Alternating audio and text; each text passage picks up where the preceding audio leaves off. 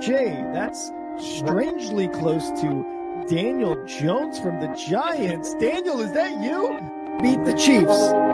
Show me. If the Broncos and Russell Wilson can show me that they can beat the Chiefs, then I will start believing. The crowd up. And so are this defense, and Kansas City won't snap the ball again. The Denver Broncos have beaten the Kansas City Chiefs. David Montgomery on the Lions, former Bear, gonna make this his revenge game for sure. David Montgomery gets the touchdown that ices the game. No! And there's the flag. There's flags. There's flags. There's flags. There's flags. Snap. Hold. Kick. Denver wins! Denver wins! Let's go! They open. No! What happened? Oh shit.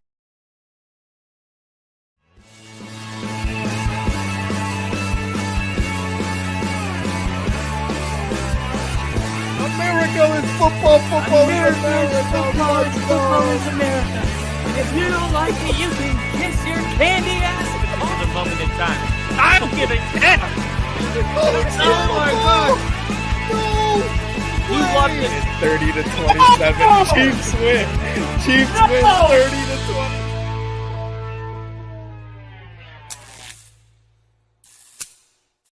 Woo! Let's go! Bear down, baby. Bear down. Let's go. It's time. It is time. What is up, everybody? We got Richard already in the chat. Crafty, will Rick be returning? I'm right here in the flesh, everybody. Lil E in the chat. We're going to see Rick. There's literally years of only football finally coming to fruition. Woo! Let's go, boys and girls. Let's go, boys and girls. It is playoff football for the Chicago Bears, the 2 seed in the NFC for the first time since 2020. Rick, I just probably woke up my neighbors or they thought I was being first off, because of that, obviously I haven't been on the stream for a bit. So first of all, thank you guys for being here. I appreciate it. It is awesome to see all you guys here. I got the score up. Last couple streams, last couple games, I wanted to stream that last Bears-Packers game. And man, what a game it was, right? Richard, you know. So, and we got Daniel Barry in the chat. What up, what up, what up? Happy Saturday. I wanted to stream that game. For some reason, I had it set up. Or something was wrong with the setup with StreamYard or my computer or something. And I wanted to do the same thing with the 49ers game. And I think the Lions game as well. There was just something up with my computer. I had to fix it. So I finally fixed it. I talked to Kyle about it. And you know, we're finally here. Fix it for the playoffs, of course. I've got the stream going. We got the game starting here in a few minutes. It's going to be Bears, baby. It's going to be Bears. Let's go, baby. This is the first time since 2020, like I was saying, that the Bears are going to be in the playoffs. Kaiju, that's right. That's right. Go Bears, beat the cheese. So this is an exciting Saturday night. 3 times we saw that we're going to see the Packers 3 times this year and in the playoffs being one of them. So it's going to be an exciting game.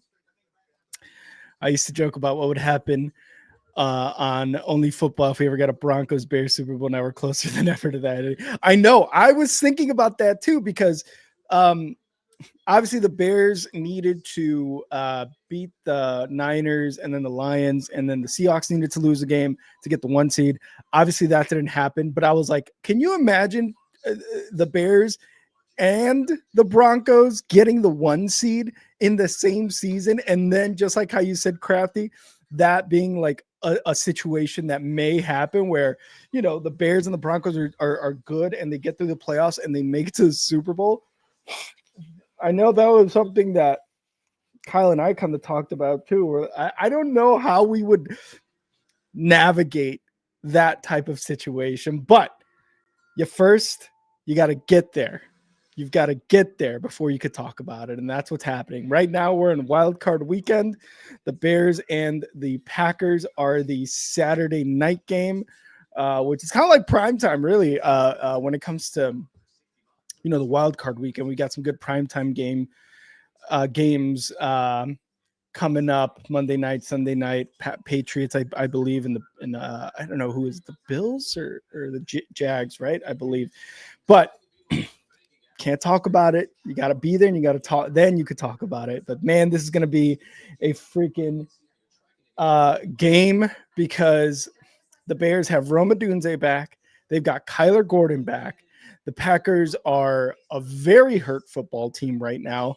And that's just kind of, they've been like that for the last few weeks. I think Christian Watson is still out. There's a few other things in terms of injuries or players being hurt. I know Love is kind of like still, or Malik Willis, one of those two guys is still like kind of injured in a sense, or hurt, not injured, but hurt.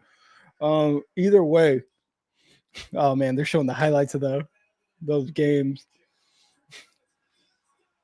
Man, Bears Packers, two really close games. The last four games, really, over the last 2 years, have been extremely, extremely close. Extremely, extremely close. Playoff wildcard football, everybody. I'm rambling, but man, I am excited. I didn't realize, too, that once the Bears won their 9th game this year, that was the first time that DJ Moore, wide receiver DJ Moore, has had a winning season since college or high school. College, they didn't have a winning season. Obviously, with the Panthers, they were obviously going through their struggles, whether it was quarterback, franchise, coaches.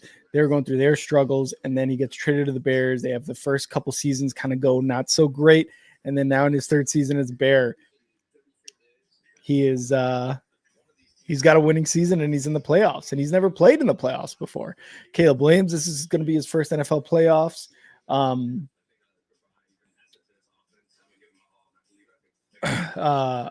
Ben Johnson, his first year as a head coach. We got Ben Johnson, Liam Cohen, Vrabel, who isn't a rookie head coach, but with his first year with the Patriots franchise with Drake May. All these guys made the playoffs. I think, am I missing anybody? Canales, I mean, it's his 2nd year as the Panthers head coach, but he made the playoffs. They just lost. The Panthers just lost. That was a close game. So a lot of young coaches kind of, taking that step, 1st, 2nd, 3rd year, whatever the case may be. And here we go. Here's the Bears coming out. NFC North champion, Chicago Bears, baby. Number 2 seed, Caleb Williams, Ben Johnson, DeAndre Swift, Rome, DJ Moore, Kmet, Luther Burden, Colston Loveland. It's about to be a fucking game, baby. Let's go. In Chicago, I think there was supposed to be snow, but there is not right now. Or at least not that I've seen. But here we go. The Bears win tonight, and I win 726 from my 4-pick bet parlay. I'm buying a fucking Bear. Let's go. Packers have their starting right tackle out and their punt returner out. Who's their punt returner? I feel like I know who that is. I just can't remember. Bear down, baby. Bear down. Let's go. Love is starting, so Packers will be making the mistake of starting their inferior quarterback again. Man, Malik Willis in those games was wild. He was slinging the ball. He was doing really, really well in that game that he started against the Bears. I mean, it was scary how good he was playing, but it is what it is. He's still a young quarterback. I mean, he was supposed to take over Tannehill as quarterback of the Titans a few years ago when Kyle and I first started the podcast about 4 years ago now. And I mean, this guy's 27, 28 years old, something like that, a little younger than Jordan Love, I forget. But he's still a young guy. He could still do it. So he's and when you pair him up with a guy like LaFleur, then it's that guy. That's the kind of guy that can make just make these players really, really good. Who's more washed, Kelsey or Al Michaels? I think Al Michaels has been washed for a couple seasons now. I mean, his Thursday night football stuff, there's times where Kyle and I were doing this, we're doing the show for Thursday night football back when it was just dog shit football. And you could tell in Al Michaels' voice that he was just like, he was not in it. You know what I mean? So I think it's him. At least Kelsey could still move. At least he's still a tight end in the league. You know what I mean? He's still doing it. So, oh man, if we win this game, guys, oh my God, I hope to God we can win this game. Man, what a game that Panthers and Rams game was, though.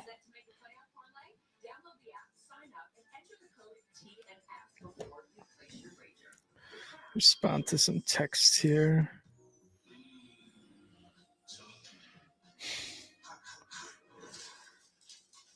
Dude, you set out 3 with protein to tackle every craving. Chunky is soup that eats like a meal. Why do you have your uniform on? So people recognize me. My health is my focus. And my body is nobody's business but mine.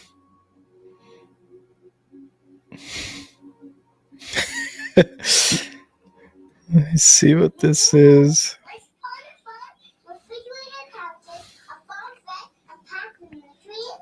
I did. They use pineapples, bananas. Oh, don't forget dragon fruit. And you're really good at that. Okay, cool. Commercials, then we're going to kick off the coin toss. On a side note, you ever listen to Seven Dust? No, I have not, Lily. I have not. Is that a band or a song? Hawks fans must be furious at Panthers for blowing that final lead. Yeah, because the Rams were 6 seed or 5. Who ended up with the worst record? Them or the Niners? Because it's them, the Niners, and the Packers were the wild card. The Bears, the Panthers, the Seahawks, and the Eagles were the division winners. But yeah, I know. I think that I don't know if if Seahawks fans either want to see like any NFC West teams. I mean, they would have definitely preferred to have played the Panthers, obviously, if they're the lowest seed remaining for next weekend. But that was a close game. I really was hoping the Panthers would win that to kind of continue the whole prophecy of them making the Super Bowl the year after Ohio State wins a national championship, the year after Jennifer Lopez gets or files for divorce, and the year that the season they begin the season that their first game is against the Jaguars, where their season begins, and it's the Jaguars. So I really wanted that to continue, but is what it is. Plus, it would have been nice to get Stafford's MVP, 49 touchdowns throwing ass, and that defense out of the playoffs. I mean, that defense is really, really good. All right. All right, here we go. The backdrop of the city there. Beautiful. Oh, Lily. Oh, okay, Lily. It's a band. Gotcha. We had my brother-in-law and his wife had gifted my wife and I Portillo's beef kit. So basically, they give you the au jus, the bread, the meat, the jardinera, and some peppers on there. So I made that tonight. Ate a couple right before this game, and they're already getting heated with each other here. I love it.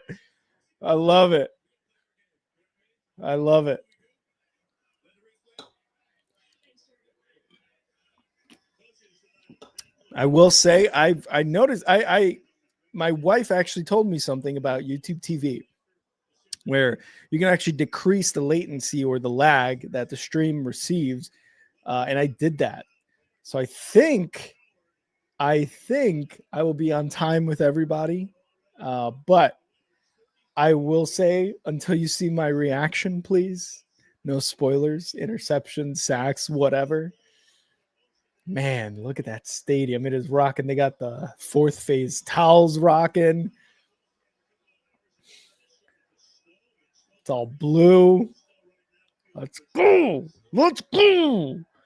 Love must have devoted his time on the bench to getting those corner. Ginger, my motherfucking boy, we've missed you, dog. I've missed you guys too, Ginger. Thanks for being here. This is going to be fun stream. This is going to be a fun stream. I've been good, especially with the Bears, being as successful as they have been this year, winning the North. Bears are receiving the kickoff. Damn. Generally, I really like to get it in the second half. But here we go. Playoff football. Here's the kick. And the Bears field it at the 4. Going to take it at the 20. Going to fake and get to about the 32-yard line. They faked the toss. I think that was oh my God, I'm forgetting his name right now. Josh Blackwell, who was moving the opposite way. We had our returner, Devin Duvernay, coming the other way, and he faked the toss. And the all blues at home, baby. The all navy blues. Thanks, Ginger. I appreciate you, baby boy. Appreciate you. Everybody from X. Everybody from the Only Football YouTube, the Kyle Kitzman YouTube. Appreciate it. All right, here we go. 1st and 10. Williams under center.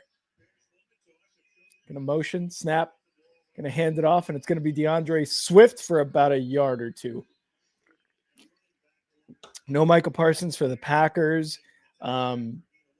Said it earlier, but the Bears got Roma Dunze back. They got Kyler Gordon on the defense back, which I hope makes a very, very positive difference, because that secondary for the Bears, with all the injuries, Jalen Johnson doesn't look the same at all. It's been rough. 2nd and 9 in the shotgun. Caleb, the motion. He's going to snap. He's looking. Quick one to DJ Moore over the middle on a slant. It gets about 6 or 7 yards. Should be a 3rd and short coming up. Come on, let's go. Let's get it. Let's get first down, baby. First down.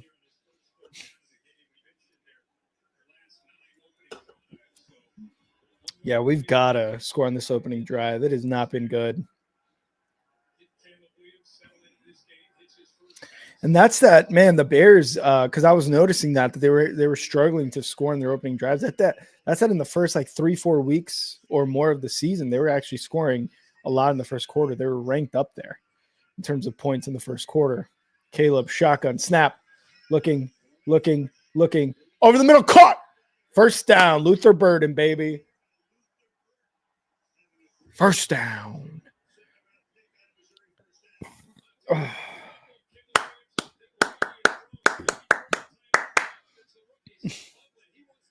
Perfect. Love that.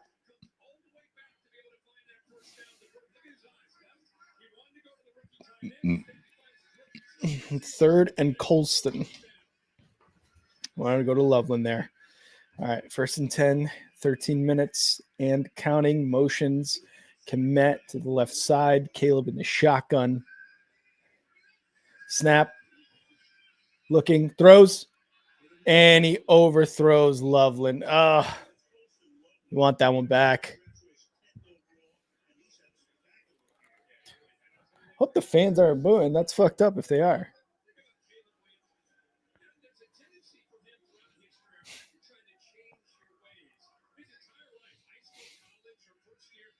Come on. 2nd and 10. Caleb going to hand it off. And Swift goes to the right middle, and he's going to get about 3 yards. So it's going to be a 3rd and 7 coming up.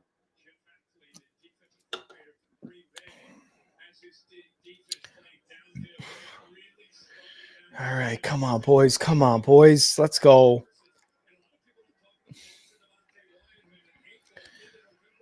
Come on, 3rd and 8. That was only a 2-yard gain? Let's go. Caleb back Quick throw. Burden. Left side. He's got a lead blocker. DJ Moore first down. Let's go. Burden on the wide receiver screen. First down, baby. First down.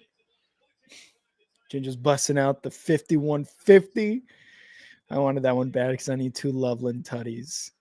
Hopefully, Lily. Hopefully they get you those tutties. Burden, though, don't sleep on Burden. He might get a couple scores here too. Oh, DJ Moore got a little shaken up there.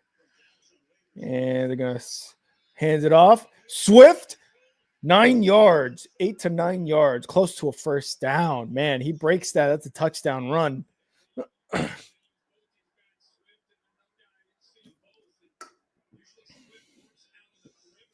Second and 2. DeAndre Swift this year, 1,087 yards, career high, as well as 9 touchdowns. Almost a 5-yard average. All career high. Well, not the average, but the touchdowns and the yards were all career averages. And that's what we lacked in the first couple weeks. That was the Ben Johnson effect, man. Caleb under center. He's going to hand it off. Going to be a quick toss. Is Loveland going to pass it?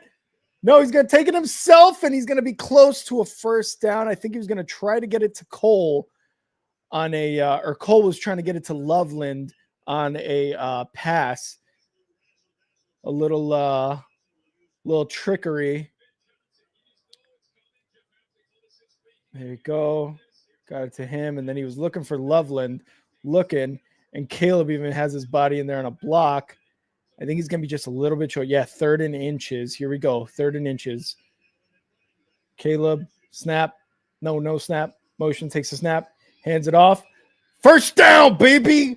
First down. Kyle Monungai.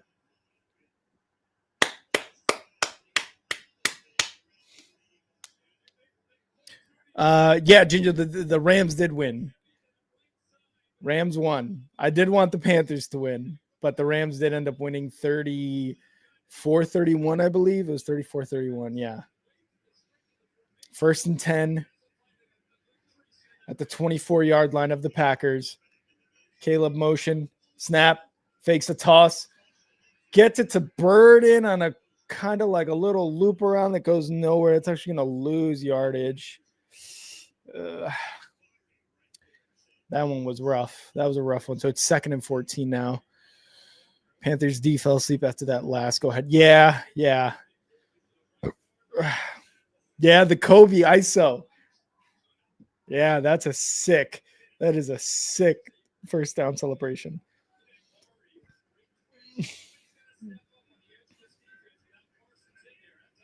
All right, 2nd and 14. Takes a snap. Caleb going to hand it off again, and it's going to be Swift up the middle. He's going to get maybe 2 yards there. 3rd and really long. They're going to land with 3rd and 11 probably here.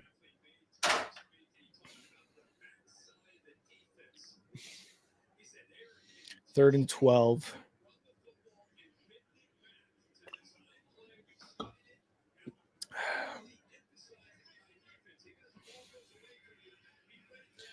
All right, come on. Let's get this. 3rd and 12. Caleb shotgun, empty backfield. Takes the snap. Packers bring a little pressure, throws it over the middle. More! First down, baby! First down! First down! Faux for faux on 3rd downs. And there's a little bit of a hurry up here. Caleb's trying to get the play out. We got plenty of time, but I wonder if they're trying to keep the Packers on their heels here. Caleb looking, throws it out of reach. No, it was close to Rome. He actually got a fingertip on it. So it looked like he was trying to throw it out in the back of the end zone, but he actually kind of hit Rome's fingertips there. So it was a little bit, it's kind of a throw towards a touchdown, really.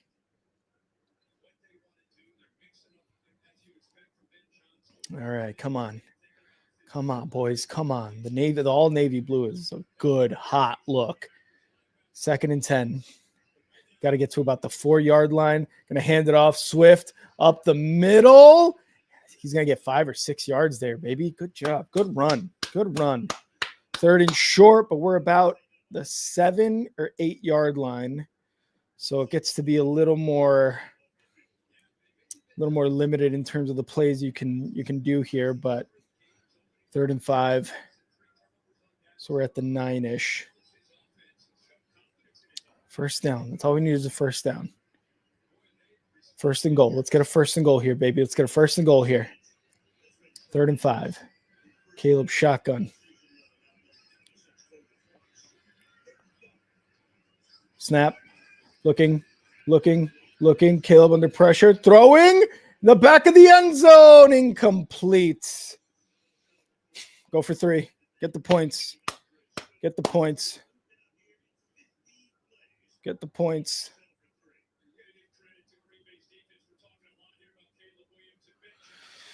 Here comes Cairo. It looks like it is cold in Chicago. Looks like it's windy. They're showing the flag waving.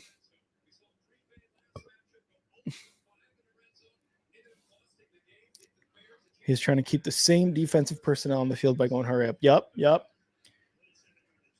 Here we go. Snap, hold, kick is good. And the Bears go up 3-0, baby. And that's right. 8-minute opening drive. We want a touchdown, but a field goal, points on the board is just as good. Now it's up to the defense. The defense is the biggest wild card here for the Bears team. Defense needs to do its fucking job tonight. It needs to do its job. It can't be like it was against San Francisco, just giving up all those points, yards, plays. Wish we would have ended with a touchdown there. But again, points are points. As long as you keep getting points, that's all that matters. That's all that matters. So 3-0 Bears, 8-minute drive, 7 minutes, 2 seconds left in this first quarter. Mixed it with some runs, had some trickery plays. It was good. It was good.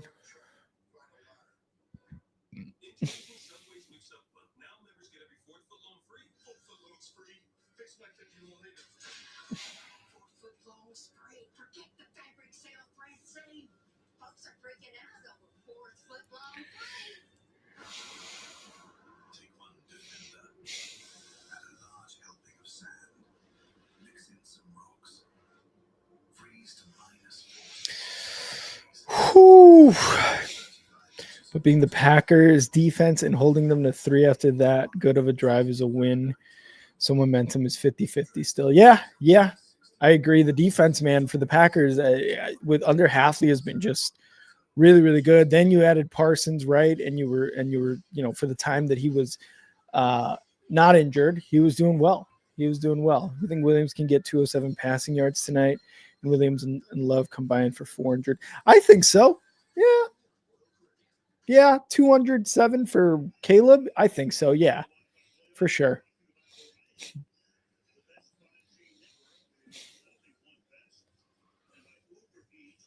Man, that onside kick recovery to get us back into that dub against the Packers.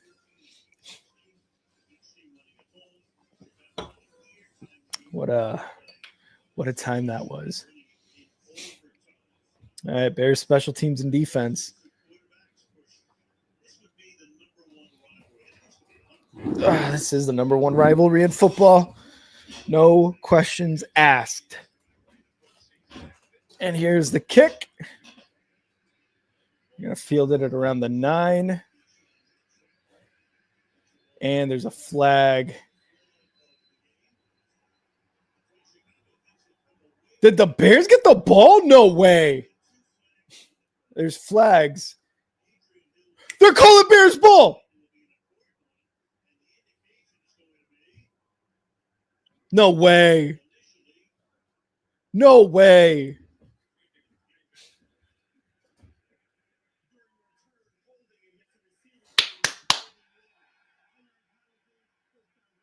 Oh, it's Bears ball. Or Packers ball. Damn, the way he was doing the arm, I think he was signaling that it was the holding penalty on that kick return was on the Packers. I thought he was saying Bears ball. All right, crowd's getting into it. Crowd is getting into it. Let's go.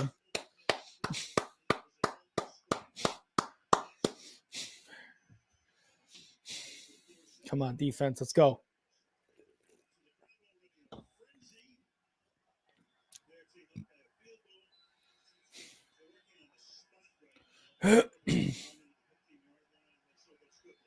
First and 10, Love under center at their own 15-yard line. Jacobs is in the backfield. They're going to hand it off to number 11 is Golden Man on a quick end around, and Brisker's going to take him out of bounds after about a 13-yard penalty. And there's a little bit of extra curriculars going on there on the Packers sidelines with Brisker. It was a good first play. I will say, caught the Bears off guard completely. Man, TJ Edwards was there, almost there on the tackle. These fucking headphones are dope. Appreciate it. Yeah, they got the light up bear. If you could see them. First and 10 at the 29. Love back to pass, looking, throwing, right, incomplete. Jalen Johnson there to break it up. No. Jalen Johnson. JJ said no.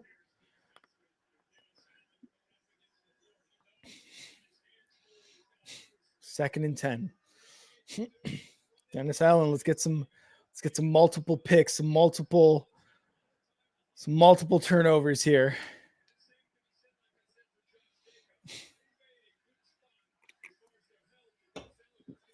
Second and 10. Love shotgun. Motion. Takes a snap. Looking, throwing, right. Believe that's their tight end. And I don't know if they're going to get a first. I think they're going to be about 1.5 yards short.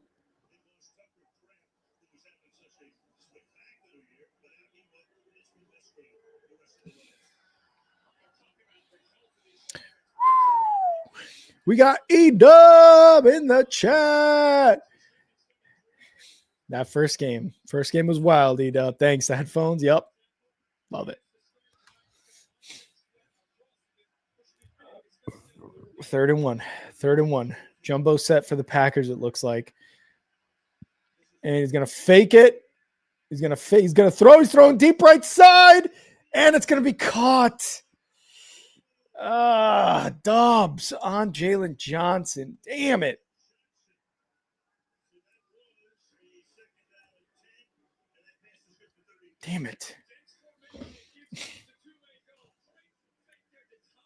Man, Jalen Johnson got beat, man. That's rough.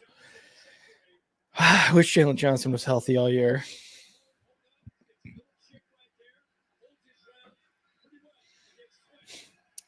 Bears territory at the 29. Packers. Love under center. Snap. It's going to toss right side. Man, what is going on with our defense? They cannot stop anything. Like Josh Jacobs, like he is a very, very good running back. Don't get me wrong. But like, he's not like elite by any means. It's just insane. Second and inches.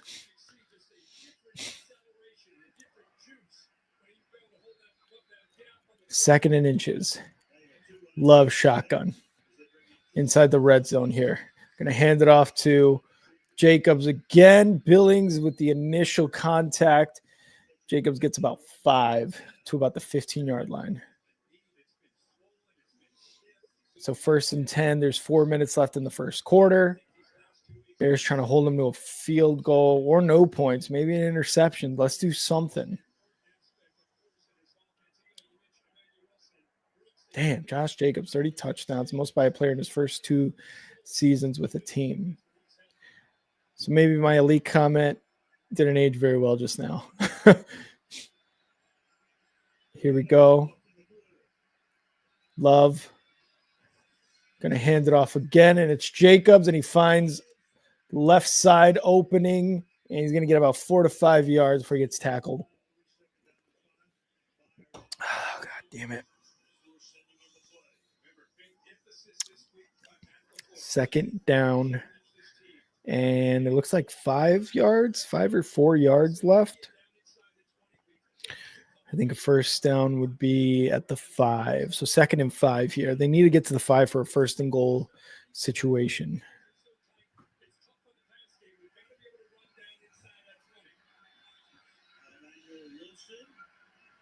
Second and 5, Love. Quick wide receiver screen to the left side and goes for about 2 yards, 3 yards. It's going to be 3rd and 2 coming up for the Packers.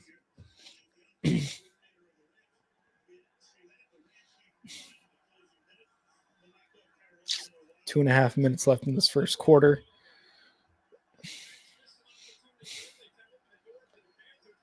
Yeah, defense needs to do something, man, because this is what happened against the Lions, against the Niners, and against even the Packers, too, in that second game, is the defense would just give up 8-9 minute drives, and it wouldn't allow Caleb or the Bears to get into fucking touchdown Packers on the pass. Christian Watson.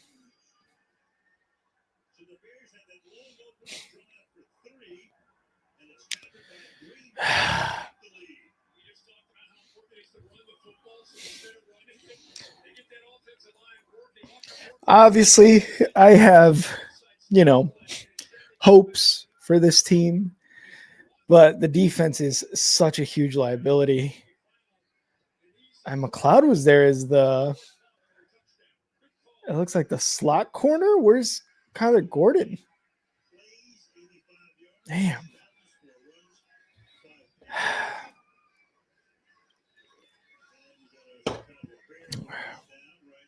And it's Brisker who's down. Oh, no. Healthy all year for the first time in his career, and now the playoffs hit.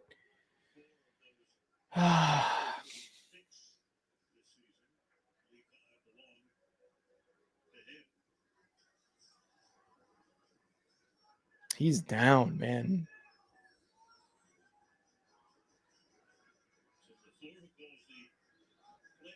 Oh, my God.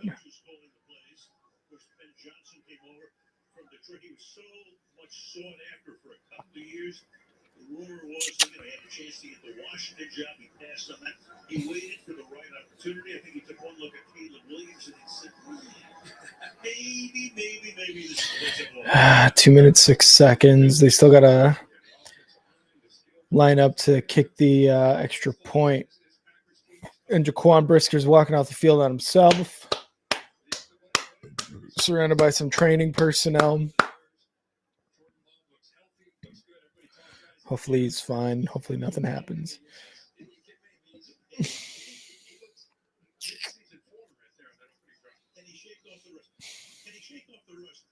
Rivers shook off 5 years of rust, and were not for a 60-yard field goal at the end of the game would have beaten Seattle. 5 years of rust. Here's the extra point.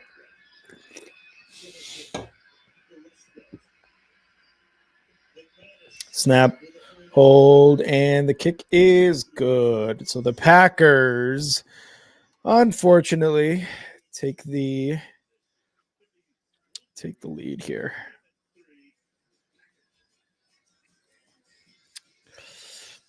Dub, I'm sorry about your uncle. Huge football Eagles fan, especially the Eagles. Yep. Sorry about your uncle. At least he got to see the Eagles win the Super Bowl last year, right? That's got to be an awesome feeling. And Ginger, let's go. Had to get the payment straight. All good, Ginger. Appreciate you. I swear Dubs adds another Guardian helmet on his head with every new game. He's just stacking them up on there.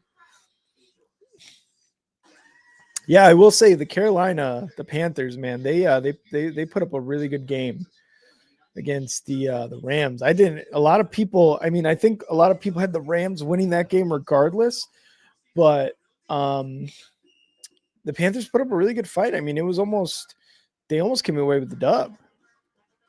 Almost came away with the dub, really.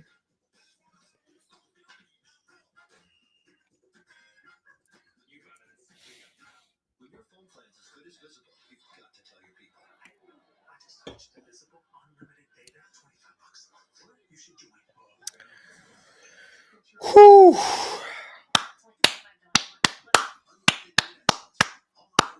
America's best 5G network for just $25 a month. It's the ultimate wireless hack for those in the know. A top-tier network for a budget friendly cost. Now, for immediate time, get Visible for $19 a month for 26 months. Visible. Live in the know. Introducing luxury's most wanted. The first ever Infinity QX80. Nervous is an understatement right now, guys. Make the perfect getaway with exceptional offers on the new Infinity Sport model. Bears defense has to come up with takeaways. They have to come up with stops, something. Something. Because they just can't keep letting up these like 5, 6, 7-minute drives. And you know, the offense too, you know, I'm not you know, leaving out any blame for them because that should have been a touchdown drive, not a field goal drive. There were a couple plays there that were like, you know, I will say in this first year of Ben Johnson, there's been a few things that he's done that have annoyed me. And that's, you know, sometimes it's like those trick plays that it's just like run the ball, man, run the ball, quick pass, something. But you don't got to do something crazy every single play in every single situation, right? So that's something that I've been annoyed with, but like 99 to 99.9% of the rest has been outstanding. I mean, he put the Bears in like the top 10 in several offensive categories. Caleb Williams was 50 plus yards or so away from 4K, 58 yards away from 4,000, but he has a record for the team now for most passing yards in a season. Like it's like there's tons of good things that Ben Johnson has done. It's just little annoying things in game situations where you're just like, I don't know about that one. Caleb hands it off here, and it's Manungai up the middle, and he's going to get about 4 yards.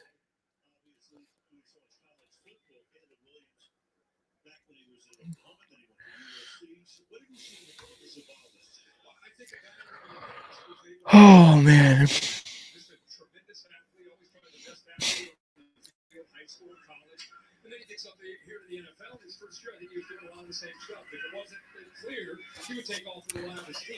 All right, 2nd and 6 after that 4-yard run by Manungai. Caleb under center. He's going to snap. He's going to run the ball again, and this one's going to be stuffed at the line. That's Manungai. It's 3rd and 5, 3rd and 6 coming up.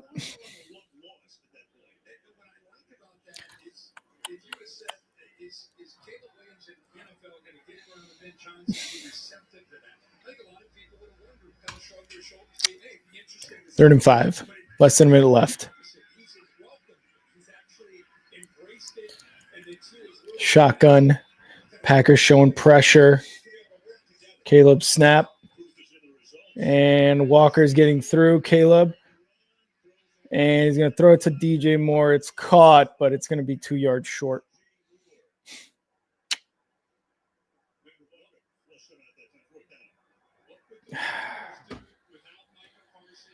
Oh, man, 4th and 2.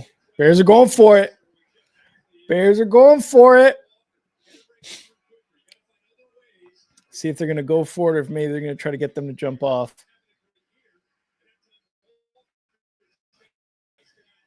Under center, Caleb. Motions, Loveland to the right side. Oh, man, the Packers almost jumped. Oh. So close. So close. And that's the end of the first. Packers up 7-3.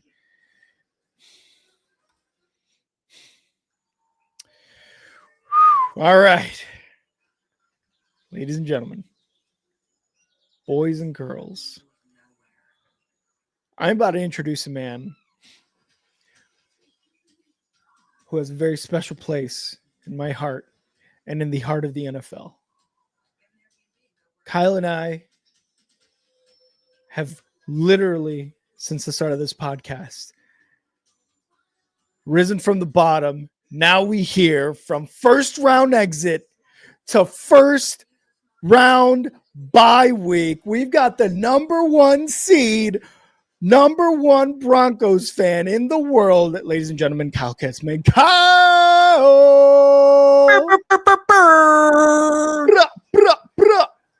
I just want to say for everybody that is listening right now that shut up, dude. Me and Rick have come a long way, and I just want to. Okay. All right, hold on. Thank you. Thank you for that. But seriously, I know Rick right now is. I don't know. Can you hear it? Because I can feel it. Rick, I gotta say, this is to me the best game easily in Wildcard. Not because I grew up in Wisconsin and I can respect the Bears-Packers rivalry more than most, but because we haven't seen this game, if I'm not mistaken, since 2007? Close, 2010. 2010? NFC Championship game. Okay, and then what was the one where the Bears made it to the Super Bowl and played the Colts? 06. It was 06 season. That's what I was thinking of. Okay. Yeah. Anyway, so what? 15 years since we've seen this game? Yeah. In the playoffs. The other thing, say what you want. I believe that the Packers outplayed the Bears when they played. And I know, I get it.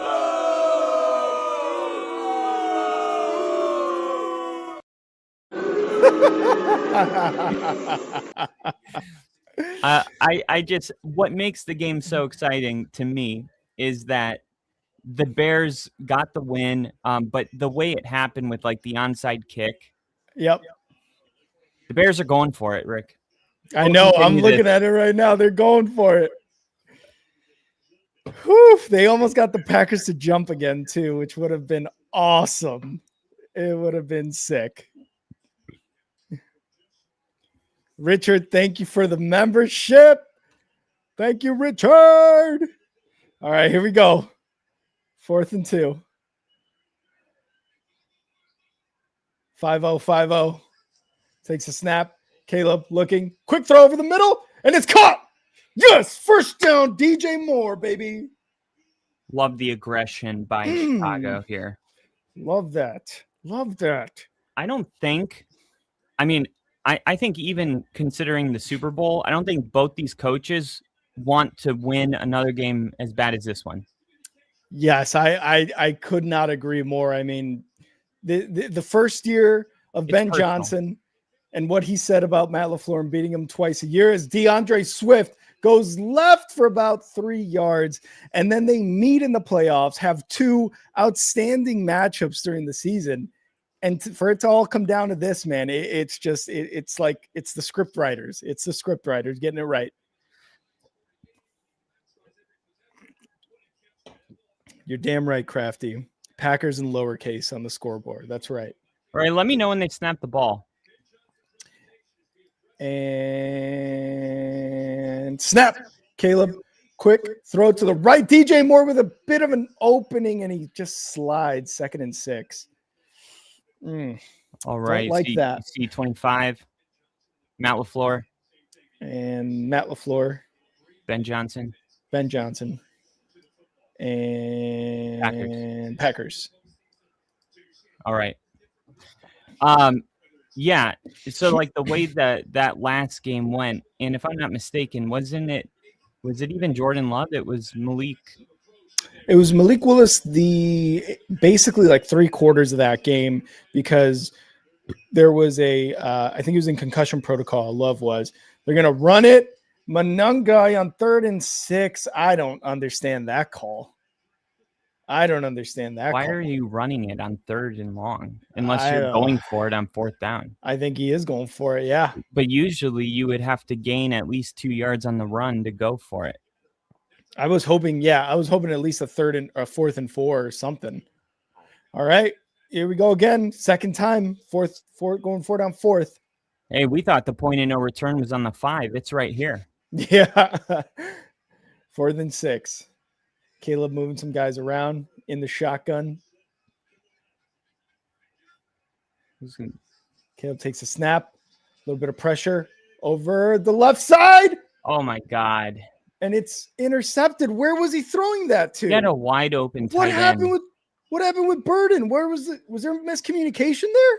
What was the play? He had Caleb's pissed. I think Luther Burden was supposed to cut in. Look at all right, that's not what we want to see. Do you have the ability to rewind? Oh my God. Let me see this. Because Caleb was mad there, and he was kind of like, as he was walking off, he went like this, as if like saying, like, you're supposed to cut in, dude. Like, right. What the hell? No, I totally get that. Should have let it drop. Yeah, Richard, he should have. Let me see. I can. God damn. Why would you pick that on a 4th down? Yeah, that's true. That's true. No idea what that was about. Yeah, and I've seen Knicks do this. I've seen every quarterback do this where, when they take a deep shot and it goes and it works out, it's like, wow, that took balls. What a throw, Yeah.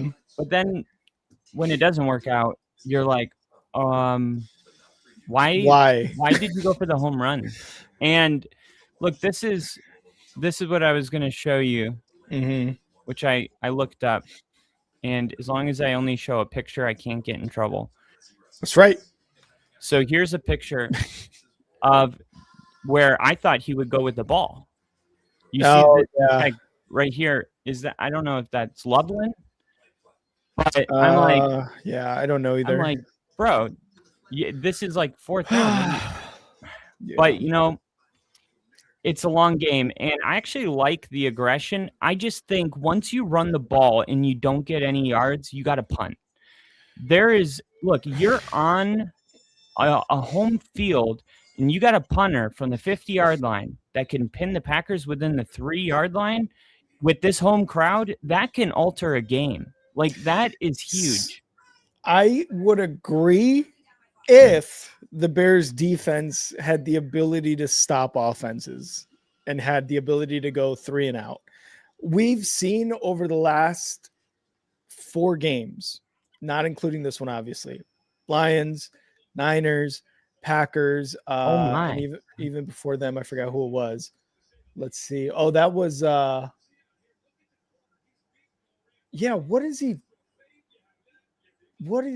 what's going on there? What are you looking at? Oh, they were showing the replay now, and I don't know where Caleb threw that, actually. I don't know if he was supposed to cut in or not. All right, well, the Packers are going to start off with a run here, and Josh Jacobs gets 8 yards. You might have just missed it. Like, that's what I'm talking about, dude. Let's see what Caleb. It's a long game. I don't know what he said. I think he said, do your job or something right now. They're showing Caleb in his frustration on the sideline.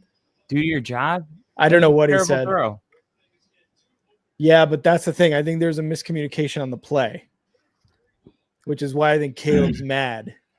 But, like, if he would have thrown it where Caleb wanted to throw it, it's like you're throwing him into coverage. Like, why would you want to throw him inside? Oh, my God. Can you guys tackle? Can we tackle, please? Can we tackle? Oh my God. See, and this is why I think Ben Johnson in this game specifically is going for it on 4th downs like all the time, because look at our defense, dude. They can't stop anything. Like, Josh, there was a play the first Packers game where Josh Jacobs was 4 yards behind the line of scrimmage with 3 or 4 Bears defenders within 2-3 yards, and he still got a first down. Like, how does that happen? Yes, get the ball. That might be a sack. We'll see if it's an incomplete pass or what, but it looks like it's going to be incomplete pass, but Booker's down. Oh, who is that? TJ Edwards? No, Booker. Oh, Booker. He kind of put his body on Love too at the end of this. Look like when he goes down. Let's see. Nowadays, he almost got to him. No, I never got to like all 3 things I was going to say, but my third thing was that, like, of course, Jordan Love wasn't really in that game. And then the third thing was Josh Jacobs. Everybody knows he's a really good running back, and you can't really like simulate this offense without him in a way that's like true to what it is with him. But I don't think people really understand Matt LaFleur specifically. If you look up his run to pass balance, it's 50-50. Yeah, I heard about that. Yep. He is one of those guys where Josh Jacobs is the most important person, maybe more than Love, because we saw Malik Willis come into the game, and it's like, hey, we can still manage as long as we have a running game.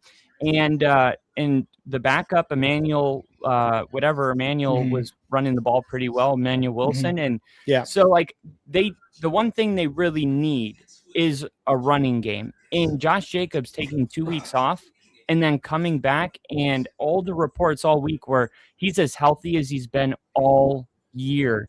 And I'm like, that is the biggest deal that no one's talking about. And like, I know Colin Cowherd, I don't know if it's because he moved to Chicago or he loves Caleb Williams, but like everybody's really been pounding the Bears, even though the Packers were the favorite. It's not the national favorite. And I think these teams are kind of in a different place. Like the Packers lose like 4 of their last 5 and get in. And then the Bears are like, winning their games with the exception of, did they lose one last of their games? 2? They lost the last 2 games. Niners and Lions. It's not even as memorable. Like the Niners loss was, in a way, it was cool. It was was a really good game. Yeah, it was like when the Bills lost to the Chiefs in that overtime game. It was like that was a good loss. Yeah. So I felt like when we got back to this game, I thought, man, if Jordan Love's healthy and Josh Jacobs is truly like healthier than he's ever been, based on what I've seen only in the regular season, I do think it's going to be a field goal game, but I do lean Green Bay just because, oh no, he's got the air cast on. He broke it, dude. Oh, I'm just seeing that now. Fuck. Oh, that is Edwards. No. Oh, they showed Booker up on the screen. Oh my God. He's been injured. He's probably played 6 games this year. That's the second time Al Michaels got the player wrong.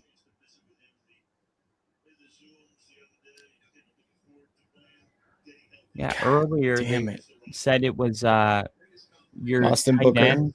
What was your tight end? Loveland or yeah, Kmet? They said it was Loveland and it was Kmet, and now he just did the Booker and it was Edwards. Maybe he's getting old.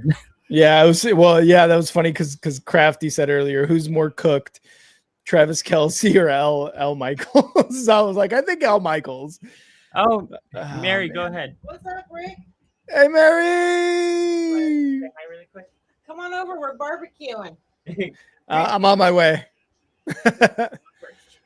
Oh God, what happened here? Kinda. Oof. His ankle. Baby Bo! Let's go, Baby Bo! 2nd and 10 here. Oh, wow. I think we have DeMarco Jackson here now. You're not wearing your cheese head. And Love's going to take it. He's going to throw it, and it's caught. What are we doing, guys? What are we doing? Who was that? Who's 0? I don't know who 0 is. Oh, I think that's Matthew Golden. Oh, is that Golden? Yeah. You know what Deion Sanders says? No one can wear 0 because nobody's nothing. Oh, yeah. I think that was a push off there by Golden, by the way. Look at that on Jalen Johnson. Oh, definitely. Oh, come on. I know it's a little ticky tacky, but come on. That's a push off. Not if you don't get caught. Yeah, I guess so. It's funny. Big receivers always get called, and smaller guys always get away with it. Matthew Golden is 5'3", I believe. That's a good runner, or a good run stop, I mean. 1st and 10. And there's Nashawn Wright. And Jacobs goes for about 2 yards there. I can take them. Oh, it's okay. He's watching the game. I put it on myself. He's watching the game. It's on Prime. I know. 10 minutes left in the first half.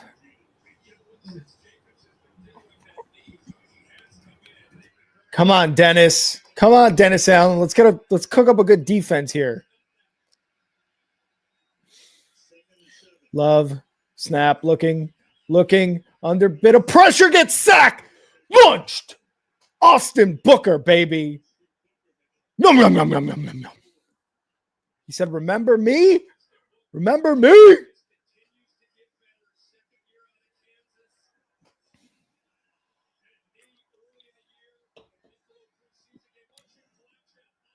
Nice. Good hit there. Finally, actually a legal hit by Booker, too. 3rd and 8. Come on. Let's go. Stop them, baby. Stop them. You hear that, Bo? He said, stop him, baby. That's on you. And there's a flag called. That's on you. Delay game. Yes. You got to get in there. Oh, timeout. You got to get in there, buddy. The team's counting on you. Bo, I need you the 4th quarter. I need you to get to Love. I need you to knock him out. In the 4th quarter? All right. Yeah. Make sure you bring him back. I need him 3rd down situations. Get to the quarterback, Bo. Let's go. Like a Von Miller type of. Yeah, there you go. I'm not sure, but I think I just heard Bo say, go, Pack, go. None of that. 3rd and 8. He's a Bronco. Come on, boys. Let's go. Get the stop. Come on. Love shotgun. Trips right. Snap. Love looking under some pressure. Gets the ball away, and it's a 1st down, Dubs. Oh, my that was God. just like the most accurate pass he could have thrown. Yeah. Like that wasn't even bad coverage.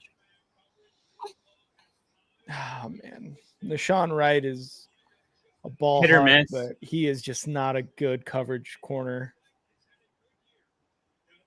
I mean, for the most part, I mean, like you said, that's the best coverage you could ask for, and that was just the best throw that you could make in that situation.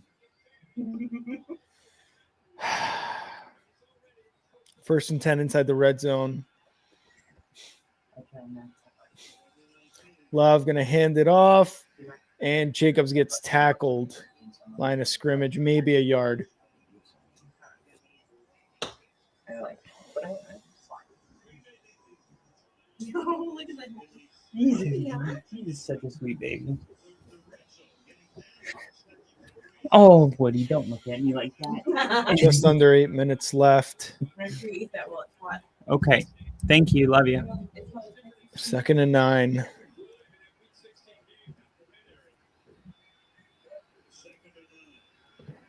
There you go. Now you're playing.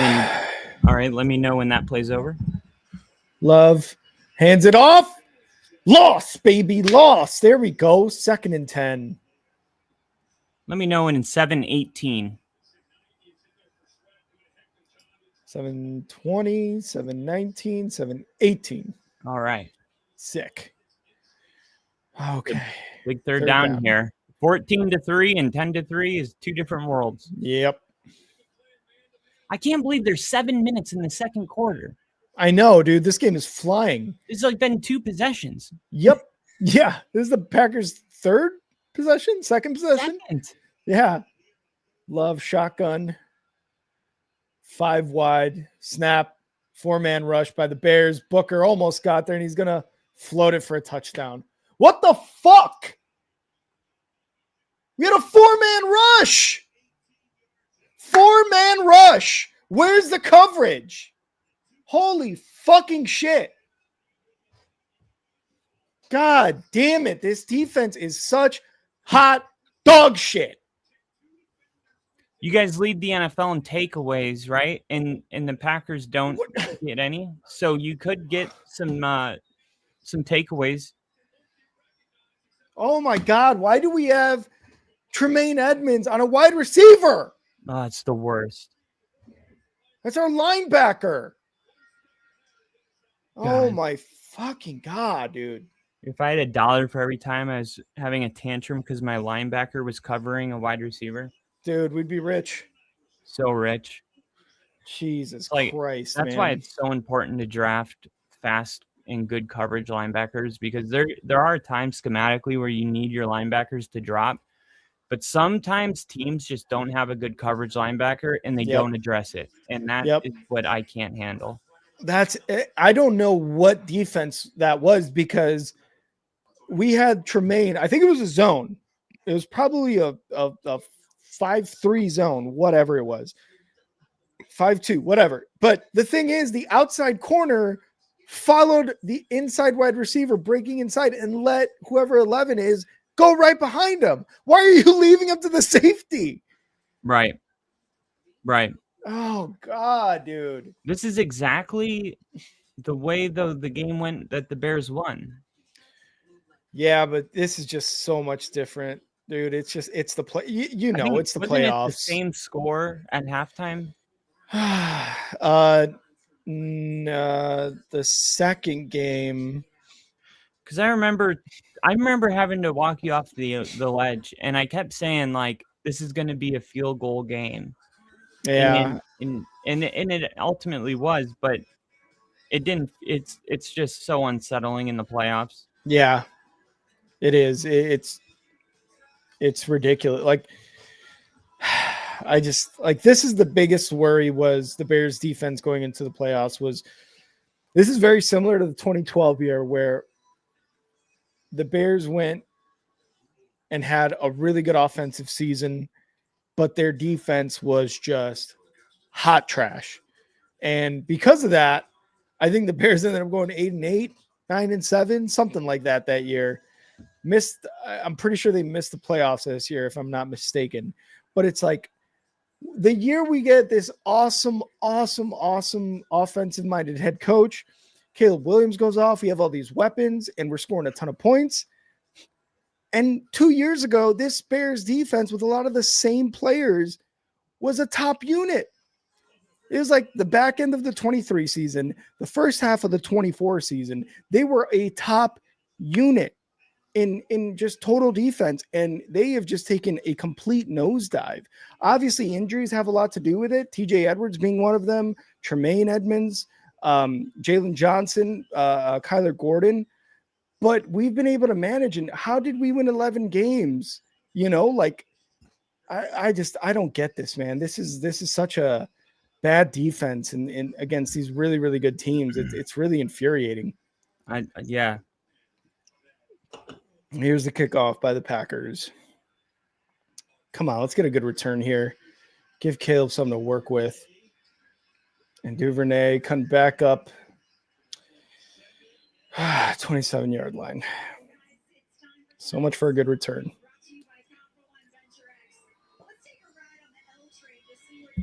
Oh my God. Okay. Well, the Bears need to score points. This needs to be may turn out to be like a 49ers game where they have to go back to back and just touchdowns and just scoring.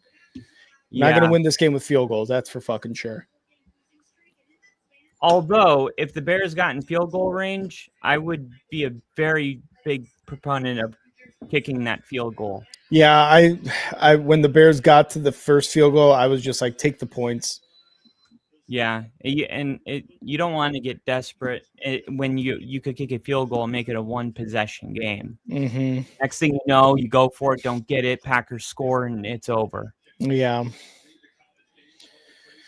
Why did Hafley have to get hired? Jackass. There's actually only been one quarterback to throw for 4 touchdown passes against him ever. It was Bo Nix. I'm just kidding. No, I'm serious. But look, this was the 14-3. That was the score at halftime. 14-3. The Packers scored 14 in the second quarter, and the Bears scored 3. Oh, okay. It's hard to see because of the chat, but yeah, there right it is. So I knew this felt familiar.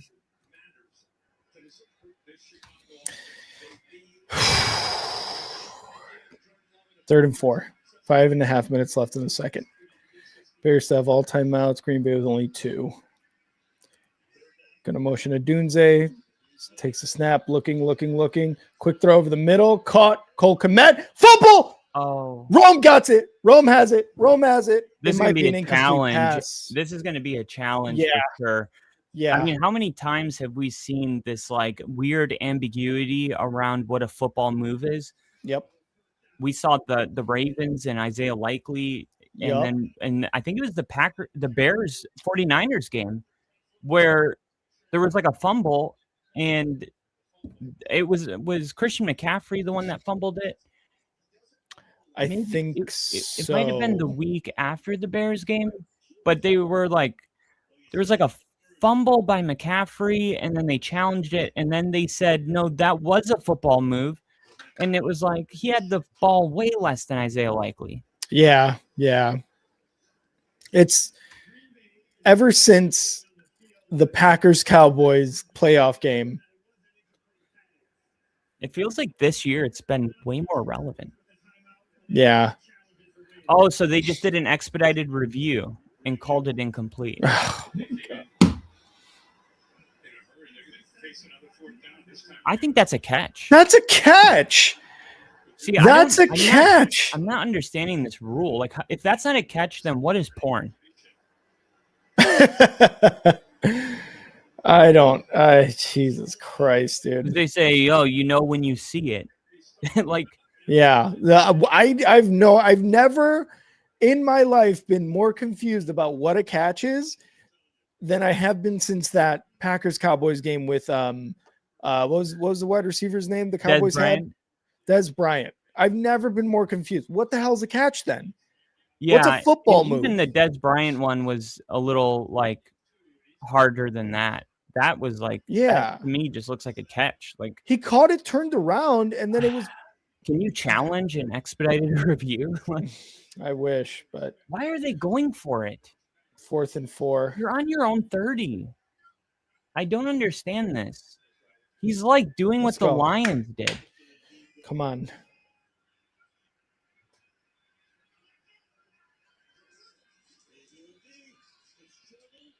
Oh my God. Why are you doing this? Are you just self-sabotaging right now? Right, the defense isn't playing great. That doesn't mean you just stop punting it when you're on your own 30. Like, it's a long game. If it was the fourth quarter, I would. Oh my God. Seriously, like, that's the only time it would make sense if it was the fourth quarter right now. I don't understand this. Everything that I could have imagined going wrong in this game is happening. And this was exactly what everybody was saying. Every podcast I listened to. The Bears can't start off as slow as they have been in these first halves because they're just going to get beat. And that's exactly what they're doing again. Like, they are who tackle them. God, Billings, what do we pay you for? To get hurt? Now you're keeping your defense on the field. Guy can't make a tackle, gets hurt trying to make a tackle. Jesus Christ. And that's your run stop package guy. And that was Billings was the guy who last year, when he got injured, the Bears could not stop the run at all. And now he's been healthy all year. Still can't stop the run. I cannot just this defense is. I was saying this, like, if Ryan Poles and Dennis Allen don't go defensive edge, defensive tackle, defensive edge, defensive tackle on a loop during this draft, I don't like. We have all the offensive weapons we have. We have them. Don't fucking worry about the offense. That's why I never understood the Luther Burden draft pick. As great as he is, it's like, okay, that's really your biggest need right now. And look how clutch he's been, right? Yeah, but and the thankfully, point is like the guy that you didn't draft would have also been clutch, but on your defense. And you know why? You know why? Because Ryan Poles made an offseason acquisition of Dio Odengbo and Grady Jarrett. Grady Jarrett has been okay. Yeah, he's been decent these last few games, but like Dio Odengbo got injured like week 6 of the year, was not doing anything during those 6 games, whatever games amount of games he played. And then all of our cornerbacks get hurt. We tried our best. We got Nashawn Wright, pick 6, week 1, and he's had a couple of picks. We brought in CJ Gardner-Johnson. For the most part, his first few games, he was a spark plug. But like, you bring Jalen Johnson back too soon, he gets injured again against Detroit. Kyler Gordon hasn't been healthy all season, gets injured on a pregame warm up before a game. I don't understand, man. I like these defensive moves. That's why they didn't go defense those first couple rounds. He's an offensive dude. You know what I mean? Like, he's an offensive guy. Yeah. You know, like defensive guys draft defensive guys. Yep. Offensive guys draft offense. I mean, it'll definitely get addressed. Like, he's not a moron. You know what I mean? Like, yeah. And these things take time. Remember, at the beginning of the season, like, it was all about starting a winning culture. And, like, the Bears are the second winningest team in the NFC. I mean, yeah, it's not perfect, but, man, you come a long way from, like, where this fucking organization's been.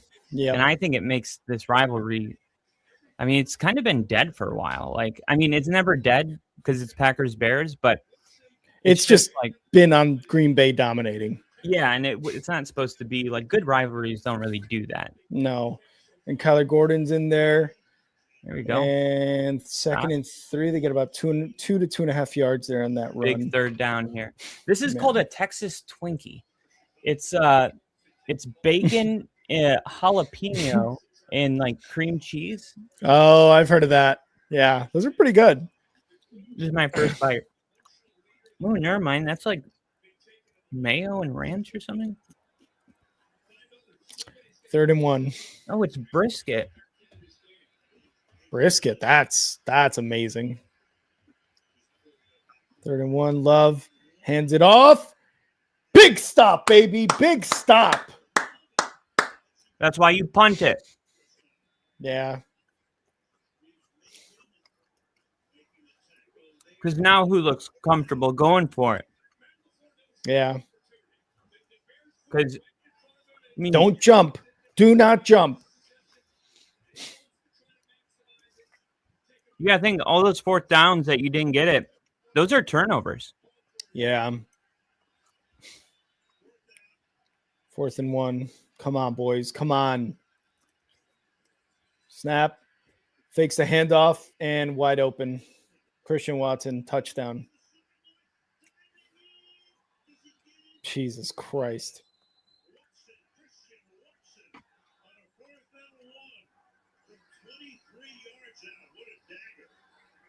Jesus fucking Christ. Got to get one before this happens.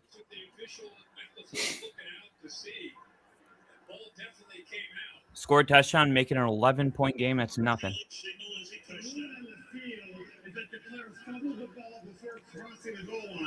Because it is 4th down, the ball was recovered by his teammate. The ball will come back. Nope. The fumble will be 1st down Green Bay. I don't think he fumbled before crossing the goal line. I'm pretty sure he crossed the goal line with the ball. What's going on right now? Let's see. Is this a safety? Oh, yeah, he did fumble it. Oh, it was guys, recovered you by got to Dobbs. jump on that. So it has to come back to the 1 because you can't advance a fumble. So it's going to be Green Bay's ball from the 1, maybe the 2.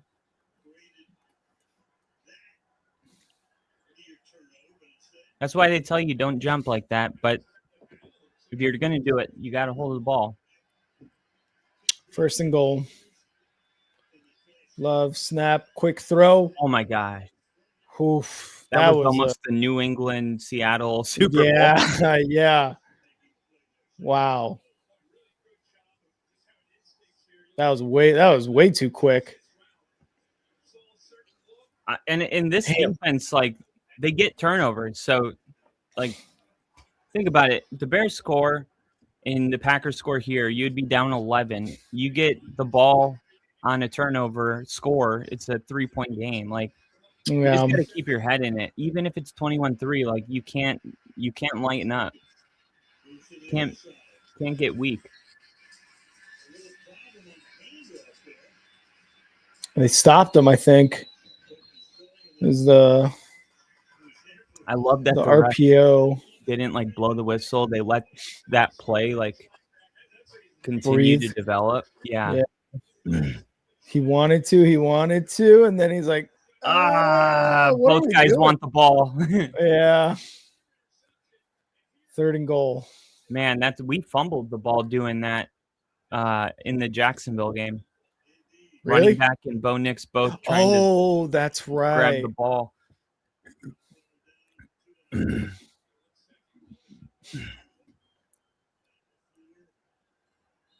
they're gonna call timeout here. I think the Packers, I don't know if they're trying to like burn the clock. I mean, I think they expected to score.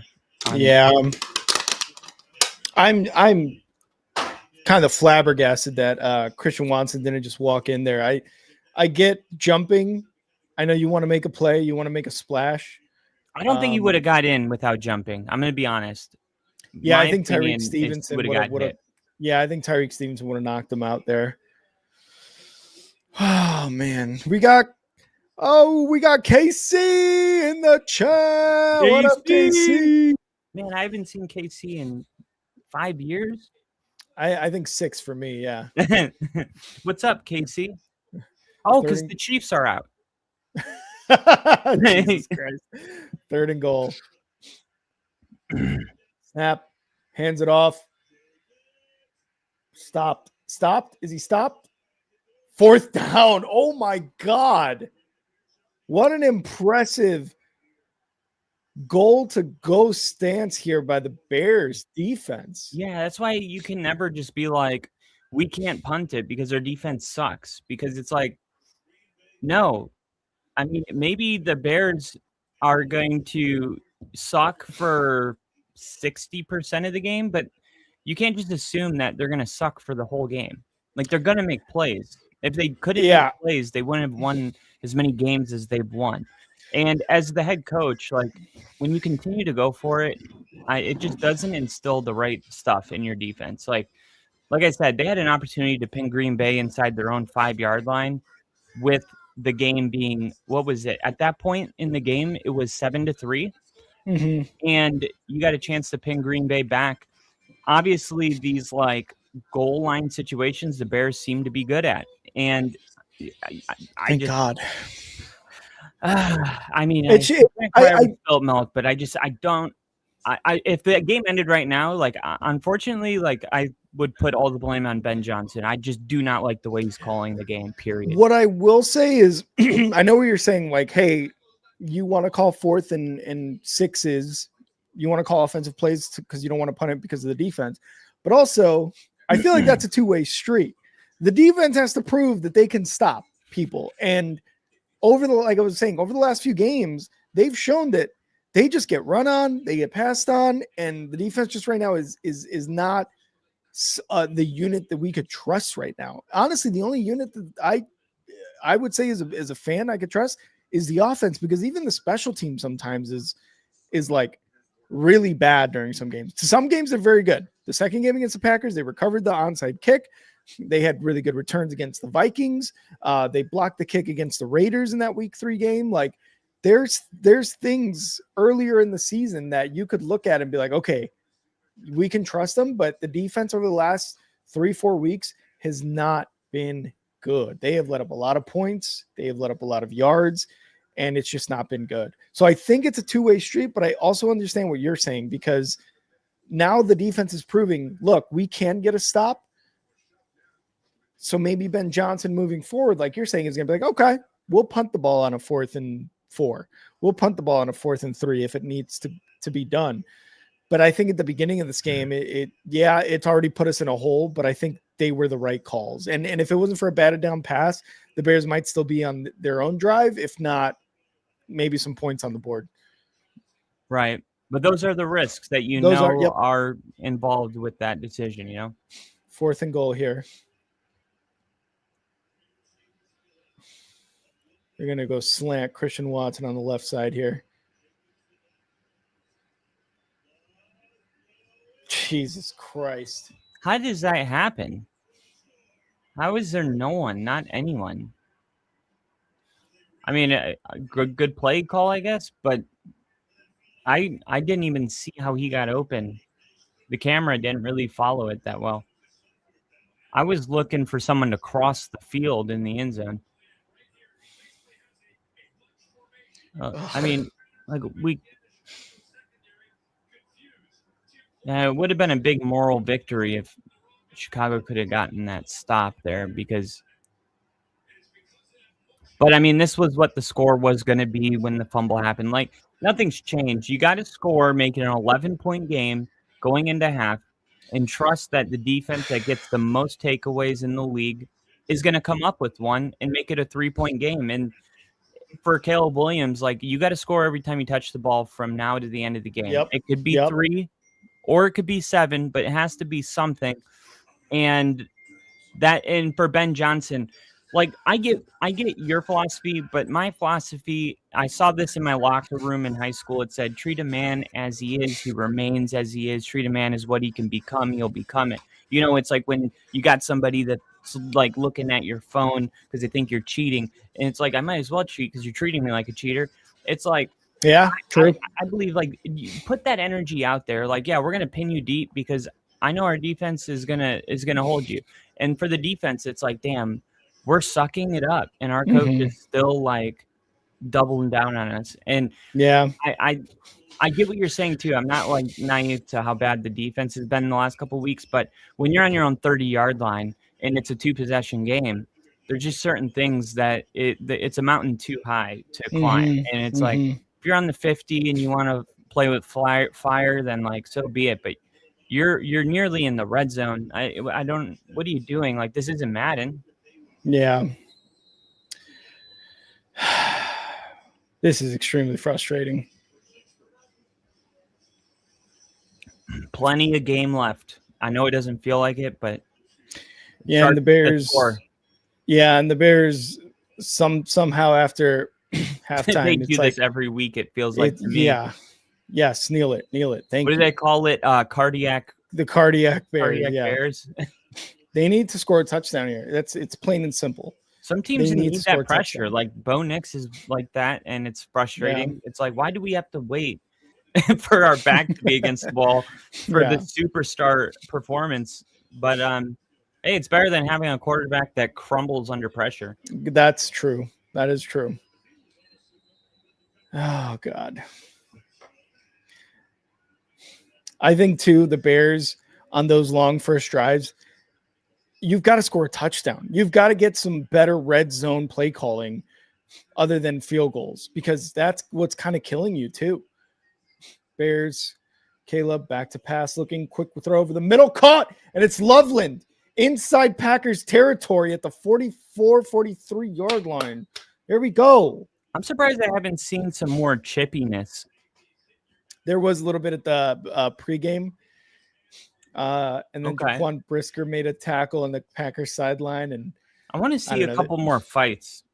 I wouldn't mind a couple scuffles. That would be good for the Bears. Yeah. Minute 24 and counting. Caleb back to pass, looking, Looking, throws, Oh my. almost picked off. Man, that pressure got there. Did the ball change trajectory, or is he just throwing the ball weird today? I think the ball changed trajectory there. Gary got him. Yeah. Well, Yeah, I think he was going for a roam over the middle. Yeah, I think he was going for roam there. If you see him, he was about to break to the left, almost like a post route. yeah. Yeah, I think that's what he was going for. 2nd and 10. Motion, right side, takes a snap. Caleb looking, throwing over the middle again. Incomplete. You got a very young team that's never played in a playoff game. This has taken me. Not that I think what's going to happen is good. I don't know what's going to happen, but I do remember my team playing Buffalo last year, and you could tell that it was their first time there. Yeah, oh man, that's the shitty thing too, is like Ben has been in plenty of playoff games, but yeah, the team, the players themselves have not been in situations like this. There you go. And there's Caleb. Why'd you slide? Go out of bounds. Or cut it back. Got to be like John Elway there. Fucking put your body out there. 4th down now. Less than a minute. What do you think? Did you want Caleb to go on to bounds? I will say this about the one thing I think Caleb's like the worst at in any quarterback in the league is situational awareness.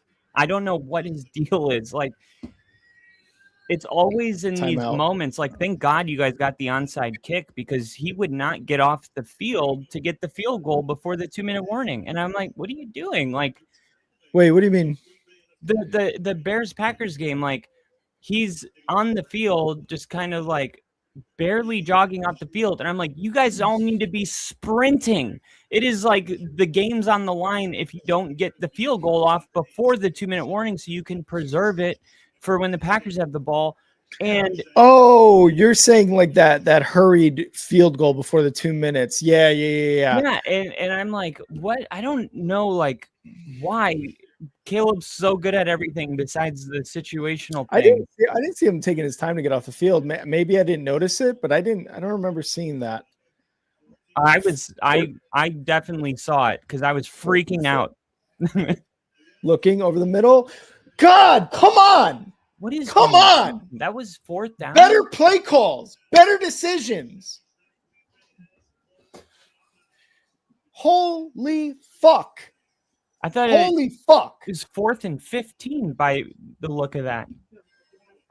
I'm good right now, but I'll get some after. Thank you. Love you. Love you. I swear, man, like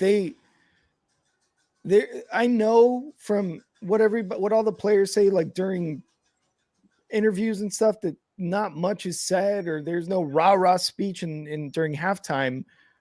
But this coaching staff and these players have to do something.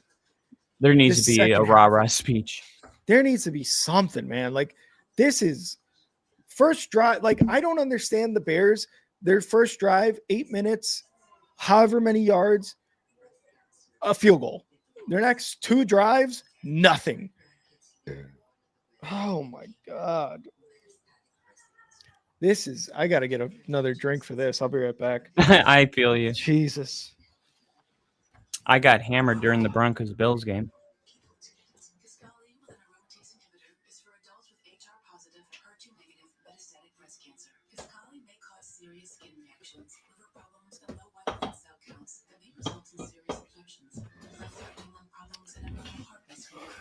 Your doctor should test your heart and blood before and during treatment. Tell your doctor if you have new or Tell your doctor all your medical conditions, medicines you take, and if you're breastfeeding, pregnant, or planning to be, as it can harm an unborn baby. I don't understand. God, that's so bad. I was fairly confident that no matter how out of hand this game looked, it was going to come down to the end. And I'm like 50-50 now, where I'm like, is this going to be like that Cowboys-Packers game 2 years ago, where it just That's what I'm saying. I'm like, almost everyone was saying, like, this is going to come down to a field goal, last possession, whatever. And it is an absolute domination right now. It's the Packers being like, we've been in the playoffs several times already. Even while the Bears were in the playoffs back in 2018, like they've been in there several times, and it's just experience and it wins. Like, being honest, it wins. 1st and 10 for the Packers. There's only one way to get it, and it's to play in these games. Yep. You're going to get 20 yards on this play. Damn near. Jesus. I mean, this is just deflating. I mean, the fans aren't even in it. They're not cheering. They're not being loud. Might as well be a home game. I can't hear anything. No, Chinjo, I'm not going to address what you're saying. Get the hell out of here.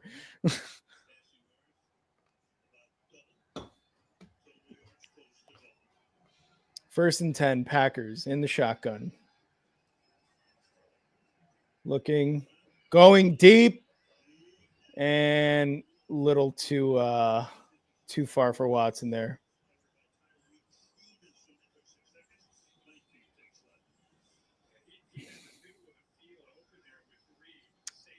Jesus Christ. 19 seconds. At this point, I mean, even if you, kick a field goal, make it 24. So it'd be a 21-point game. It's already a 3-possession game. I don't know how much of a difference a field goal makes. Just don't give up a touchdown. Well, they do. I think they do want to score too, because they're going to get the ball back in the 3rd quarter. Yeah, what did you think of that? Because we're not really seeing teams want to receive the ball, and I felt like it was very intentional. Like, hey, we haven't been starting fast. We're going to receive the ball, and we're going to go down and score, and we're going to set the tone. Mm-hmm. And what did you think of the decision? For which one? Which decision again? Sorry. You're good. To not defer. Winning the coin toss. And I didn't even realize they won the coin toss. Yeah, they won it and then chose to receive. Then I don't get that. I was surprised. I thought they win the coin toss and they defer. But if that wasn't the case, then I don't understand why Ben Johnson said let's get the ball first, because kind of like what KC's saying here, you're right. The Bears came out a bit nervous and flat.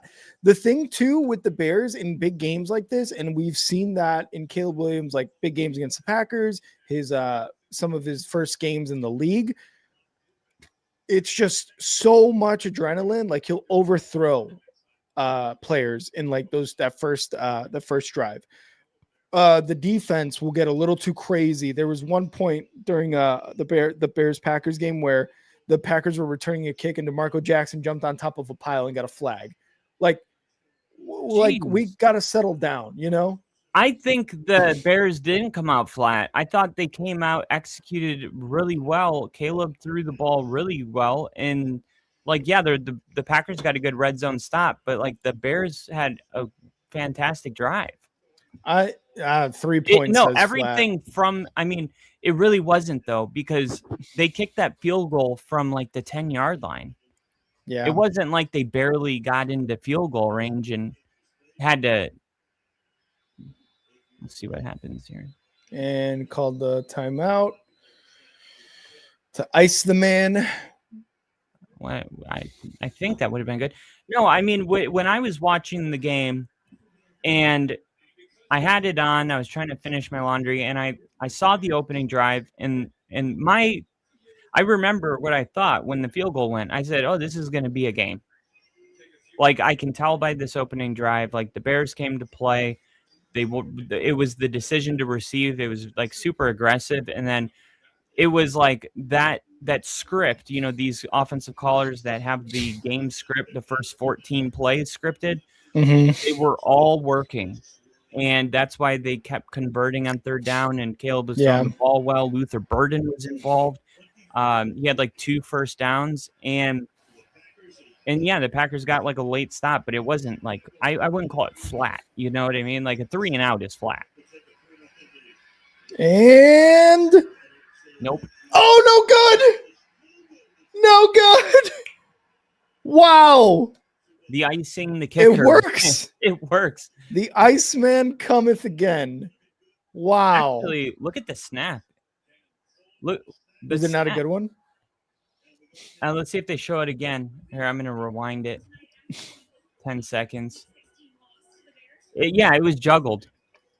I mean, it was placed. It should have been made still, but kicking is one of those things where if like one thing is out of sync, the whole thing gets weird. Yeah, that's true.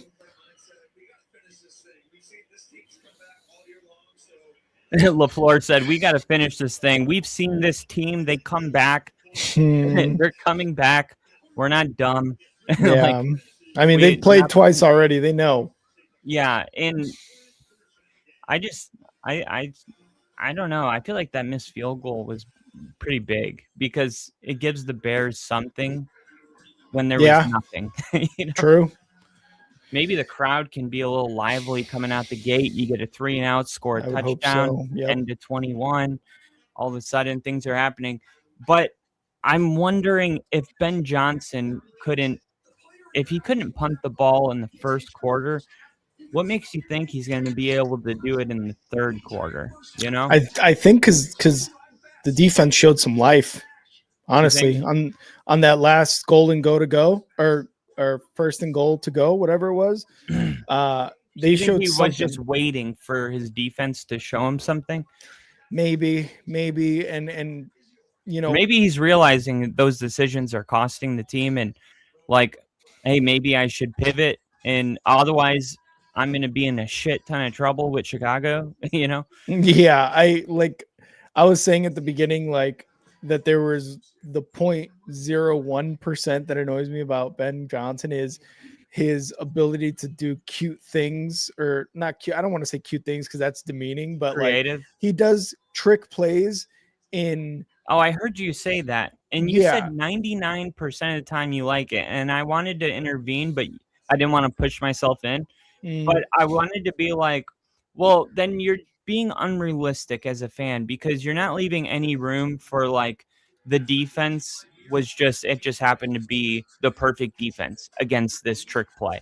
Because like sometimes you dial up a play in the defense and sometimes it's just coincidence. Like, oh, they were just in the perfect defense for that specific play. So if it's really 99% of the time you like it, that's the best it's ever going to be. Like, it's never going to be 100% of the time. It's great. One of the things that really ticked me off was that first Packers game. I believe it was the first or second one. On their first drive, they go all the way down the field. I think it is they're down to the 1 or the 2 yard line. And they do a wildcat formation where Cole Kmet goes in at quarterback. And then what happens is Cole Kmet is under center. He stands up as if to call an audible. Dahlman, our center, snaps it to Manungai, who's in the backfield, and it goes over his head. I know that was probably Dahlman's fault, but he's not a long snapper. yeah, exactly, right. And the thing is, it's like we were running the ball that drive very effectively. Why aren't we? Why are we being not broke? Don't in a sense, yeah. Like it's almost one of those situations where it's like I understand that maybe analytics don't necessarily call for a run, but if we had 6 or 7 of those plays that were runs that were going for 3+ yards, why aren't we running it again? And I agree that first of all, I'm not saying that I don't like the creativity or the trick plays by Ben Johnson because when they work, it is awesome. The flea flicker, had the opposite with fucking Eberflus. Oh yeah, 100%. I'm just saying, like the flea flicker against the Cowboys, mwah, beautiful, love it. But that play, when you've run the ball effectively that entire first drive, and then you decide to go with somewhat of a trick play, which when you look at it, probably would have ended up as a loss and a turnover on downs. There's situations like that to me, I'm just like, oh my God, why, And Yeah. I also think too, he's also the head coach. Not only is he the play caller, but he's the head coach. So there's a lot more things that are going into going through his mind and going into play calling and going into decision making that probably, in a sense, maybe like cloud his judgment a bit in terms of what to do there. But I don't hate his creativity, and I don't think that the 1% is the thing I hate, which is the creativity. It's just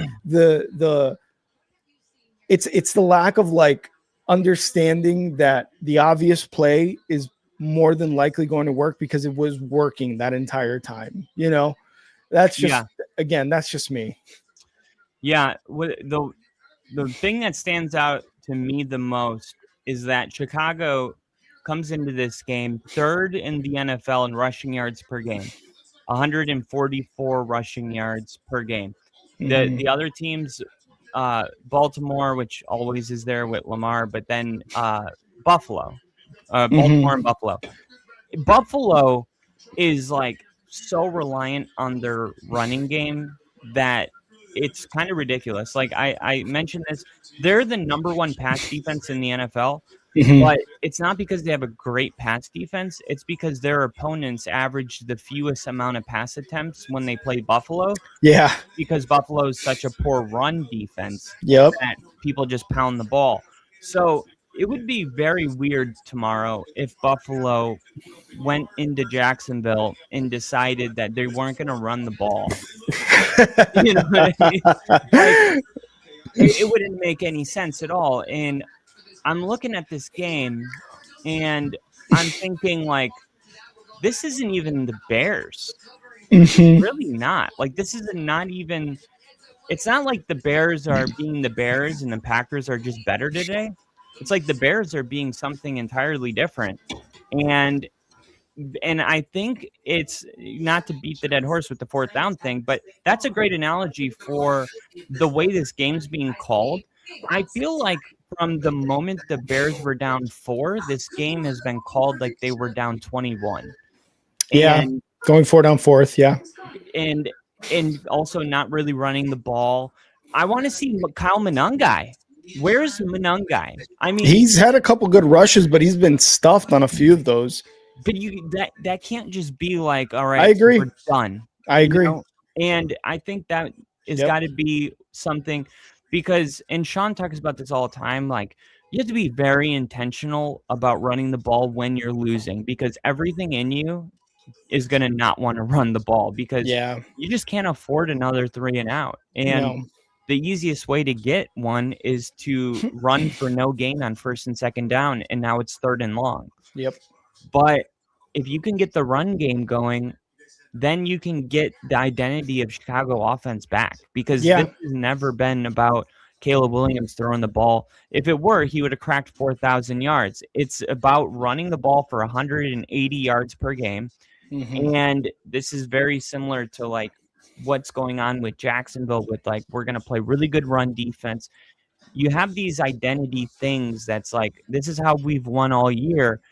What you don't want to do is get into the postseason and like forget how you got to this point. Yep. And I agree. The defense thing, I get what you're saying. Like, think about this. No team's given up more points per game, like throughout the whole season than Carolina. And here's Carolina going against the best offense in the NFL. And Carolina's defense did great. You know, they still scored 34 on them, but like Carolina's defense answered the call. And when you get into the playoffs, like I feel like you have to, especially when you're at home, like Carolina was, Chicago is, I feel like you lean into what you've done well and you almost ignore what you didn't. You know, it's like, yeah, we weren't good at this all year, but it wasn't a playoff game at home last time we couldn't stop the run. Yeah. And I think that's where I would like to see DJ Moore have, I don't know, 1 catch. I mean, he's just too good to not have a catch.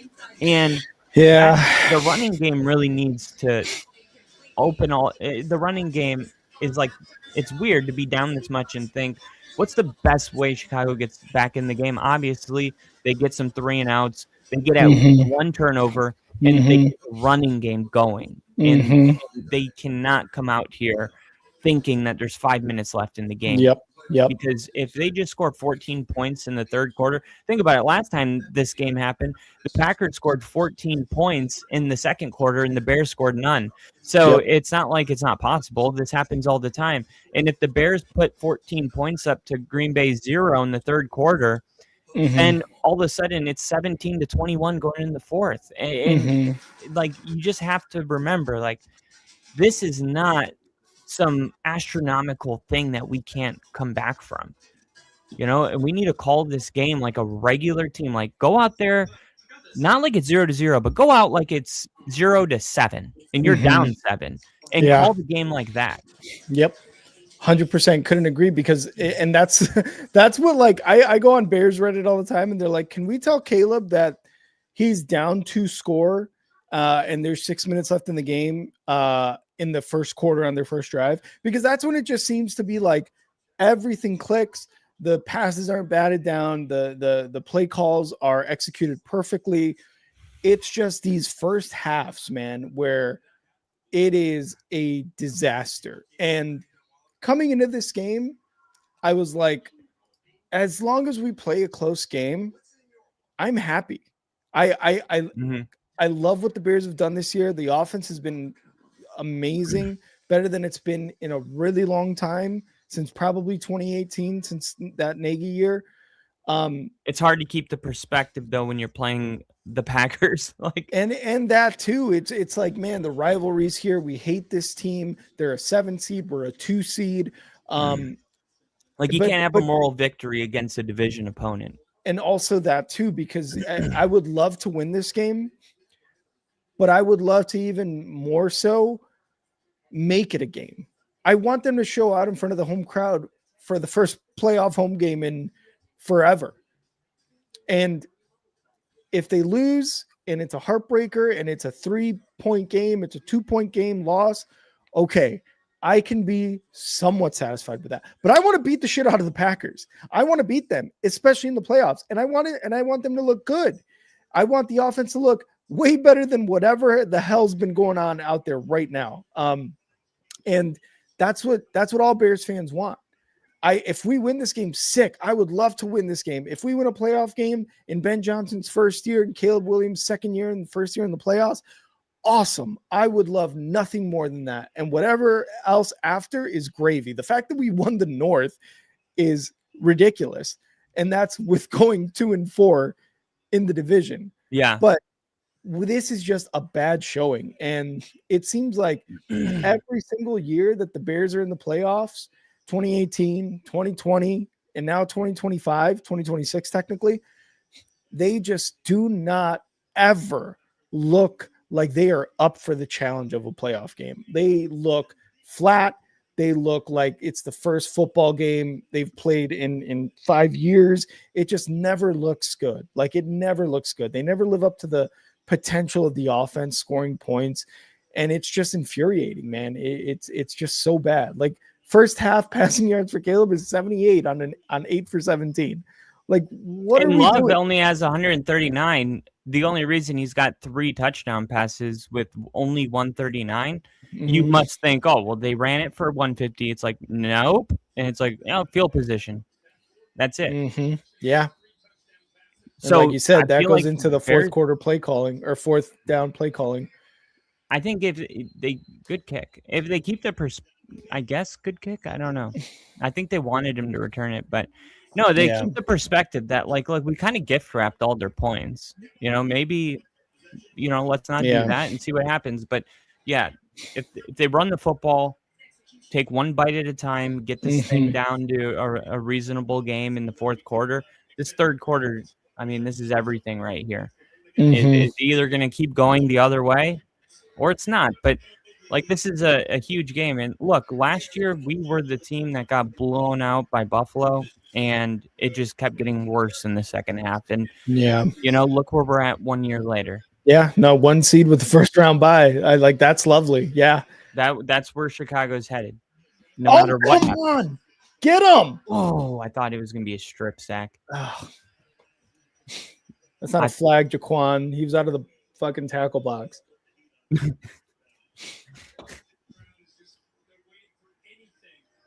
Brisker's like, flag. He was out of the tackle box. Dude. Come on. You're like, no. Yeah, just no, dude. I know you're the safety, and you do not have that good the eagle eye vision we have. But come on. No, we smacked him in the face. No, I'm kidding. I don't want to hear it. Golden pushed off Jalen Johnson. I don't want to hear it. I saw the guy dressed up as a bear. Yeah. Hands it off. There we go, baby. DeMarco Jackson. Yep. It's going to be a game. Backup linebacker. Unless they convert here. He the first game he played this year, DeMarco Jackson, he's a guy that Dennis Allen had in New Orleans, mostly a special teams guy, but he got the game ball one game because of how many tackles he had, and he led the team in tackles that game. I forget what game it was, but he's kind of a diamond in the rough, man. He's been doing really well when he's on the field. Good. 12. That's what you need right now. Someone step up. Yeah, 100%. Booker and him, if we can get these two guys to continue, stepping up in the spotlight when it matters. Oh, they dropped out of it. There we go. Yep. Punt. 3 now. There we go. There you go. There we go. Dramatically good for the Bears right now. Yeah. All right, Caleb. Stand up. Get your jacket off. Let's go. I want to see you clapping or something. Make it clap. I can't right now. There we go. Here's the punt. Snap. And punt.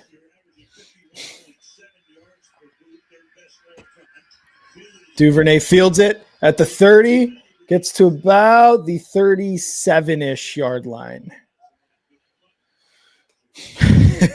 Kyle's about to throw a laser right now.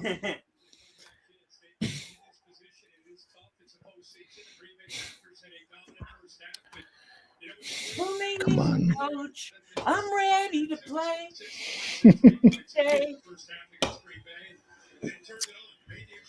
All right, 1st and 10. Just under 14 minutes. Oh, shit. No commercial break? Bears at the 37-yard line. Was not ready. Center. Snap. Hands it off. Manungai, there he is. Yeah. Look at that. 3 yards. Care. That's good. Yeah. God, make the defense have to consider sticking with the run package and then go up tempo, keep their run package on and throw it on them. Mm-hmm. Yeah, that was one of the things too that were when I was reading some articles on like CBS or ESPN was that the Bears running game has been one of the biggest reasons as to why they're like a really good offense. It is. Snap. Looking to throw in the pocket. Throws over the middle. Caught. And that is Loveland. Oh, football. No. Come on. Can we hold on to the ball, please, guys? They got it. Oh, Thank my God. Zacchaeus. Dude, that is like a crippling mistake. Like, you can't do that. You can't do that, man. That's his both, second time. That's both tight ends, Kmet and now Loveland, that are fumbling the ball. Is that going to be ruled? Oh, they called it incomplete. Oh, my God. Are the Packers just like ripping it out? Or are they just not? Are they just getting hit? That's a completed pass. Okay, if that's not a completion, I just don't know what we're looking for anymore. What are we doing? How is this? And it's an expedited review, so you can't even challenge it. How can they confirm something that's not true? There we go. Loveland this time actually makes a catch. Holy crap. That was like insanely accurate for how inaccurate I thought that ball was going to be when he threw it. And it wasn't like he wasn't set or anything. He was like moving forward and threw it. Oh, I thought that was going to be like a stupid pass. Me too. I thought that was going to go out of bounds, to be honest. I'm like, oh, here's a dumbass throw. Nice throw. Yeah. Anyways, I was saying great throw and catch there. Love All that right. ability to have those off bounds. 31-yard line. Necessary, but whatever. Fakes the throw. Loveland again inside the 20, inside the 12-yard line, baby. There we go. Let's get a touchdown. Let's get a touchdown here. Come on. Yep. Oh, Packers playing super aggressive here because the Bears are coming out saying, hey, we're going to run the football. yep. And the Packers are like, well, we're going to stop it then. And then the Bears said, psych. JK. It all starts with the running game. You don't end up third in the NFL in rushing yards per game and then think that you could just neglect that. Yeah. Here we go. Under center. Inside the They're going to pitch it to 12-yard the line. left, I think. And it's going to be Munungai running it. Gets about 2 yards, maybe 1.5 yards there on the first down. I haven't seen the Bears really try to get the corner in the running game. No, like those outside pitches Yeah. and all inside stuff. I've noticed that too. There was one Munungai run where he ran right into the pile, and it's obviously a design play call for that, but he had the outside left side of the line wide open. 2nd and 9. Caleb shotgun. Snap. And it's going to be more. Oh my God. At some point, it's like, what's going on right now? Because that's the second time we've tried that. why are we trying so hard to run it upside in the inside? Is there a reason for this? Like the Packers are playing the inside. Make them just untouched. Make them Walker have to came in untouched. play the sideline. Test their speed. Pitch that bitch. 3rd and 13. Hold the guard. Get physical. Go fuck someone up. Caleb looking under pressure, throws right. It's caught by not caught. Jeez. I mean, get the points. Just none get of the them fucking was, points. Yeah, man. none of them was gonna. That's massive. Oh no. He'll be all right. He's pulling a Mahomes. He's good. He's good. All the greats do this. Mahomes, LeBron. What happened? He just tripped on the guy? No, that one's actually pretty real. Let's see. Oh, yeah. He twisted his ankle there a bit. Yeah, I've done that. Well, we get 6. We get 3. Yeah, that's is. massive because not only did you get 3, but you declined any points on the other side. It's a 2-possession game with 10 minutes in the third quarter. Mm-hmm. So we can actually just like be level-headed now and call this thing like a normal person. Yeah, another 3-and-out stop here, or at least a stop in Packers territory Or would a be takeaway, huge for this which we know defense. the Bears are getting a takeaway at some point. A takeaway would be huge.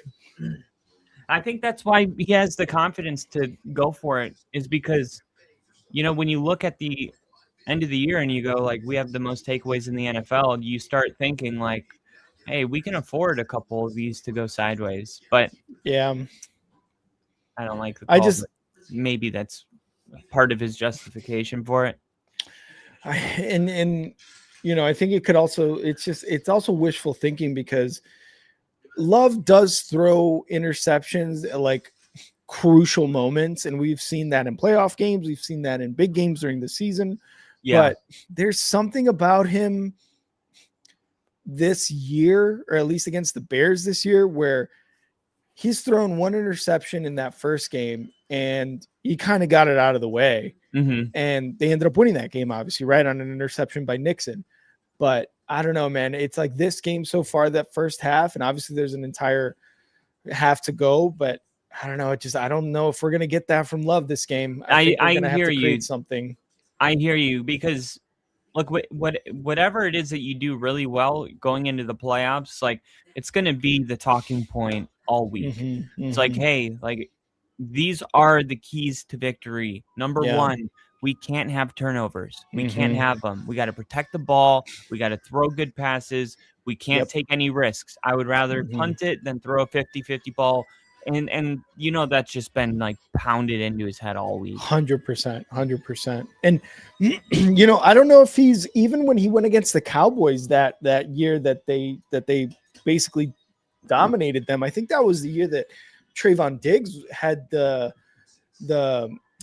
record for most interceptions or most pick sixes in a season. And even then, like, Love still dominated that team, that Cowboys defense. So like you said, I think going into games like this, Matt LaFleur, Jordan Love, they sit down, as well as Malik Willis or whoever the backup QB is, and is like, this guy is picking the ball off at a ridiculous rate and returning it for touchdowns. We can't let them do that. We cannot do that. So like you said, I think it's definitely being like one of those talking points being pounded in his head. Like, don't let the ball go in harm's way. No sure. Flag.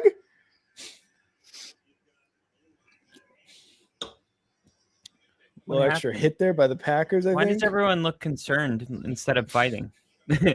I'm saying. Yeah, and you know, Sean brought this up because in the Chargers game we had a pick six, and Sean said, "I've been telling the defense all week, like, you know, we're historically good in a lot of metrics, but these really great defenses, they score." You know, we haven't been getting enough takeaways and scoring, and then we had that big takeaway, and then in the press conference, Sean's like, "I told them all week, like, if you get a defensive touchdown in the playoffs, you have an 80% chance of winning." Oh, really? And and I'm thinking right now with the Bears, like a pick six, a fumble six, something. It like if the Bears had a fumble six at this point in the game, I would pick them to win it immediately after.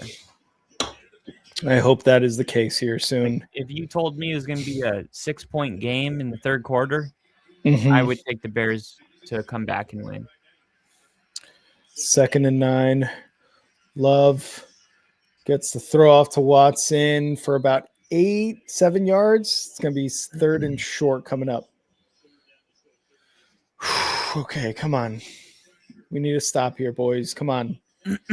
And the thing, too, is after that first half, it just, you know, obviously just now the Bears went for the field goal in that last drive, but LaFleur in that defense, Halfley in that defense, no. It seems like the Bears offense is a little, what's the word?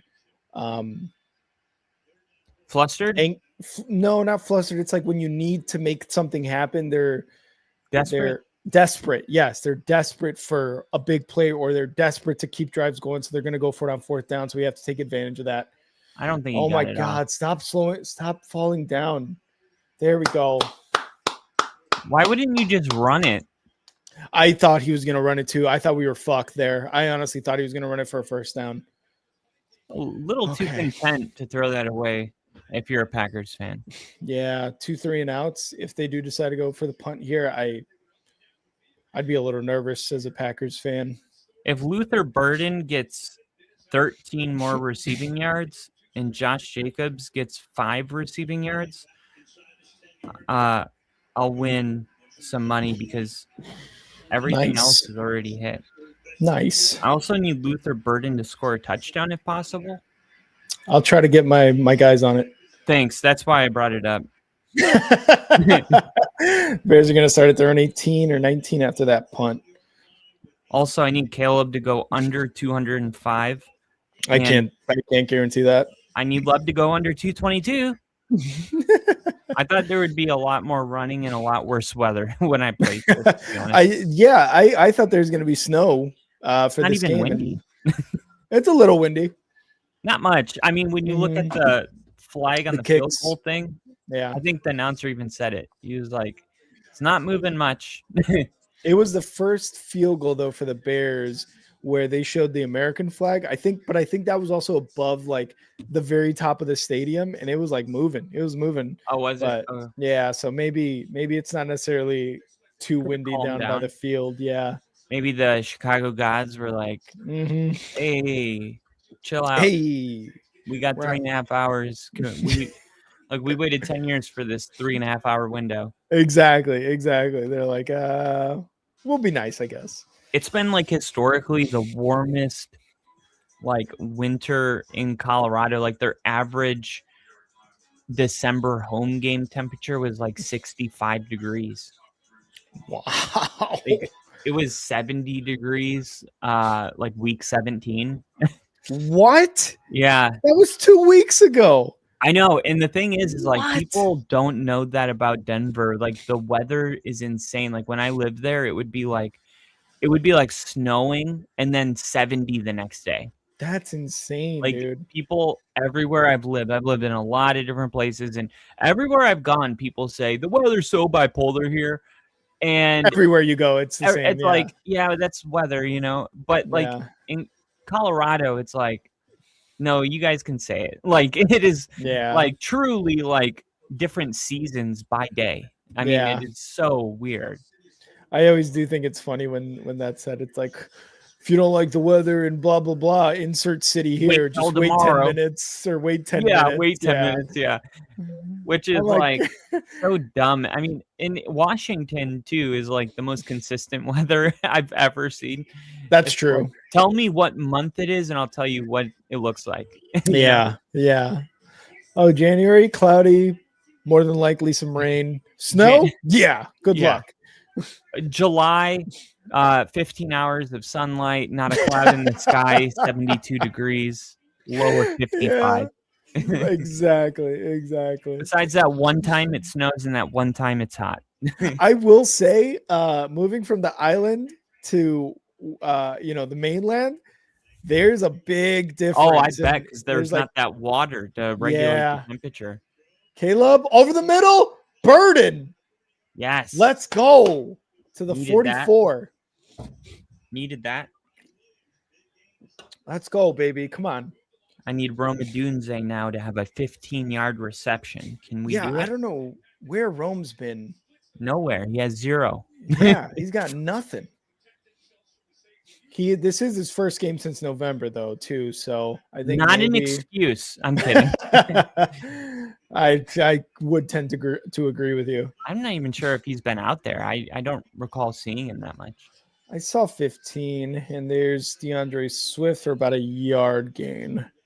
I gotta say, I mean, really shocked when it comes to Green Bay's run defense.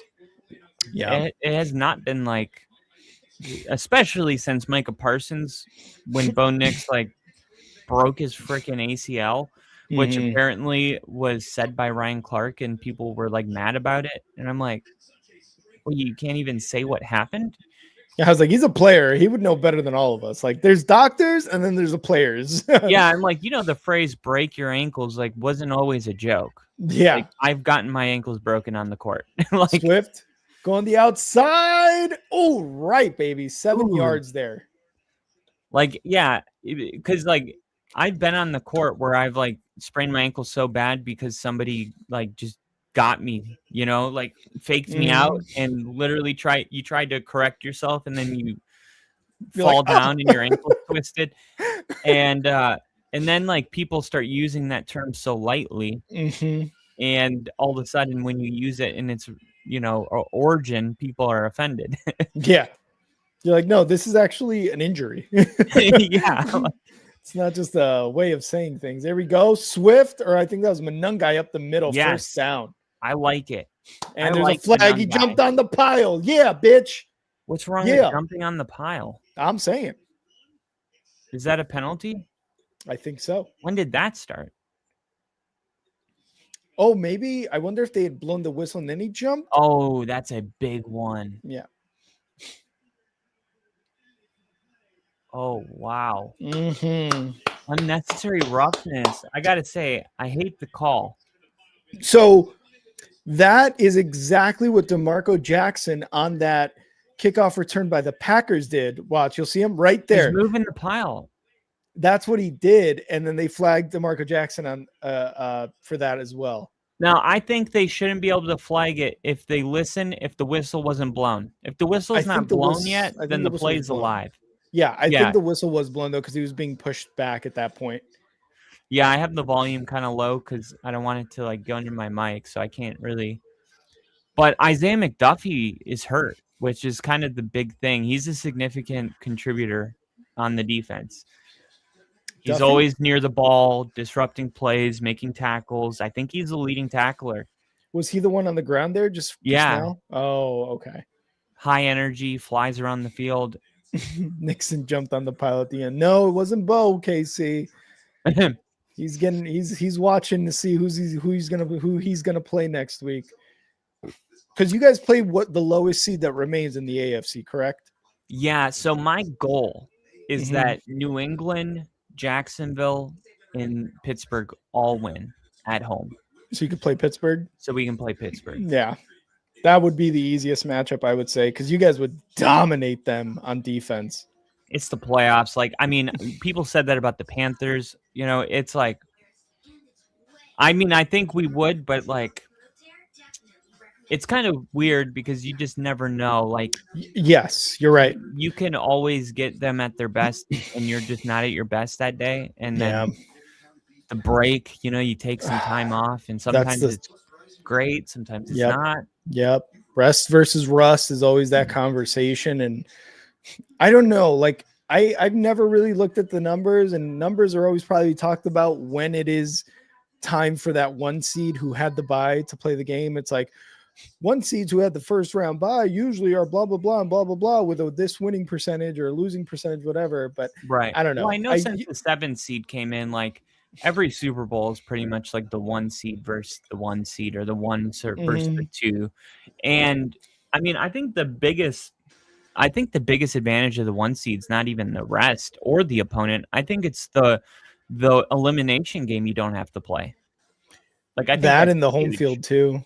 Oh, the home field's the biggest, yeah. But not having to play one of those elimination games where a team like Carolina is at their best for some weird reason, being able to just avoid an elimination round altogether. That is, I think, one of the biggest advantages. And then you can kind of see the light at the tunnel. It's 2 home wins and it's Super Bowl. Then it's Super Bowl. Yeah, you're right. All right. Bears score here. It's a 7-point game. It's the same thing. 2 touchdowns, and you're on top or tied. At the 30-yard line, motion, takes a snap, fakes the handoff, looking. Caleb in the pocket, moving up, moving left, throws it, and he's going to get it to DeAndre Swift for a first down and more inside. There we go. The red zone, baby. Let's go. Was that really the red zone? Yeah, I think the 20-yard line was a first down, so he got inside the red zone. That was clutch. Now we're going to see what Green Bay, if we get an update on the defense, this could be a big injury. Also, good for the Bears being able to keep the energy going, and injury sometimes disrupts the momentum. Yep. That's a good play coming back. 12 for 23, 167 yards. Yep, finally. Starting to wake up. Yeah. Snap, hands it off. Manungai. No, it's Caleb himself. And he's going to get it for about a yard, which is probably what a Manungai run would have gotten anyway. I don't know. I feel like they haven't really been running it enough to properly set that up. Yeah, I think there's been 4 run plays this entire third quarter for the Bears so far. 4 to 5. Now we've seen, I've called games with you where I've said, look, these ends are crashing inside. Caleb needs to pull it. And then they score a touchdown at the end of the game. Yep. But I think that's a play you got to set up, and they called it early. Caleb, pocket, looking, throws it over the middle. Loveland, that's going to go for about 6 yards. So a 3rd and short coming up here. Biggest third down of the game, because if they don't get the third down, I'm afraid Ben Johnson would go for it, and I still don't think they should because at some point you're going to need a 2-point conversion, right? Yeah. If you kick the field goal, you eliminate the 2-point conversion. Not only that, but now 2 touchdowns puts you in the lead by 1. So I think he would go for it, though, and that's what I don't. This is huge. Yeah, we'll see here. Swift the back. 4 wide. Snap. Hands it off. Swift running right. And he's going to be just short. Oh, God. QB sneak. Yeah. Keep it simple. Keep it simple, push stupid. with Komet. Do not do anything weird or dumb. Just push. I don't know why anybody does anything other than the tush push when it's 4th and less than an inch. And just a quarterback sneak even. Like, you don't even have to implement the push part. Like, just quarterback sneak it. Yeah. I mean, how many times did we see Tom Brady's scrawny ass do, this was like his go-to play. Exactly.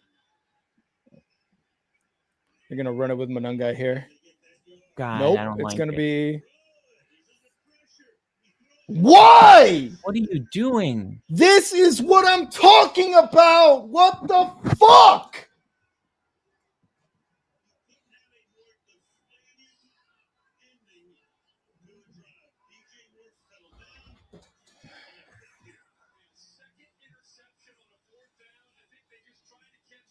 Are you fucking kidding me, man?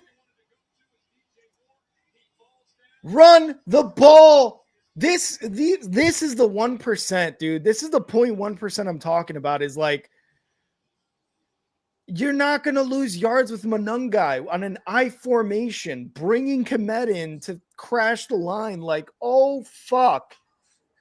This is the Ben Johnson part that I absolutely cannot stand. Oh, my fucking God.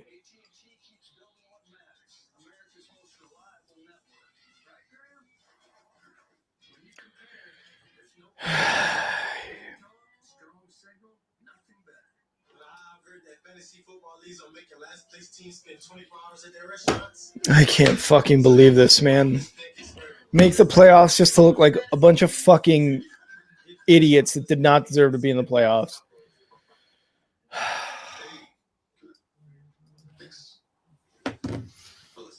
This is such a consistency with Ben, dude.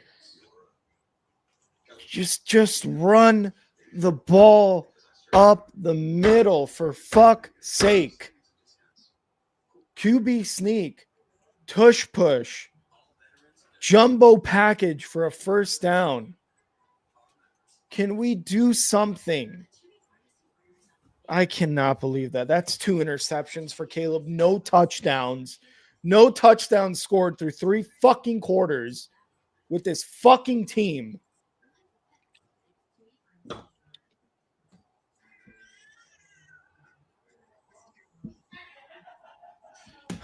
Oh my God.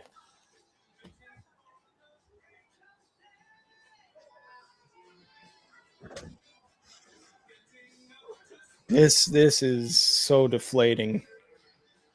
That's 0 for 3, 0 for 4 in the red zone now in this game. Oh God. Just run the ball. Just run the ball. That's all you got to do. Quarterback sneak it. Run the ball. Jumbo I formation. Bring all your fucking tight ends. Bring the fattest fucks on offensive line to push the fucking line forward, Ben. Come on!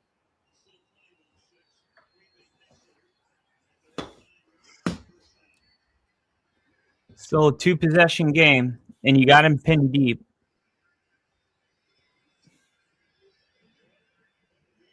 That's Jesus Christ. What? Fucking. That's a leap. Oh, ball's on the ground. Bears you got it. Idiot! Oh my God. Jump on it! Jump on it!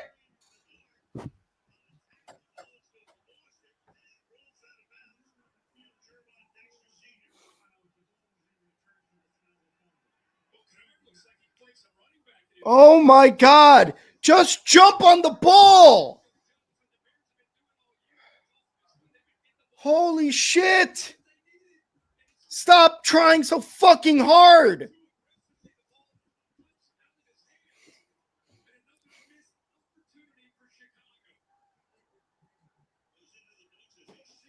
God damn it.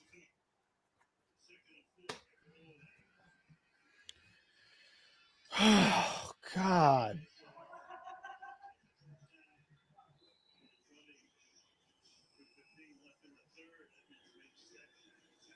Oh, my God. And then Jacobs just runs for first fucking down.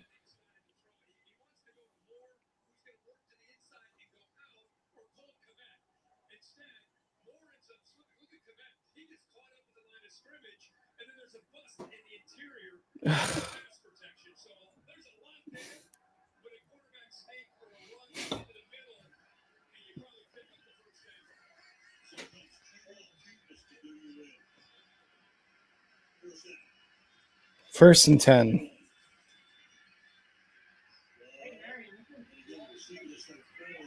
Incomplete. Receiver fell down.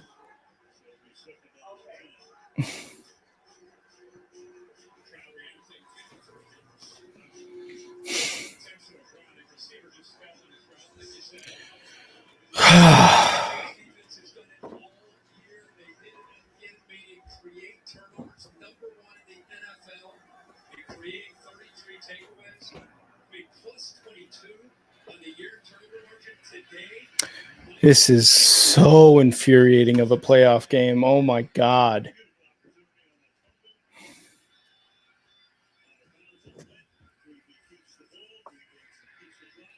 Can we get a sack, please? You guys have the jump on him and you guys can't tackle him?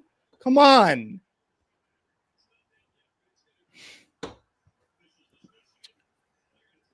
There we go. Intentional grounding. Look, defensively, like they've improved. Bears haven't given up anything. Yeah, they've been a lot better. It only took one half of football like it always does. I feel you on that. Jesus Christ. Look at that. Oh, free lane to the quarterback, and instead just nothing.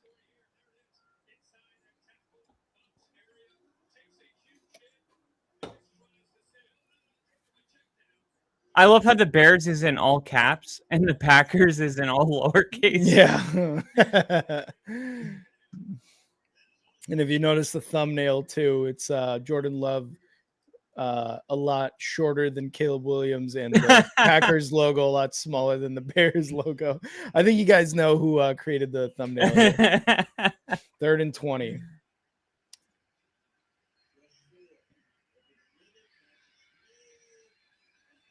All right, 4th and 8 or something coming up.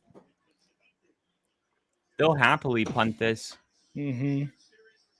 They're like the most important thing is you got no points.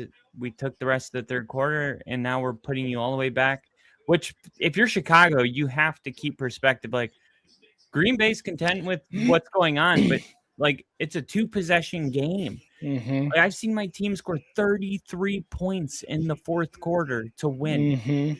Like exactly. It is not that hard to score 2 touchdowns. Especially when the defense is doing its job. And Duvernay, good return to the 50, to the 40, 35. Let's go. There we go, baby. Come on. Let's go. It's going to be a 1-possession game with 13 minutes left in the fourth quarter. I hope so. I'm calling it right now. Do you think Luther Burden is going to score on this one or the next one? If I'm being honest, dude, I don't know. I don't know. Loveland has been the guy who's been reliable.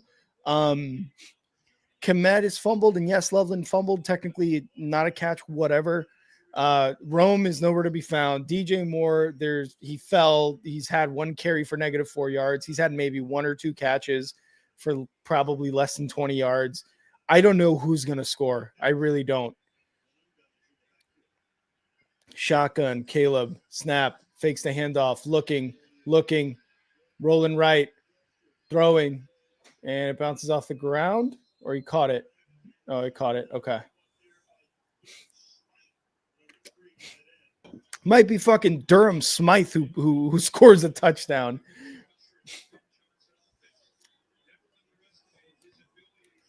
First game with 2 interceptions since his 3rd career game. Wow, that's impressive. Caleb, for a lot of the easy misses that he has, he does not turn the ball over. Jesus Christ. He does look up to Aaron Rodgers, and yeah, we know that's Aaron Rodgers' thing. Yeah. To an annoying point where it's like, well, will you at least take some chances? Or are you so worried about your QBR? Yeah, and that's the thing too, is like what's crazy, and I'm not necessarily complaining, is he had the lowest completion percentage in the NFL this year. He had 58% completion percentage. Now, Aaron? No, Caleb. This year. I didn't. With that being said, the season, the way it's gone, you can kind of look at it and be like, whatever, who gives a shit, right? As a Bears fan. But I'm looking at that and being like, regardless if this is just something that is an anomaly maybe in his career, you can't have a 58 or a sub 60 completion percentage your entire career. That's not something that's going to win you championships. I'm sorry, it's not. And I know Bears fans, and myself included, are looking at it this year and being like, whatever, he's clutch. He gets those touchdowns. 6 come from behind wins. But moving forward, that's got to be something that he works on and has to get those easy completions, because like I said, having a sub 60 and even lower percentage, that's not going to get you to the Super Bowl. It just won't. How did the Vikings win 9 games this year? No idea. They went on a run that back half of the season. I'm looking. So if you look up the point differential, the Rams, Patriots, Bills, and Broncos are the top 4 teams. Mm-hmm. Then it's Lions, 49ers, Colts, Eagles, Chiefs, Packers, Chargers. And then the Bears, Vikings, and Steelers. The Vikings and Steelers are the same, 10, 11, and the Bears are at 26, so quite a gap. The Chargers are 28. So, and the Packers are 31. Is that plus 31? Yeah. These are all plus. Okay. The first negative is the Cowboys at negative 40. Then the Falcons at negative 48. The Giants at negative 58. Then the Saints and the Dolphins both minus 77. The Commanders minus 95. The Browns minus 100. Cardinals minus 133. Raiders minus 191. 194 minus, and Titans, and the worst differentials, the Jets minus 203. Oh my God. That's astronomical. Yeah, the Broncos finished plus 90, the Bills plus 116, and the Patriots and Rams plus 170. Of course, the Rams plus 170 is way more impressive. There we go. 3rd and 4 first down run by Manungai. Look at that. You're running the football. You're trusting your running game. You're not afraid of the clock because you got the ball almost in the red zone in a 2-possession game to open the 4th. I mean, look, if you could push a button at halftime and this would be the scenario, you would be all for it. Yeah, true. I think we got to score outside the red zone because we have not been good in the red zone. Now you have to go for it on 4th. Because you didn't get a there you field. Go. What happened? Was that a Did drop? He drop that?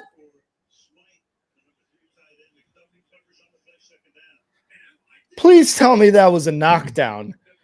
Do not tell me that was a drop. Oh, he's leaving. Oh, thank God. I thought that was a drop. If that was a drop, get him off the team. Drop too.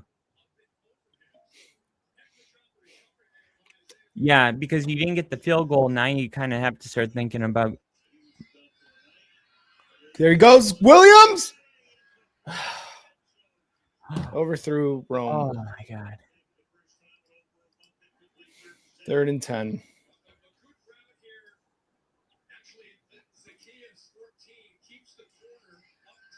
Oh, dude. Caleb, come on. Lead him to the post. Oh. Why did you throw it to his... That's a touchdown if he throws it to the right side of the post. That's a Jeez. pass. And he's going to fumble the ball. Are you fucking kidding me? Are you fucking kidding me? Kick the fucking field goal. Jesus Christ. No, they recovered it. Was it the snap fumble? No, Lucas Van Ness hit it out of his hand. And I think that was Trapillo who landed on it.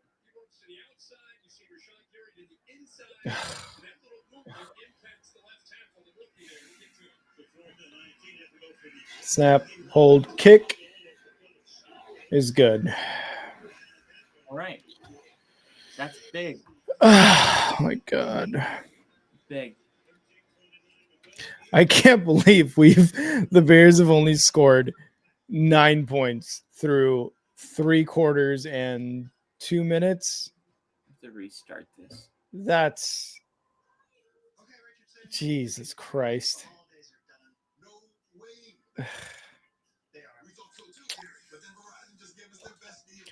Well, they're down 12, so it's still a 2-possession game.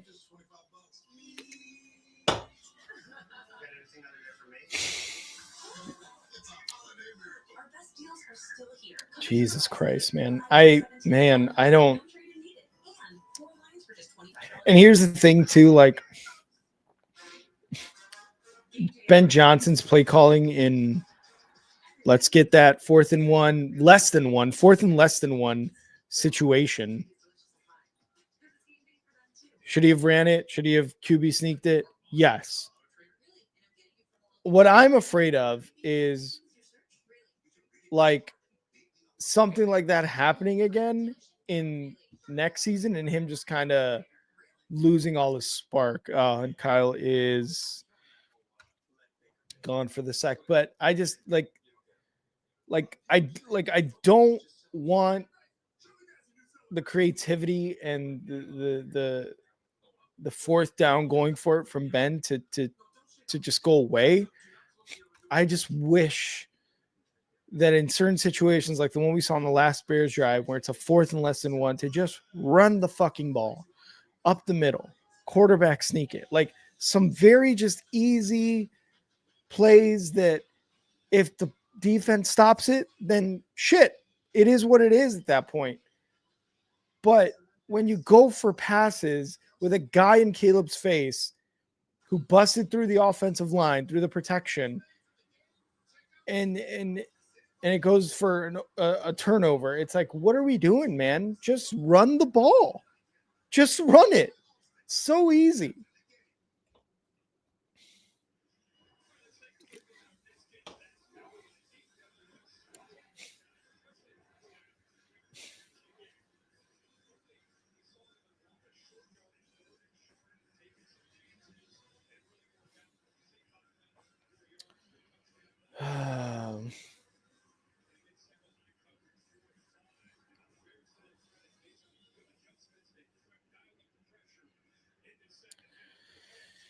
Here's the kickoff.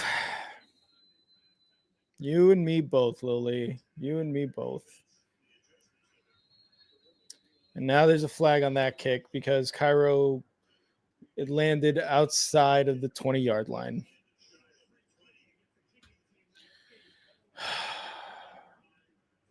We got Kyle back. Yep, just had to restart.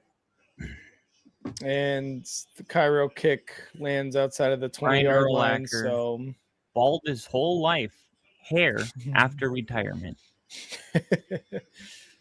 Played 13 seasons, all with the Bears.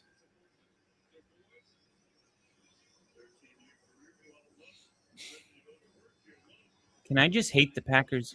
Weren't you a Packer fan 2 years ago? Yeah, he follows Aaron Rodgers though. That's Lil Lee's thing. Oh, I didn't know that.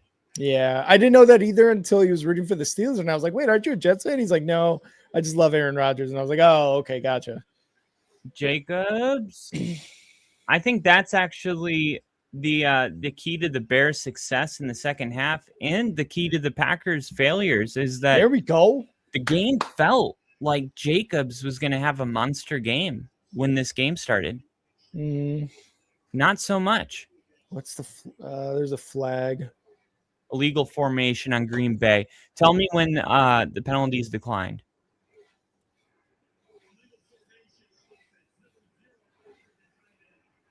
That penalties declined. Second down. All right. I just figured I wouldn't let you stress about it. Appreciate it. Okay. 2nd and 10.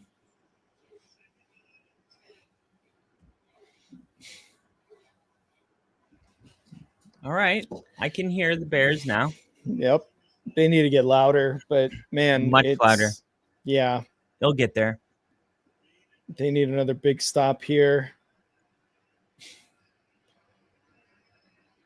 Bring in pressure. Love snap. Oh, incomplete. Good job, JJ, baby. Good coverage. So that's in the our JJ we need. In our home field, we got a big, huge scoreboard, and it has a Broncos head that pops up, and it tells you the crowd when to get loud.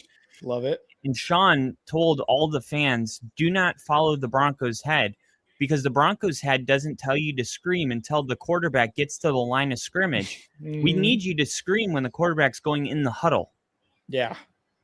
And that is like a big thing that fans don't realize. Like, you can impact the game if you scream when they're trying to huddle. Here we go. Love all day. Oh my God, so close. Good job on the pressure, baby. Good job, Montez. It's like an entirely different offense. I don't think they've gotten a first down in the second half. I think you're right. There's Montez Sweat. Thank you, Washington. Mm-hmm.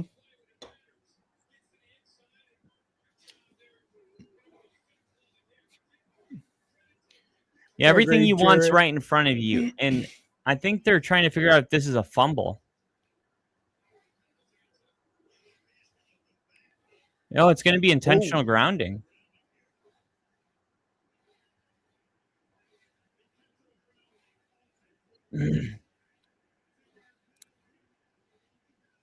Yes. The loss to down is so dumb that they include it. I don't know. It's like, of course it's a loss of down. The play's over. Oh, I see what you're saying. But I think it's nice that they clarify it though too, because sometimes you think like, okay, they call a flag, and for the most part, it's like repeat the down or something like that. So I think I know what you mean. Yeah, I think it's just my brain gets confused. It's like I'm not confused until I hear that, and then I'm like, so 4th down's over. yeah. Bears ball. Here's the punt. I would have Luther Burden returning these damn kicks, dude. Yeah, and the only reason they got Duvernay is because he's a fucking all-pro. Here we go. Like Duvernay to about the 35-yard line of the Bears. Not a bad return. Not a bad return. It's a great return. And, man, if they could have got 3 points on that one red zone trip that they threw the pick on 3rd down, it would be, 12-21, and then a touchdown. 13-21. Well, a field goal would have been 12, right? A field on the last Bears drive, or like the one where they threw the pick. On that 4th down. If you had 3 more points here, and then a touchdown would make it 13. If you had 12, then you would have 19, and then a field goal would win the game. 22-21. That's why those field goals are important. And I'm glad the Bears let themselves kick a field goal instead of feeling like they had to go for it on that last 4th down. Agreed. Caleb back to pass, looking in the pocket all day. Now rolls right. He's going to run it himself because he's got nobody open. Is and it first really down. like that much time and no one's open? That's ridiculous to me, dude. That is ridiculous All to me. these I was like, how weapons. good is that secondary? I mean, you got 15 seconds back there. Yeah. And you got best weapons and nothing? Nothing. Yeah, but first down's a first down. Yeah, true Caleb that. back to pass, throwing left, caught.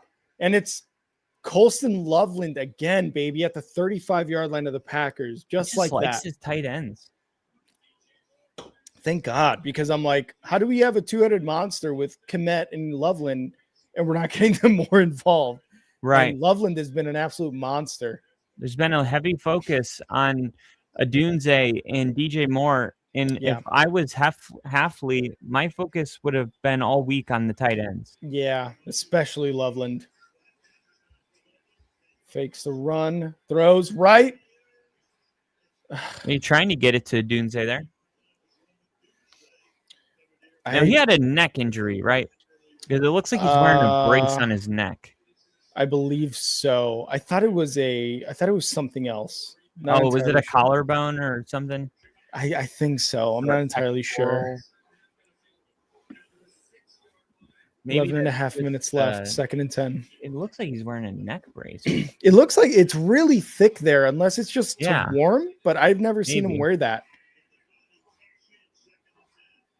Caleb, motion, snap, fakes the handoff, looking, throws left, caught. Colston Loveland, baby, let's go. I feel like I've seen that play 7 times today. Didn't he have like a heel injury? Wasn't that what it was? Loveland or who? Adunze. Wasn't it a heel? Let me I'm gonna look it up now because I'm also curious. Are you looking it up? Yeah, I'll look it up. Okay. Thank God. We're moving the ball. Could we get a touchdown now, please? Please, let's get a touchdown. Caleb shotgun. Yeah. Takes a snap.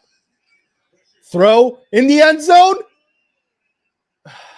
Oh, Loveland just out of reach. He dove for it. Credit to that guy. Credit to the rookie, man. Just going injury. all out for it. It was a foot injury. Oh.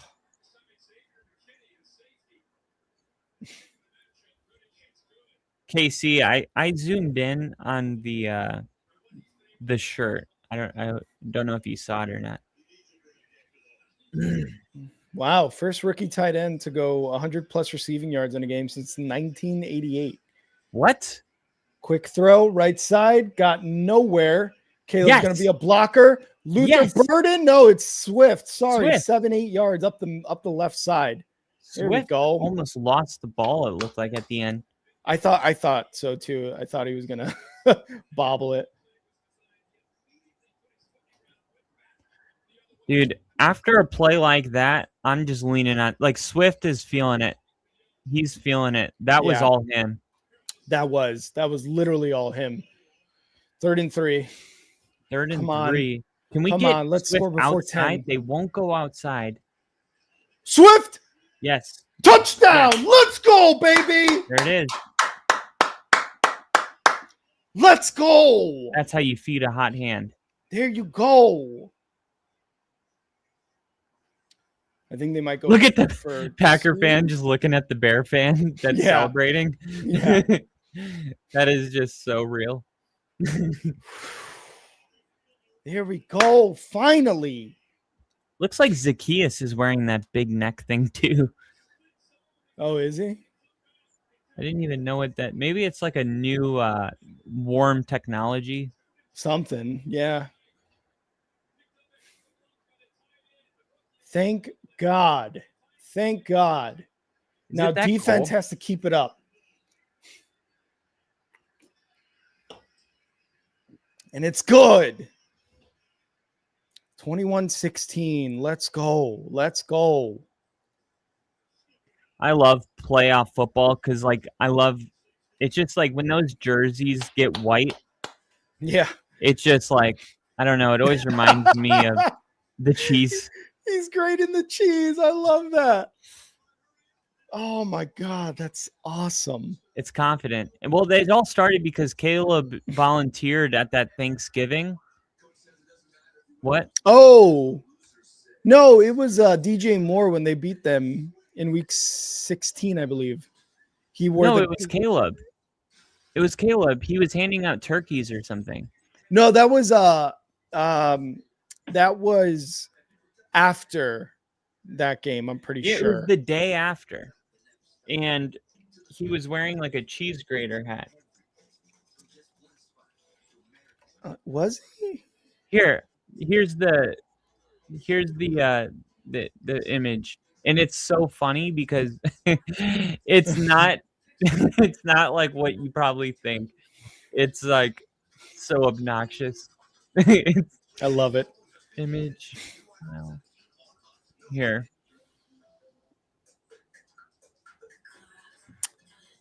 I'm pretty sure that was after the Bears beat them and DJ Moore wore it.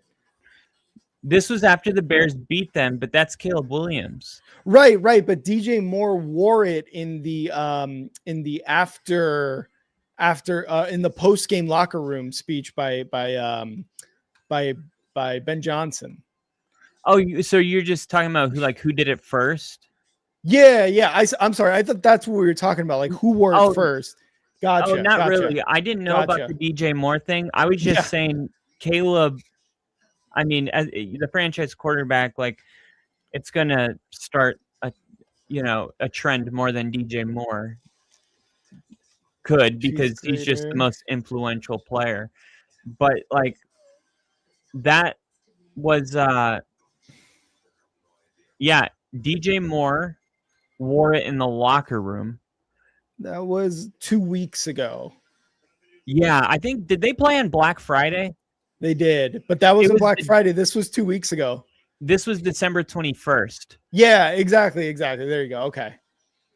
But that was, hours after DJ Moore broke out the cheese grater hat to celebrate the Bears' comeback win against the Packers, Caleb Williams did the same thing doing volunteer work on Sunday. Yeah, there you go. I'm not sure if we were debating. Yeah, me neither. Because what I initially thought was he wore it for Thanksgiving. Ball's out. There's your turnover. Give it to the Bears. Come on, Bears. Come on, baby. Honestly, I thought Green Bay got it, but anything can happen down there. Yeah, they're saying, I think the Green Bay Packers players are pretty confident they have it. Bears fans are confident. Damn it. Yeah, it's Packers ball. Is it? Okay. That was close. Gosh, it's like you need a ball to bounce.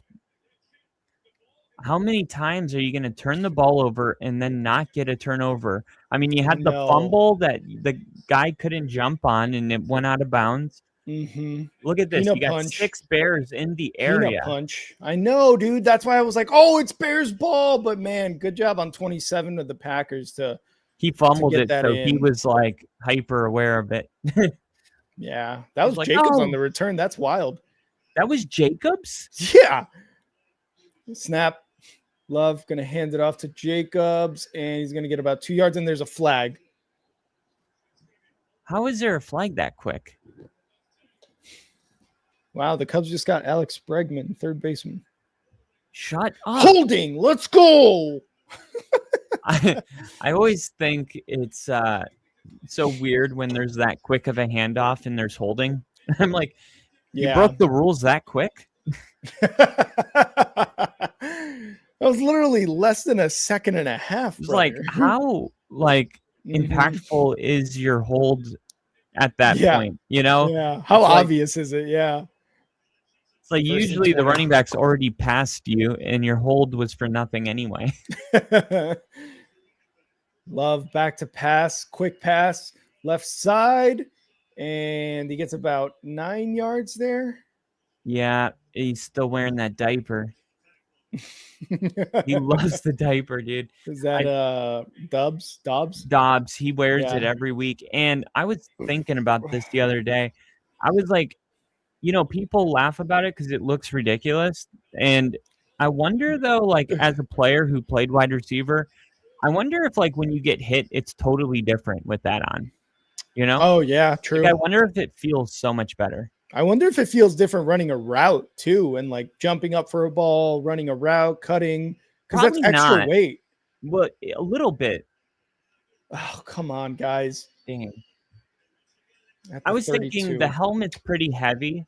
As long as you only give up a field goal here, it'll be a touchdown to tie it. So yeah, but and a 2-point conversion and a 2, yeah. But yeah, I'm thinking like with the amount of weight the helmet is, the extra quarter of a pound, probably not much. Yeah, but I'm thinking if you get like helmet to helmet, I wonder like if it's pretty effective on absorbing. What difference that is. Yeah, they're gonna run it with Jacobs, and he gets about a yard on that play. I would keep running it inside on the Bears because they can't. It's unguardable. Yeah.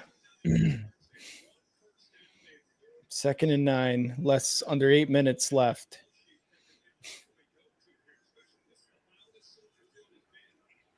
Come on, crowd, get into it, baby. Let's go. If LaFleur loses this game, John Harbaugh is going to be the coach for Green Bay next year. Dude, there's a lot of talk about LaFleur. Yeah, there is, which is wild to me, but I guess I can understand it. 2nd and 9.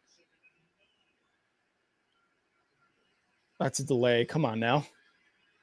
Throwing deep right side. Jaden Reed, I think. Woo! Incomplete. Woo! Nashawn Wright almost had another pick. Why are you even throwing that ball? Oh, Nashawn that should be Wright, a back shoulder, not a, hey, we're going to lead Jaden Reed into double coverage. You should have thrown a back shoulder.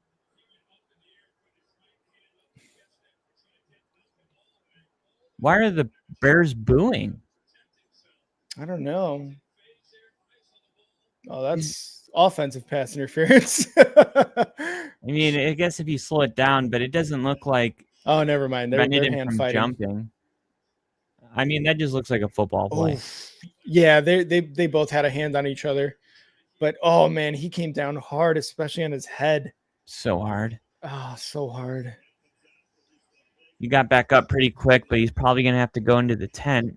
Mm-hmm. And now in comes Tyreek Stevenson. He owes the fan base something. Yeah. Now's a good time to become a fan favorite. 3rd and 9. Love. Get back, dude. Get back, Montez. Get back. Get back. Running, it looks like. Snap.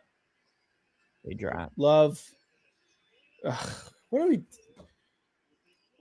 No, Jaquan Brisker. No, it's not a 4th down, dude. Oh, it actually might be. Holy shit, he might be right. How? That seemed like a terrible first to spot. me. I think so too. That's going to be an expedited review. They're going to call it a first down. That was a first. There's no world that he didn't get this. That's a first down. I don't understand that. I don't understand the spot. I don't understand. And I thought Brisker was silly. Oh, they fixed it. Tackle him! Wow. First touchdown of the season is a playoff game against the fucking Bears. That's his first touchdown all year? All year. Wow.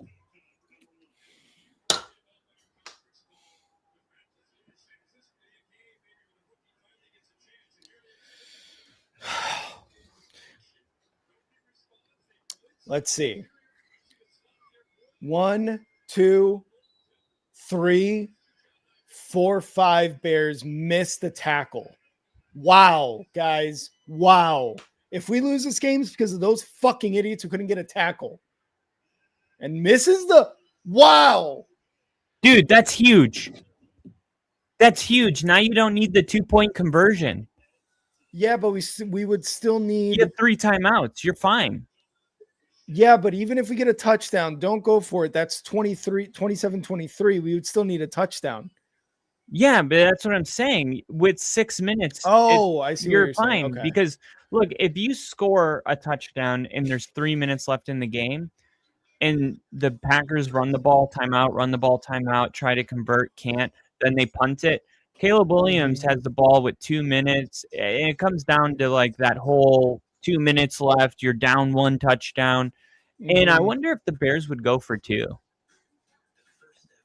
I think if they get the ball here, score a touchdown, I think they try to make it a field goal game. I think they do try to make it a field goal game, though. Well, I'm saying because what's the score right now? 27-16. 27-16. So if the Bears score a touchdown to make it 27, yeah. And if they score a touchdown, it's 22-27. Yep. Okay. And then if they kick the extra point, 23 or 23, right? Yep. Wait, why am I tripping? Yeah, 23. Yep. So if they went for 2, though, then they would make it that 3-point game. Correct. And then all of a sudden, you just need to get in field goal range. I think this game's going to overtime at 27. I really do. I've seen how the Bears do this, and actually, it frustrated me for a while, and I just accepted it. Like, I'm like, because you're telling me, dude. You're telling me. Yeah, I think what's going to happen is the Bears are going to drive down, score. They're going to get a stop, and they're also going to get a field goal. I hope so. They need to. I just the fact that 5 different Bears missed a tackle there is ridiculous. That was like outside of that, the Bears haven't allowed anything. So it's kind of wild to think like the Packers would just be able to that's true. It's the first time they scored since the second. Yeah. Like eventually they were going to get one. And that's the shame of the Bears turning it over on the 10-yard line. Yeah. Because I mean, you can't ask the defense to shut him out the whole second half. Yeah. But this is still within the reasonable amount of points allowed for the Bears to, win. Oh, dude, come on. You need a better return than that. Yeah, I don't think I'm returning.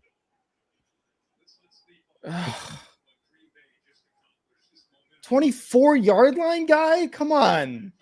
I would have let it bounce. Jesus.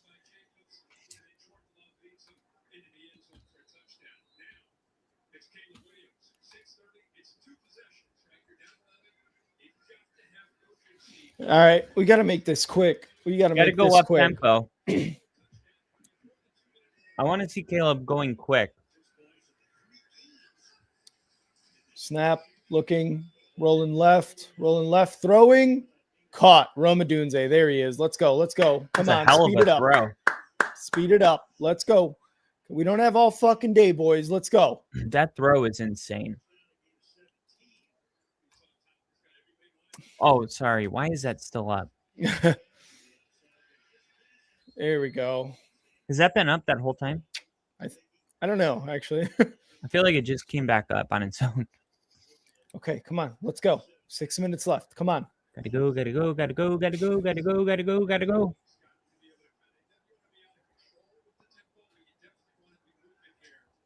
Exactly. Don't want to be out of control. Smooth is fast and fast is smooth. Whatever that, Slow, smooth is fast. Yeah, there it is. Caleb. What are you throwing at here? He just wanted to stop the clock, I think. I was going to say, I don't think he wanted to do that, but I think it was best that happened. Yeah.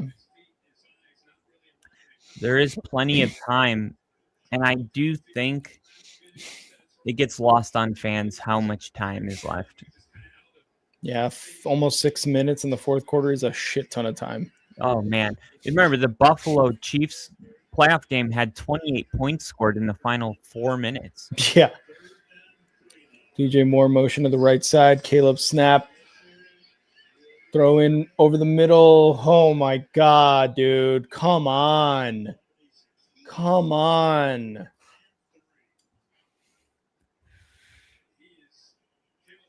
I saw that on first down when I said, "Oh wow, what an incredible throw!" It was an incredible throw. It was also the most challenging throw he could have made of the 3 options. And I think sometimes when it's 3rd and 3, you don't need to go for the hard one. Yeah. Motions right side. What the fuck? What the hell are they doing? False start start? and Are then you it snaps kidding over his me? head? Are you kidding me? Well, thank God. It would have been a huge loss. Yeah. What was that Jesus snap? Christ.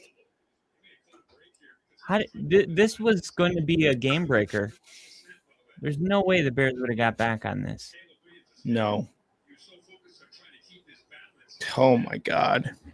That might have been a touchdown.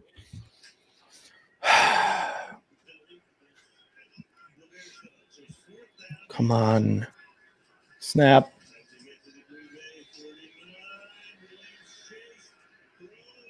Caught! Rome! Wow! Yeah. This is exactly the Bears, dude. I mean, wow. It was like the fact that Caleb didn't run off the field, they couldn't preserve the 2-minute warning, and it forced them to kick an onside, which is how they won. It's like they have this bad snap, but the fact that they false start, like, Jesus. It's so voodoo-ish. Caleb back to pass, throwing over the middle, left side. No, come on. Oh, I thought he had him. It's like the Bears get rewarded when they make a mistake in the final 5 minutes. Oh my God, what a ridiculous throw. That's the second time I've seen Caleb and Rome connect like that on a crucial down. Dude, that is such a hard catch when you're getting hit like that. Yeah. Like, you're getting blasted. Mm-hmm. And you just got to catch it and deal with it. Come on, let's get it before 4 minutes. Come on. And no diaper on his head, and he still took it. Caleb back to pass, looking, rolling right, under pressure, throwing. What are we doing, guys? What are we doing? What are we doing? You know they're gonna stop you going right. That you know that. Yeah, it's like either bail or stay in the pocket, but don't get caught in purgatory. Like, yeah, I'm rolling, I can't. Now I'm out of the pocket, but I'm not out, flushed out of the pocket. And he's the most dangerous. People like that's the playbook on Caleb. I will say, like, don't let him roll right because he makes things happen when he rolls to his right. 3rd and 10. Snap, looking, throws over the middle. It's gonna be Manungai. Left. Inside the 10. Let's go. Roll it. Let's go. Roll it. Let's go. Let's go. You got plenty of time now. Yeah, but the less time we waste, the better. No, I hear you. I'm just saying, like, yeah, it is because if the Packers were to get a first down, you don't want that to be the end of the game. Like, leave enough time where you can give up one. Yeah. And still get the ball back. Throwing. Oh, Jesus Christ. Oh my God. Second. I would say as long as the Bears score before 2.5 minutes. I hope they score before 4 minutes. No. I think they will. But yeah, like going into this drive, I thought if the Bears want to win, they got to score with about 2.5. You want to preserve the 2-minute warning. You want to keep all 3 timeouts. You can stop the clock 4 times, and you only need a field goal. But if you score before 4 minutes and you don't get the 2-point conversion, you give yourself more time for that other touchdown if you need it. Caleb back, throws it, touchdown, yes! Luther Burden? Let's go. I think that was Zacchaeus. Yeah, Zacchaeus. Let's go, baby. Let's go. Somebody's closer. Woo. Are they going for 2? They're going for 2. Holy shit.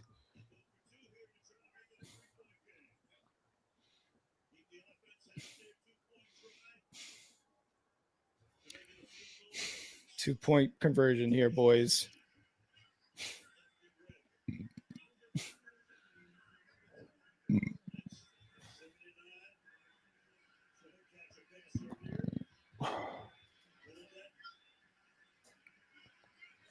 Williams. Like, of course they're going for 2.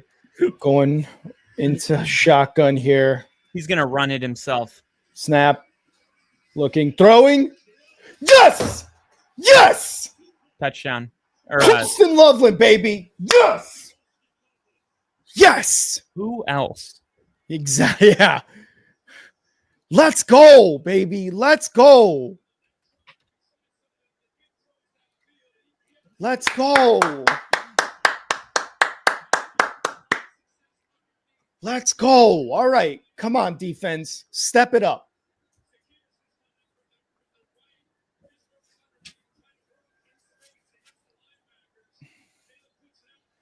Yes, baby. Yes.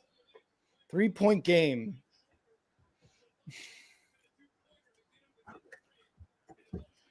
Let's go.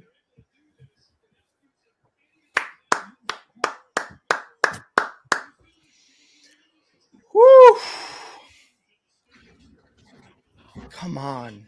Crowd's into it. Let's go, baby. Defense, make a fucking stop here.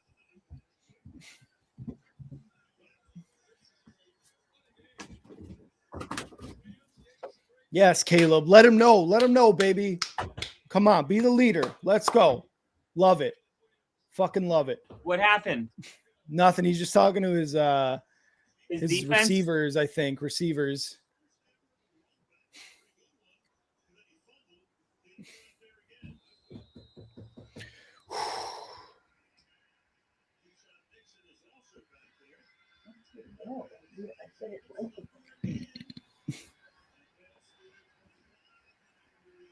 It's about the 31 is that kick.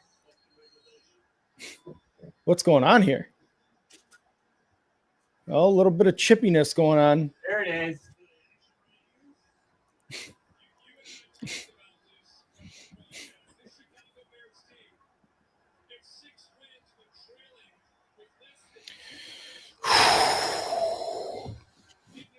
Let's go, baby. Come on.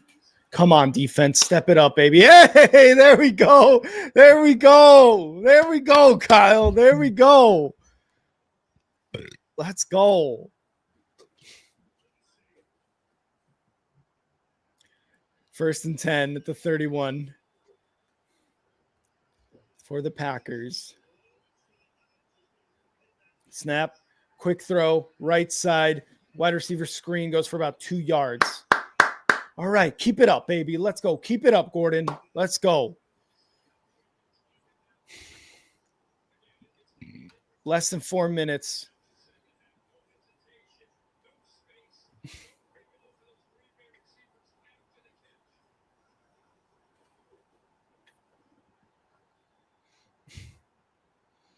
Second and 8. Second and 8. Come on. Let's go, baby. Come on. Stop them. Get that pressure. Stop them.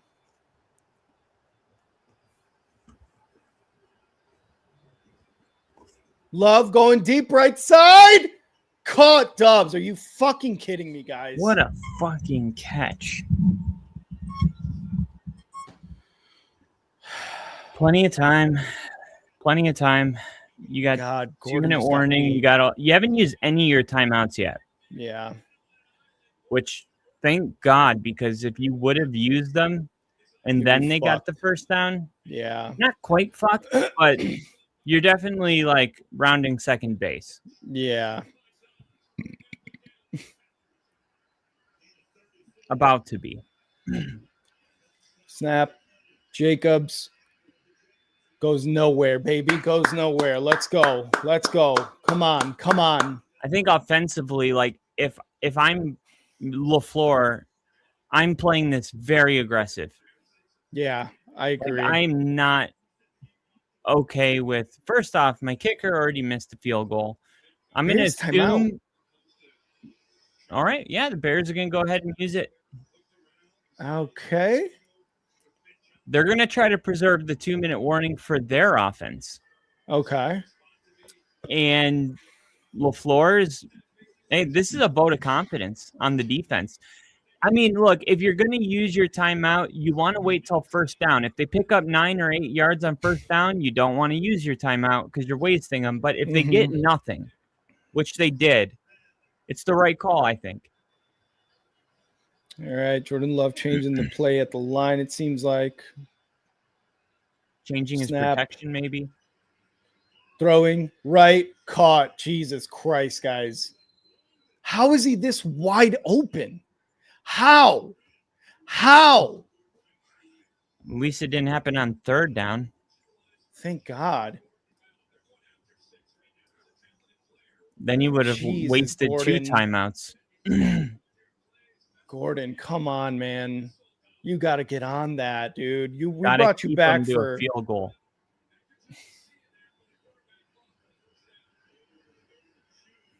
At the 21-yard line, Love.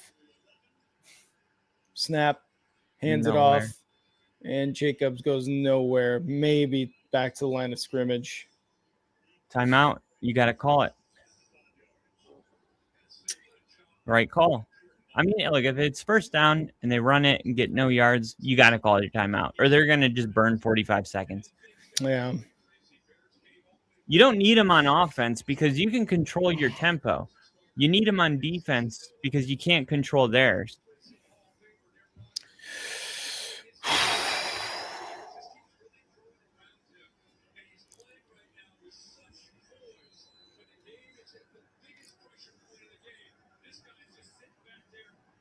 I wonder if Aaron Rodgers is watching. I think so. I think a lot of football players in general watch the playoffs just because they love the sport, you know.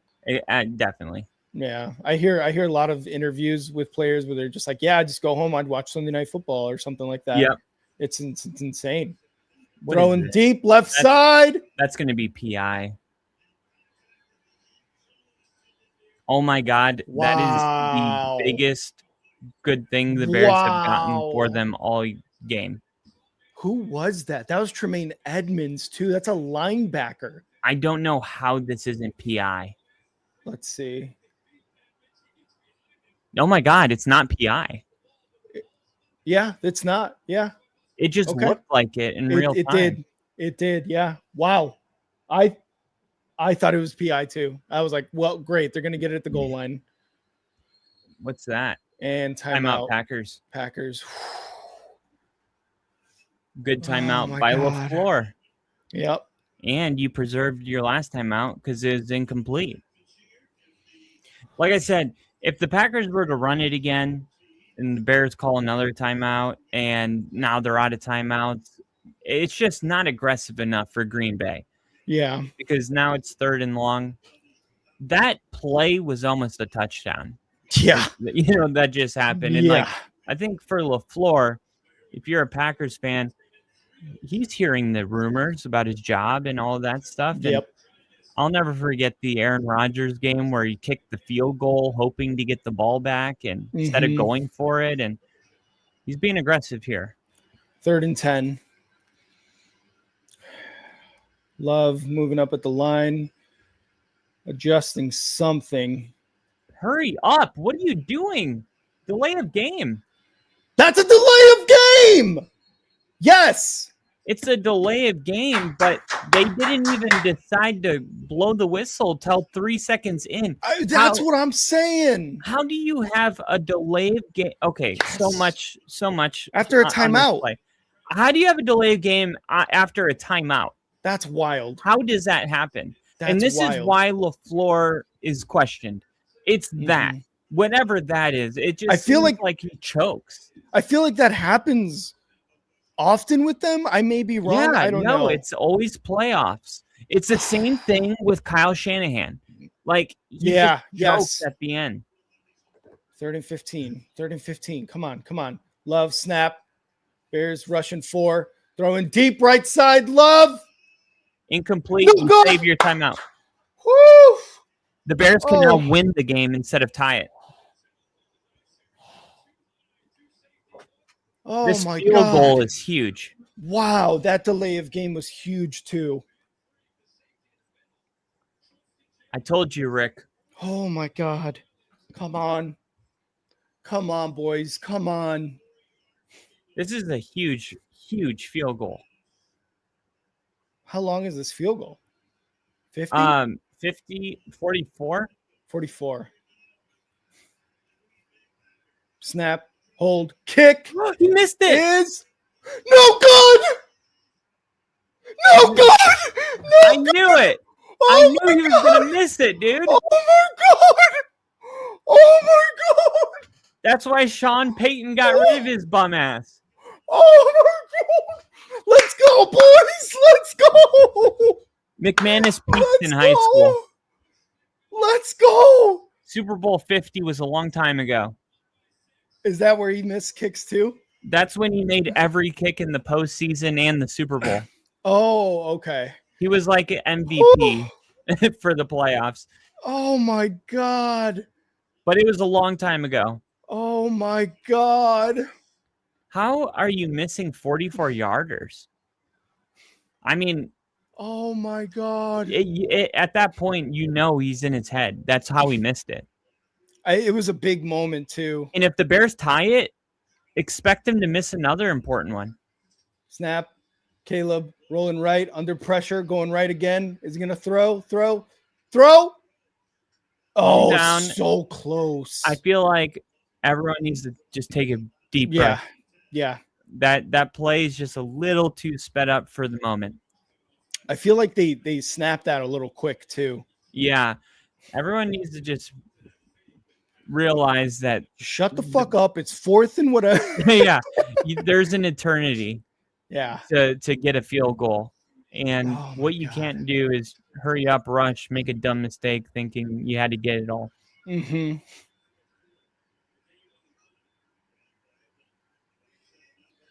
Caleb snap. Pressure throwing in the middle. Colston Loveland, baby. There we go. Run it to the 2-minute warning. You think they run it to the 2-minute? No, hell no. They're the team that's trying to score. True. And they just got the, first down. They're not going to start burning time unless there's like 40 seconds left and they're inside the 7. Yeah. And they're like, yeah, we're definitely scoring a touchdown. And he should timeout Green Bay. Oof. And that was because LaFleur knew. And he's pissed at Hafley right now because LaFleur knew if Caleb was a little wiser. And like, think about it. He coached Rodgers, who's the best in the league. You're trying to make a substitution. The Packers are running off the field slower than molasses. Mm-hmm. And you got Caleb Williams, and LaFleur basically said, I don't trust that Caleb Williams isn't going to be wise enough to snap the ball and get the 5-yard penalty. The thing is Caleb wasn't going to do it. He was getting off the field and Caleb wasn't like snapping the ball yet. So LaFleur just burned the timeout in case Caleb was going to hurry up and snap it. But Caleb really wasn't that aware of the substitution. He's going to motion Colson to the right side, snap, going to hand it off. It's going to be DeAndre Swift for about 6-7 yards. There we go. 2-minute warning, baby. Oh my God. We don't get a lot of young quarterbacks do that. It's like Matthew Stafford, Aaron Rodgers, these guys that have been in the league. Like right now, Caleb's just trying to get his team in field goal range. Like he's not. But next year, the year after, that's the evolution of the quarterback. You get to that stage where you're like, Aaron Rodgers has the least pressured quarterback in the NFL this year. And we know the Steelers' offensive line is bad. And yet it's because he gets rid of the ball quick. He's out there playing mental chess. He's not relying on his physical abilities like you do when you're young.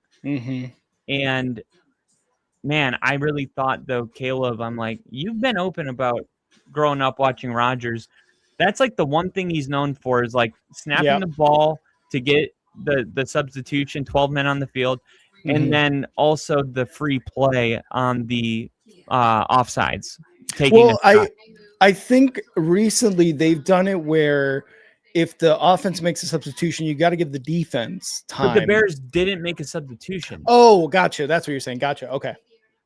Yeah, that's true too. And what Caleb has done, though, I will say that is very Aaron Rodgers like is when it's happened a couple times, and I believe once against the Packers, where you have an offsides or you have an encroachment and they don't stop it. Caleb snaps the ball and throws it to his deep guy, similar to what Aaron Rodgers did to the Bears for literal years. The deep ball thing I've seen Caleb do.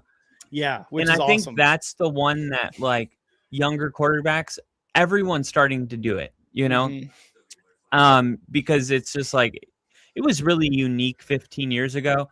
Nowadays, it's like free play, you know. Yeah, exactly. I think the 12 men is a little more like intentional. Like you have to be like aware of like, oh, they're substituting, which is just a whole nother level of like, especially in this moment, like awareness. You're trying to get the play in. You're thinking. You're not really like, oh, are the Packers substituting? You know? Yeah. Do you have to call a motion? Do you have to? Yeah. Right. And who knows what play's being, you know, regurgitated in his little headset. 25 twists, right bow, 17 twists. You know, kill, 34 laser. That's why they say quarterback's the hardest thing in all of sports. Yep. 2nd and 4. Caleb shotgun. At least it's not 4th and 2. Yeah.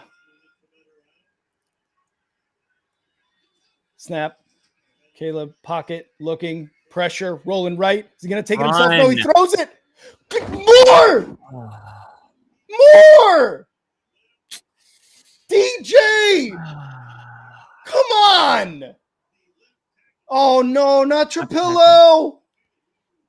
2 things. Oh, Theo Benedict, Caleb come on. Threw that ball extremely hard. And number 2, DJ's got to catch it.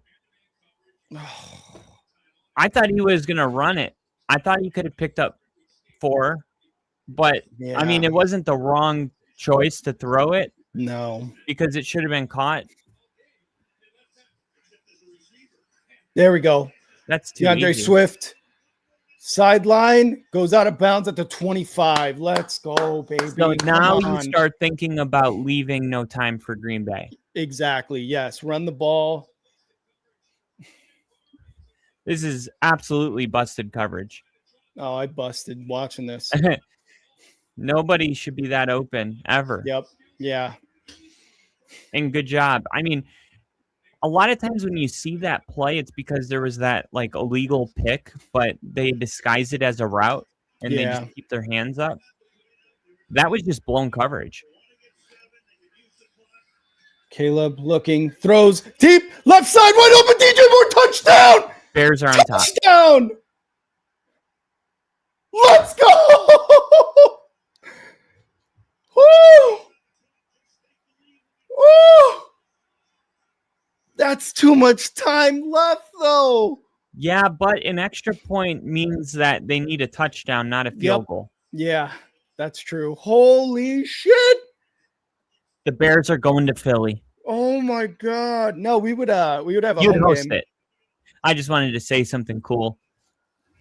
Oh my freaking God! Like the Bears are going to Philly just sounds cooler than Philly's coming to Chicago. You know. Yeah. Because it sounds like I'm saying the Bears are moving on. 31-27, the first lead the Bears have on the Packers this season.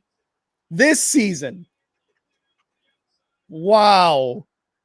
This is exactly how all these Bears-Packers games have gone. Honestly. Like Green Bay gets this like pretty comfortable lead, and it feels like they're the better team for most of the game, and then the Bears just find a way to hang around. Then they capitalize on a couple mistakes, and this is like just not surprising. Not for me. I don't know if you're going to get those 5 more receptions, Lily. Now, I was thinking when the second half started, the game was going to go in one or two directions. It was going to either be Dallas again and it's like 40-3. But the second the Bears got the 3 and out, I knew something changed. I knew that this was going to be the other direction and that the Bears would come back. And I think it's just very disappointing right now for Green Bay because, think about if the roles were flipped here. Oh, yeah. It's almost like unbelievable. Like, how did you let this happen with all the turnovers and mistakes that the Bears have made today?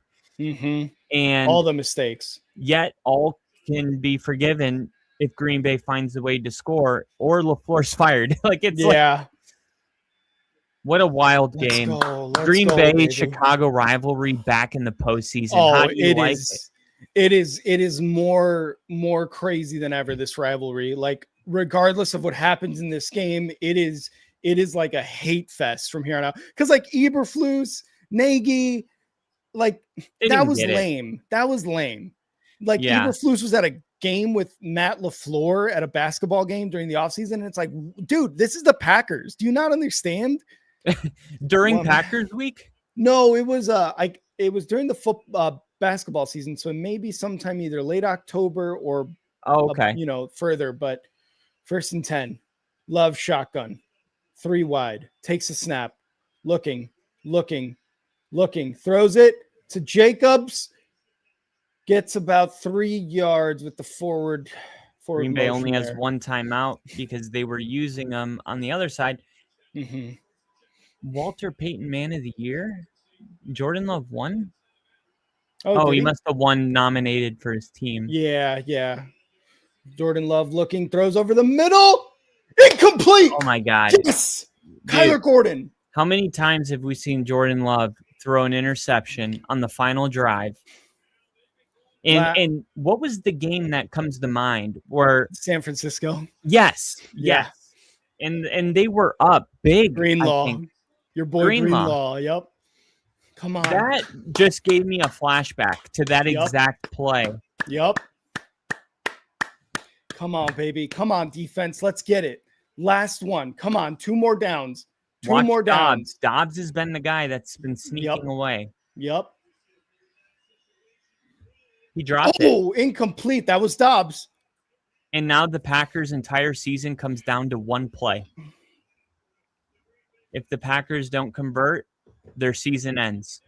Come on, baby. In Chicago, having to go midfield and shake the guy's hand who laughed at you, who said, we're going to win twice a year. These guys hate each other. I just, as a competitor, you got to think LaFleur's going to literally be in bed for a week if he doesn't convert here. 4th and 7. Love shotgun. Snap. Looking. Throws deep. Left side. Caught. Fuck. Oh, my God. That's gold in a minute. Balls to throw this. Was this 17-yard pass when you need 7 with the entire season hanging in the balance? That was on emotion, too. That was a really... That is just such an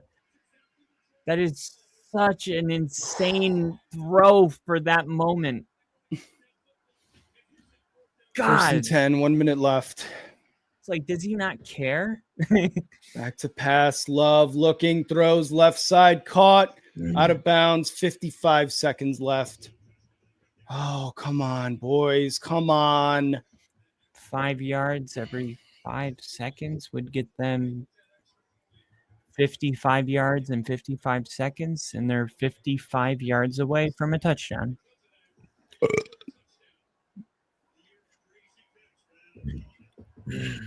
Come on, boys. Come on. Get some pressure. Get some pressure. Love in the shotgun. Snap. 4 rush for the Bears. Looking, throwing deep over the middle. Incomplete. Oh, my God. Oh, my God. He dropped it. He just dropped that. Reed dropped that. 3rd and 3. 50 seconds left. Wow. Credit to Love getting the ball out in like 5-second increments. Wow. Oh, my God. I mean, that's a touchdown. Yeah. I think he's going to turn the corner, and he's the fastest guy in the team. Yep. Reed is, well, Christian Watson? No?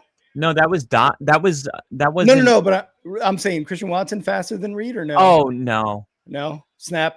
Love looking. Quick throw. Left side. Caught. First down. When do you burn the timeout?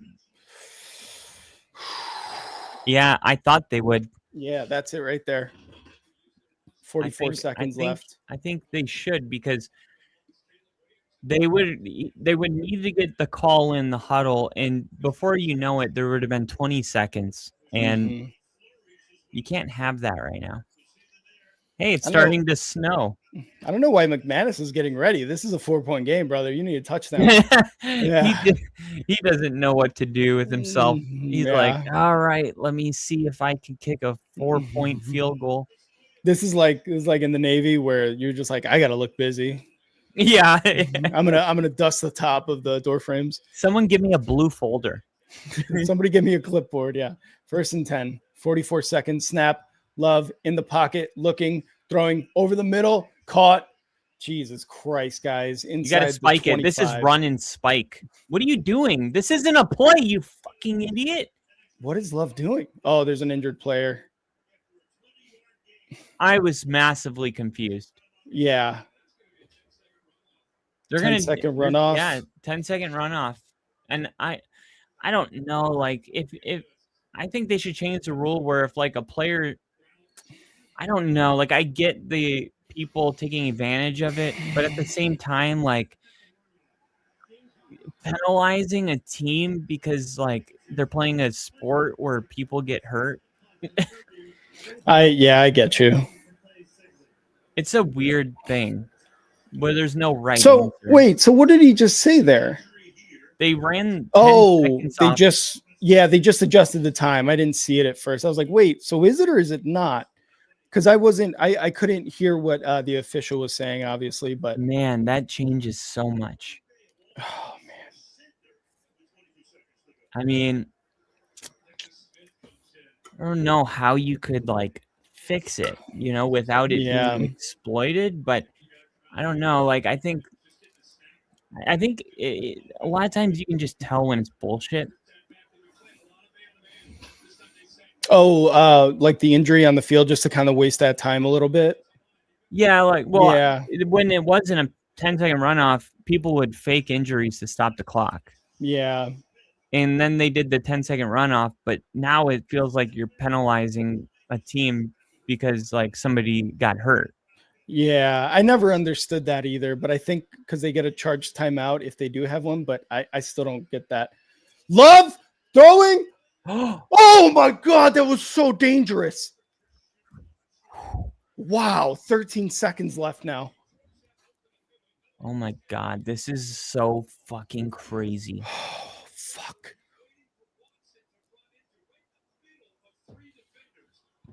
"13 seconds, 2nd and 10. Come on, boys. Come on. Do not let this go, please. Love is being super like.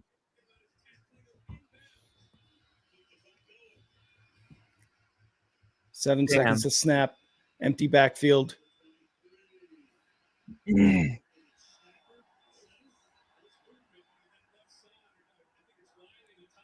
No way. False start. False start?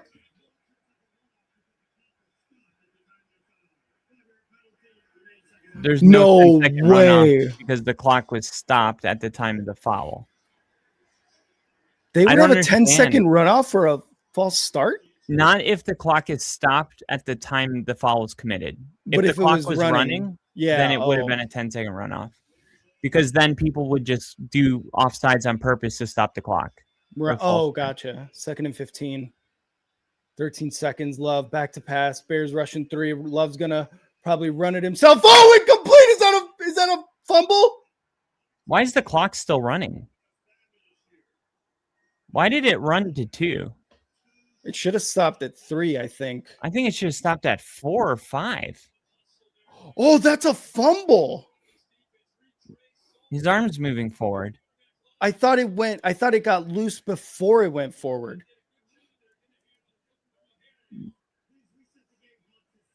Yeah, they're resetting it to 7. Yeah, I didn't understand that. So 3rd and 15? Or no, 7 seconds. But yeah, 3rd and 15. 3rd and 15. Okay. Do not let anything in before the first down, though. Throw a quick one. Yeah. To get somebody out of bounds. Yeah. Football. Love. Oh my God, guys, get some fucking pressure, please. This is it. This is going to be game. Bears win. Bears win. Bears win. Let's go, baby. Let's go. Bears Broncos Super Bowl alive. It's still alive. Oh my God. Let's go. And a quick handshake again. FTP, baby. FTP. Let's go. Oh my God. Let's go. This is Bears. Go. This is Bears football. Oh. Are they brothers? Oh my God. Bears beat the Packers for their first playoff win since 2010. Wow. Let's go. The Cardiac Bears. 28 points in the fourth quarter, in the second half, whatever. I cannot believe that. Oh my God.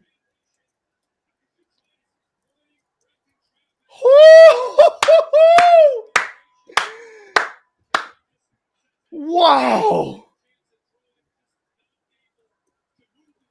Oh my freaking God, baby.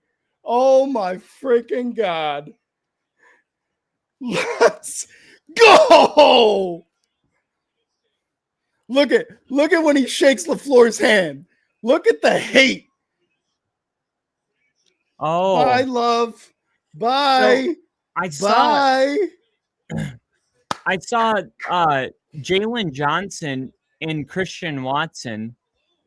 Yeah, they embraced there at the end. Yeah, and so I was trying to see like why, and I saw after Watson tore his ACL, Jalen Johnson immediately called for medical help and then knelt and prayed over him. Yeah, and ever since that, I guess that was like a big thing all over social media. That Jalen Johnson like did that when Christian Watson tore his ACL. Yeah. And wow. I guess they're like friends now. Oh my God. I cannot believe what I just saw. Yes, you can, Rick. You've seen this every week. But not in the playoffs. Oh my God.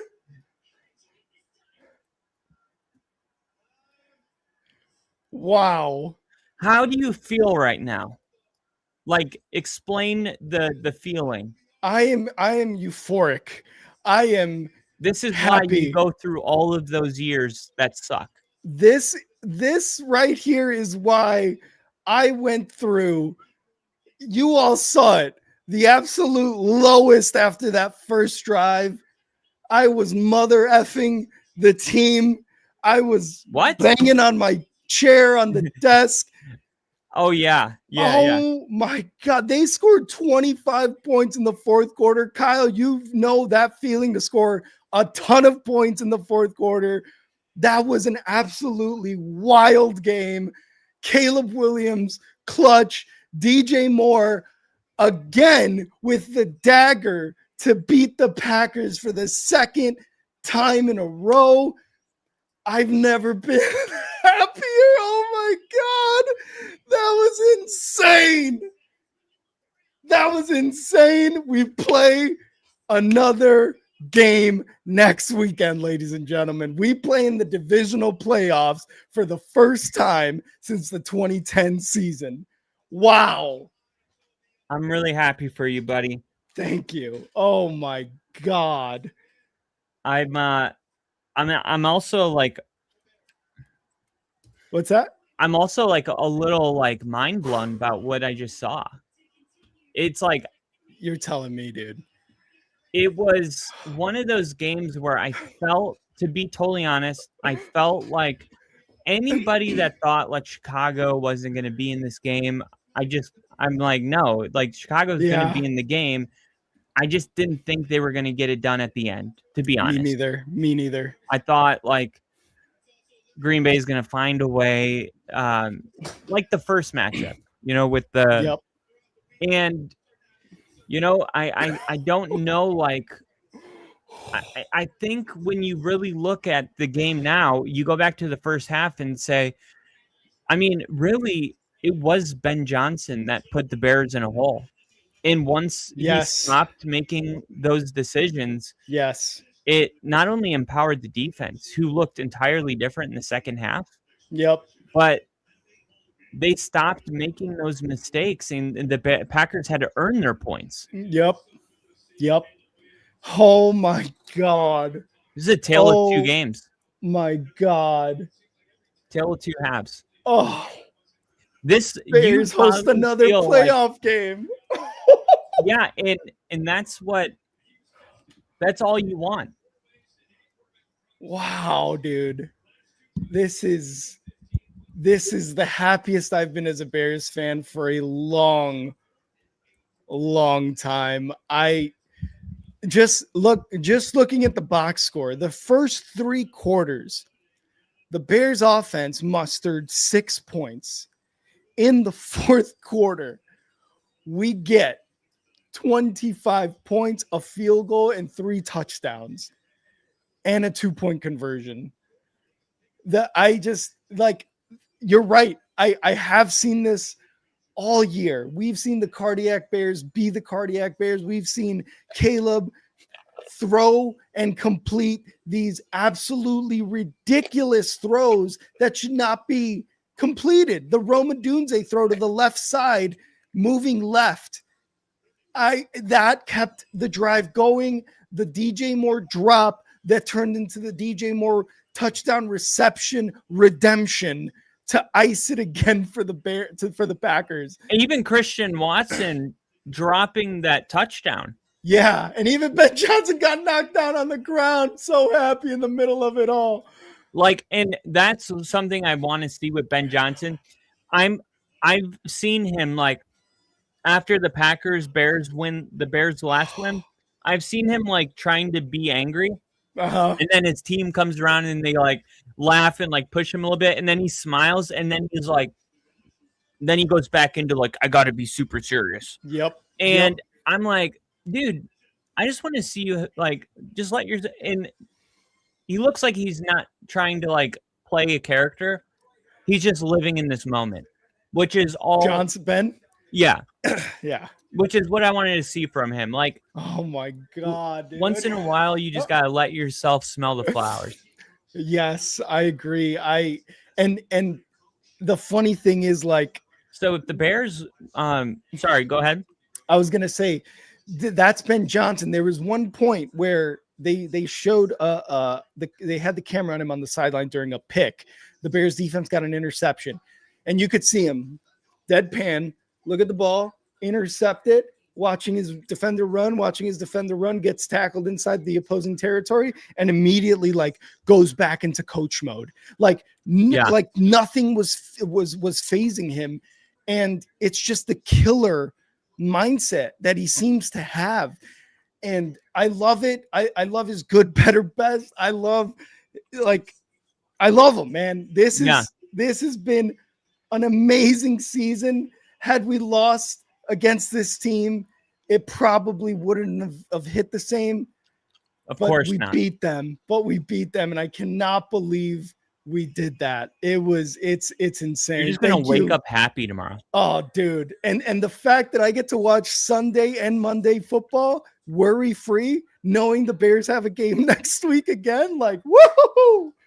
So let's go. The 7th seed gets eliminated for the NFC. 4 out of the 5 years that the 7th seed since it's been incorporated. The only 7th seed to ever win a playoff game was the Packers when they beat the Cowboys. But Was what? the Packers when they beat the Cowboys. Had Green Bay won, they would have gone on to play Seattle. Mm-hmm. Mm-hmm. That would have been automatic, yeah. Now that Green Bay is eliminated, you have the 1-2, the 6-3, the 5, and the 4. But the 4 has been eliminated. So the only thing that remains is the 5 seed, the 6, and the 3. Obviously, Seattle is going to play the lowest remaining seed. So if the 49ers were to beat the Eagles, the 49ers and Seahawks would play next week. But if the Eagles beat the 49ers, then the Rams are going to end up playing the Seahawks. And then the Bears would end up playing the Eagles. Eagles, yeah. Mm-hmm. So it's very simple for Chicago. If the 49ers win tomorrow, get ready for the Eagles. Yep. If the Eagles win tomorrow, no. If the 49ers win, we play the Rams. Right. Did I say that wrong? Yeah, you said if the 49ers I said get ready for the Eagles. Yeah. If the 49ers win, then the Bears would play the Rams. Yep. And if the Eagles win, then you will play the Rams. No. We play the Eagles. If the 49ers win, the Eagles are eliminated. If the Eagles win, we play the Eagles. Yeah. If the Eagles win.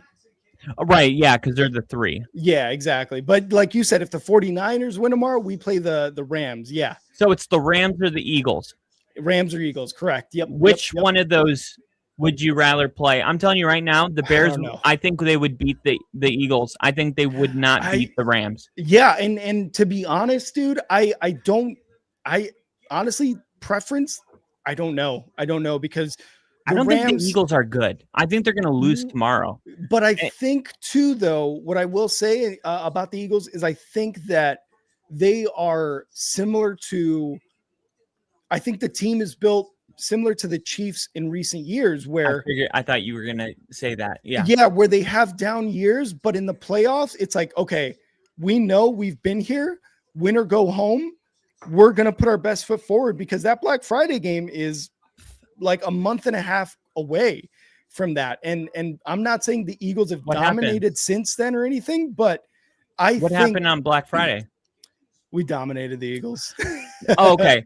Yeah. Like, here's the thing. I think you're wrong about the Eagles getting to wear the crown of like, we can trust them like we trust the Chiefs. Like, I'm not there with them. They've gone to the Super Bowl twice in 4 years, and both of those years, they were the best team in football. Yeah. Then they had the year in between where they lost both their coordinators, and they were bounced in the first round to Tampa, and it was very similar to what's happening this year. I called this when we did our predictions in the preseason. I said the Eagles are going to get in with 9 or 10 wins, and they're going to get bounced in the first round. And based on what I've seen all year, I have no reason to think that they're going to be able to beat the 49ers, besides the fact that it's the playoffs and you're in Philly and it's a road game. And the 49ers just played Seattle last week, which is a physical game. You're tired, and I get all that. But if you're talking strictly about like the Bears, I think the Bears match up very well with Philly, and that would push them to the NFC Championship. But for the 49ers, like I think the Eagles are the second worst team in the postseason. Like Panthers being the first. The Panthers being the first, and then the Eagles. And like the Eagles statistically are an anomaly. There's no reason they should have won 11 games. They're not great at anything. They are one of the worst first and second down teams, which means they're one of the worst third down teams. They rely on like 2 big plays a game. They're just, I don't see them winning. And if 49ers win, it's the Rams, and you said you don't feel great about that.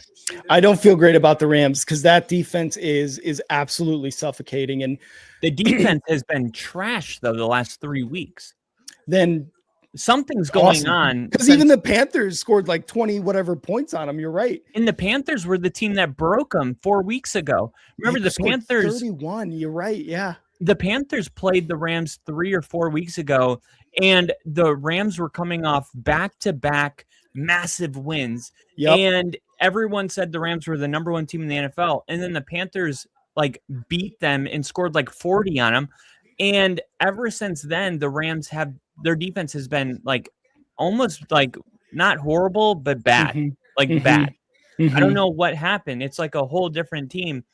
It's the opposite direction. So like, I think the Bears could even beat the Rams. I would not be shocked. That would be awesome. I don't know. The Bears beating Green Bay today tells me that the Bears could beat the Rams, and they could also beat the Eagles for sure. Okay, so Seattle and the Bears. Going with that, that would be fucking crazy. Going with that, who would you rank the better offense, the Rams or the Packers? With Josh Jacobs, the Rams. The Rams, right? That's why I think we do like Eagles or Rams. If you're telling me to pick between the two, but it's the divisional rivalry that gives the Packers that extra. Yeah, it's a little extra. You're right. But and plus the fact that this was the third time that they see each other. And it seem like the Packers outplayed the Bears. Yep. In those other games, as I mentioned. So like, and like I said too at the end, like that was the first lead that the Bears have had on the Packers all 3 games. Like similar to what happened to the Broncos? Like nobody ever had a lead on the Broncos with time remaining on the clock. The Bears never had a lead on the Packers until that DJ Moore touchdown. Like that's the thing is like this offense it can be good, but man, it takes forever to get it going. And the extra bump because of the rivalry, absolutely, I agree. I just think that the Rams offense is like from the start, go. The defense, I didn't realize they were like kind of on the downhill. Yeah. But it would be like 27 to 30 points for each team, I think. I don't know. Yeah, because if that's it, that's kind of what's been going on. They had a close game against the Panthers. I still think I would prefer to play Jalen Hurts and the Eagles because man, Matthew Stafford is such a good quarterback. Yeah, the Rams were my Super Bowl favorite. Oh, that's right. I had the Rams and Broncos in the Super Bowl, and I remember when I said that, you were like, no way. And I'm like, shut up. I was like, I don't do this every year. Like, So the Rams gave up 34 points to the Lions. Then they gave up 38 points to the Seahawks. Then they gave up 27 in a loss to the Falcons. Then they gave up 20 to the Cardinals last week in a meaningless game where they played their bench their starters. And then the Panthers today, they gave up 31. And before that Lions game where they gave up 34, they played the Cardinals. And it was the week before that they played the Panthers, November 30th. And the Panthers scored 31 on them. And it changed everything. Because before that game, you see like Rams Bucks 7-34. Oh, that's the defense we remember. Seahawks Rams 19-21. Saints 10 points. 49ers 26. They played Jacksonville and only gave up 7. They played the Ravens and gave up 3. But ever since the Panthers game, they've given up I'm looking at it quick. It's like probably 4 of their 6 games, like 27 plus points. Yeah, exactly. So something is definitely shifted with the Rams, and just to think like, oh, they're gonna just like bounce back and be really good. And I don't think so. I think this is something they're gonna have to overcome offensively for the duration of the postseason if they're gonna win a Super Bowl. Yeah, and you just looking at it more too, and this crafty comment, LA team won't like playing in Chicago weather. that is a factor. Like regardless of where you're from, they played in Carolina, but I think Carolina is an outdoor stadium, but it's not like Chicago cold or anything. So I think that does factor in. I think it's one of those how a things team though, that's performs. People state it. I Sometimes. agree, but I do still think it has an effect because they are a semi-domed stadium. I know it's an open air stadium, but still they play in Southern California, right? It makes a big difference offensively. I think it makes a difference, but I agree with what you're saying is like, I think it's not as much of a advantage as people, say it is, because look at Aaron Rodgers. Where did he play in college? What was it, like California? Yeah. Yeah. He came to the Packers. He sat under Brett Favre. He played in some of the coldest games in Wisconsin, in Chicago, in Minnesota, and even Detroit, where he played 8 games a year. And look at, he's won a Super Bowl, plenty of playoff appearances, going to the Hall of Fame. So I agree that I think it does make a difference, but it doesn't make that much of a difference like people are saying. And I'm going to go take a quick pee because I've been holding it since about the end of the third quarter. Yeah, definitely. It's like every time I watch Colin Cowherd, he's always talking about like these warm weather teams don't want to go play, in the cold weather. And I don't know, like, I think it takes a really long time to be in a warm place for so long that you're just uncomfortable playing in the cold. Like that takes, decades for your blood to start thinning to that point.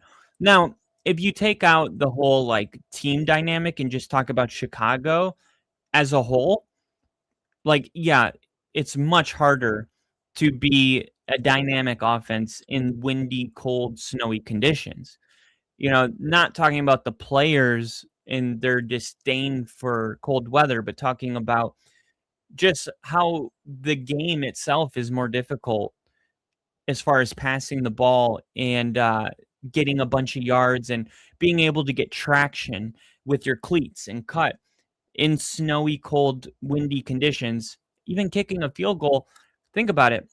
We saw Brandon McManus miss a field goal that would have put the Packers? I guess it would have been. No, he missed 2 field goals.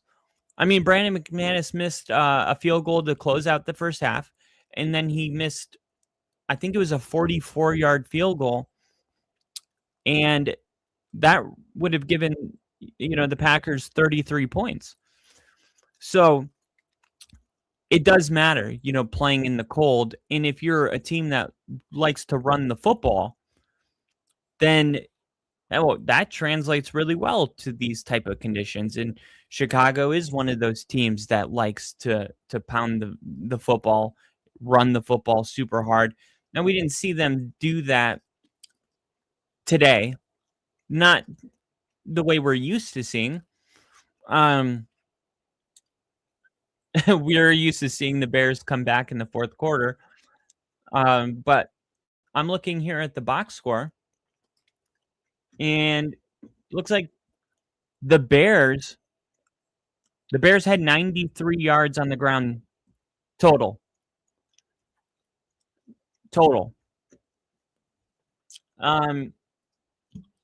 Let me see something. Last game, the Bears.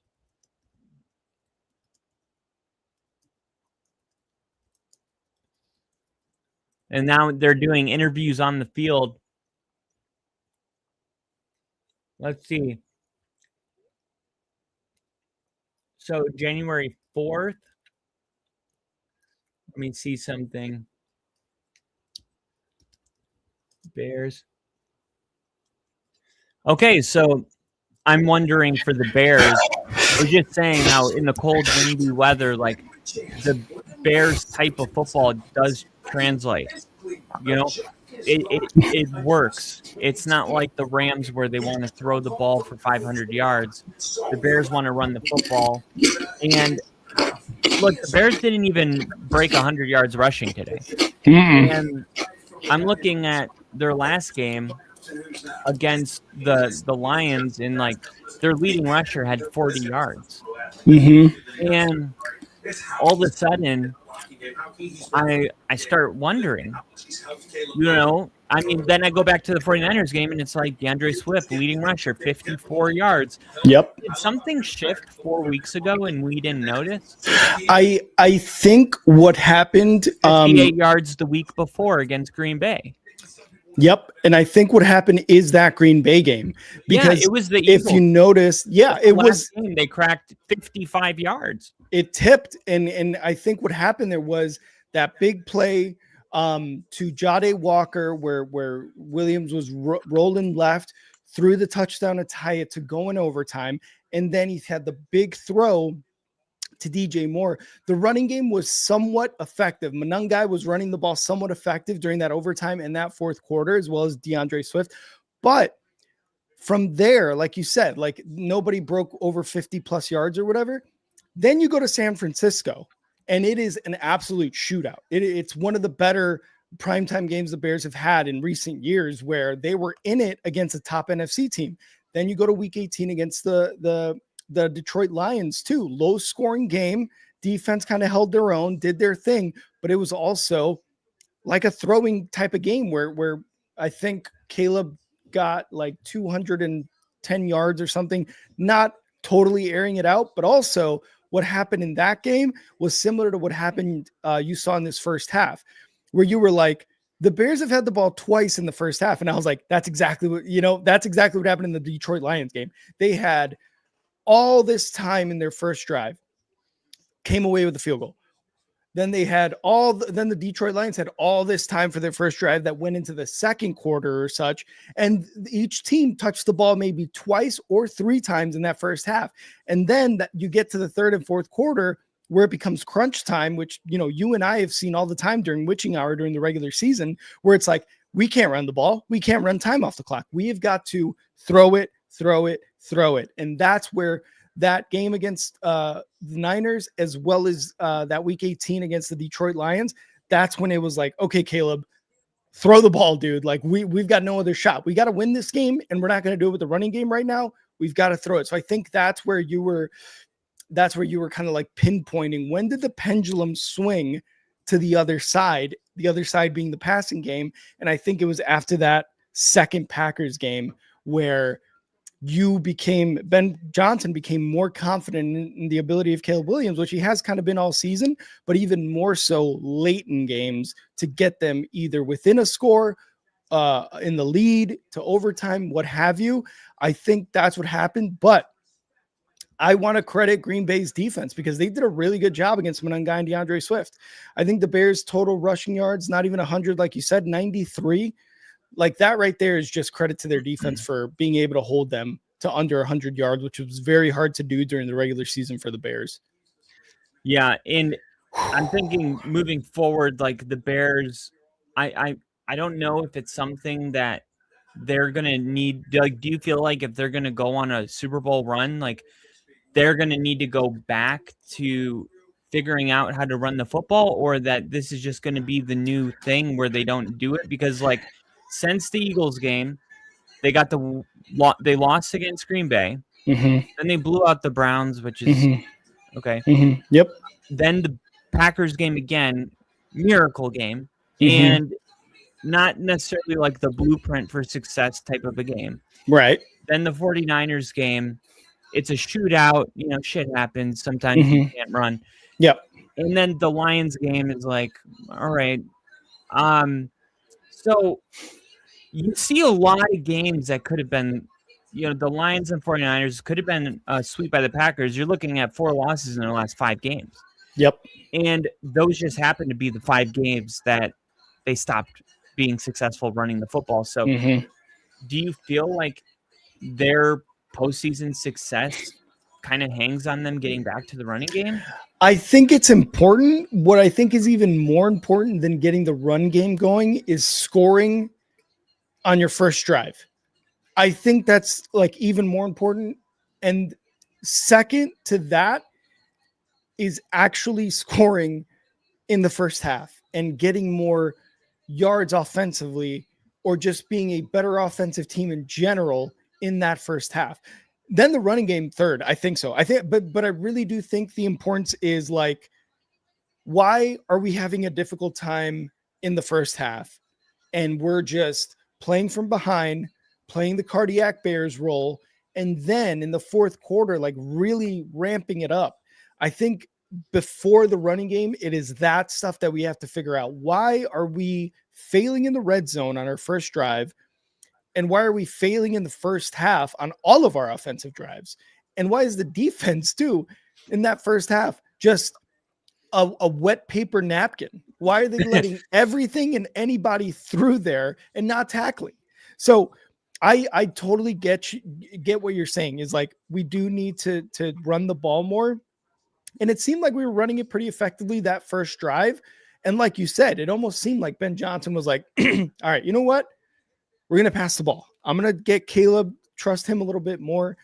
I do think we need to run the ball more, but even more so than that is just rhythm. Offensive rhythm needs to be much better in that first half.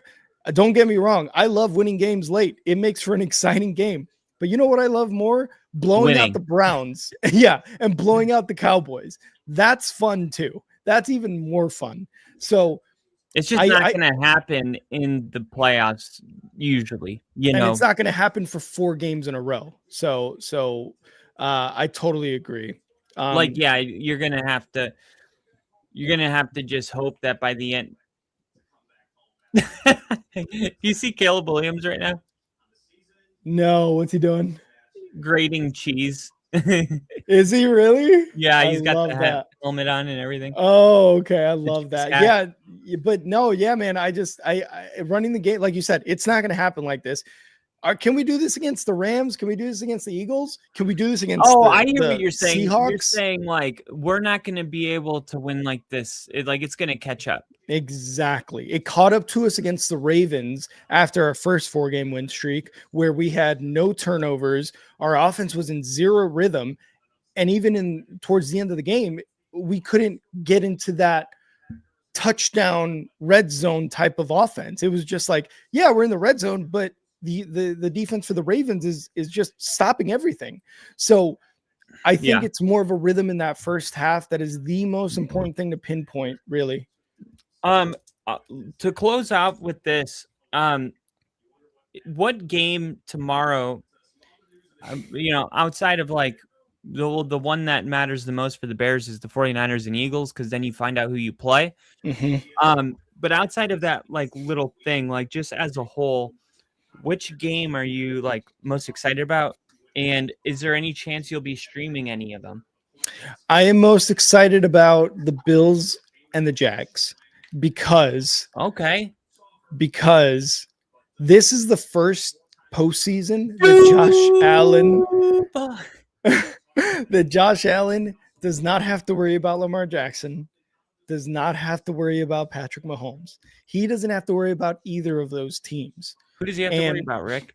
He's got to worry about Bo, Trevor Lawrence, Chapman, Bo Chapman, Knicks. He's got to worry about Drake May in the incredible second year he's having under Vrabel. Look at our quarterbacks from the 2024 draft class. Right? He's got to worry about Caleb Williams, Bo Nix, Drake May, like Jaden Daniels if he could have stayed healthy. Yeah, and even the Houston Texans, who have been really, really good the last few weeks of the season. I'm terrified of the Texans. I would be too. I honestly would be too. And they're similar to me at least, they're similar to the Rams, where the defense is there, but you can't, like, their defense, the Texans defense is clearly, in my opinion, better than the Rams defense. It's the best in the league. Better than ours. No, like it just is. I don't know. It's like we give up too many yards and points. The Texans don't. Yeah, though that's the most exciting game I'm looking at, though, the Bills and the Jags. Will I stream one of them? Possibly. I think that Bills Jags game might be the one, because I personally would love to see Josh Allen have a really, really good shot at finally kind of getting that chip off his shoulder, that dark cloud hanging over him, is to not making the Super Bowl because he's had to go up against these really good teams that include Patrick Mahomes and Lamar Jackson. And now that neither of them are in the playoffs, he's got the best shot. So I think love to see the Bills win, and that, like, if I could pick our playoff opponent, it would be the Steelers and the Bills. Like, I want the Bills, not because they beat us last year, kind of because they beat us last year, but because I think this is the worst team Josh Allen has ever had. And I think it's really unfair that everyone keeps bringing up, this is like your moment because you don't have Mahomes, you don't have, and it's like, yeah, you know what? Also, he doesn't have a good team. You know, and this idea that, like, you know, it's now or never. It's like he's 27 years old. Like, what do you mean now or never? John Elway didn't win one until he was 35.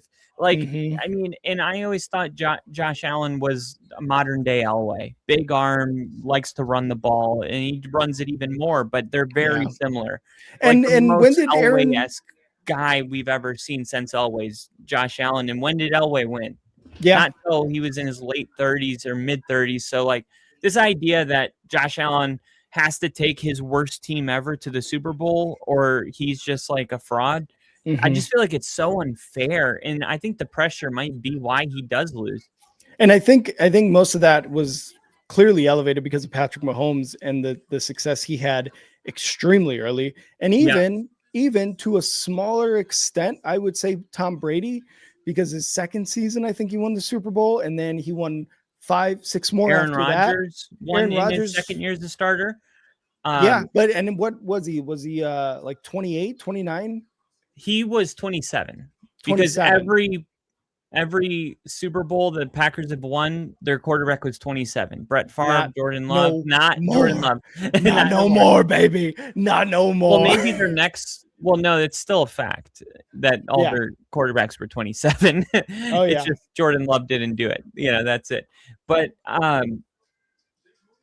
what were you talking? Oh, Buffalo. Like, that's why I think it's a little unfair because I just think Jacksonville's a better team. Like, they've been doing everything so well. And it's like if Josh Allen doesn't put the team on his back and will like this team to a victory over the hottest team in the NFL, like he missed his shot. Like, I don't know. I get what you're saying, but man, that was congrats. Thank you. Again. Thank you. And I can't wait to watch the Broncos next week. I wonder if we're going to play on the same day. Oh, true. I think it depends on who the Bears play because whether it's a Saturday or Sunday game, I think it'll go to two games or 2 days next week. Oh, so I wonder if there's going to be Saturday night and Sunday night football. 2 games on Monday Saturday night. And 2 games on Sunday. Gotcha. Okay. And I guess it depends. Like, is it the Eagles and maybe we're like that first Saturday or that first Sunday game? I think it would be Saturday night if I had to guess. Ooh, okay. I like that.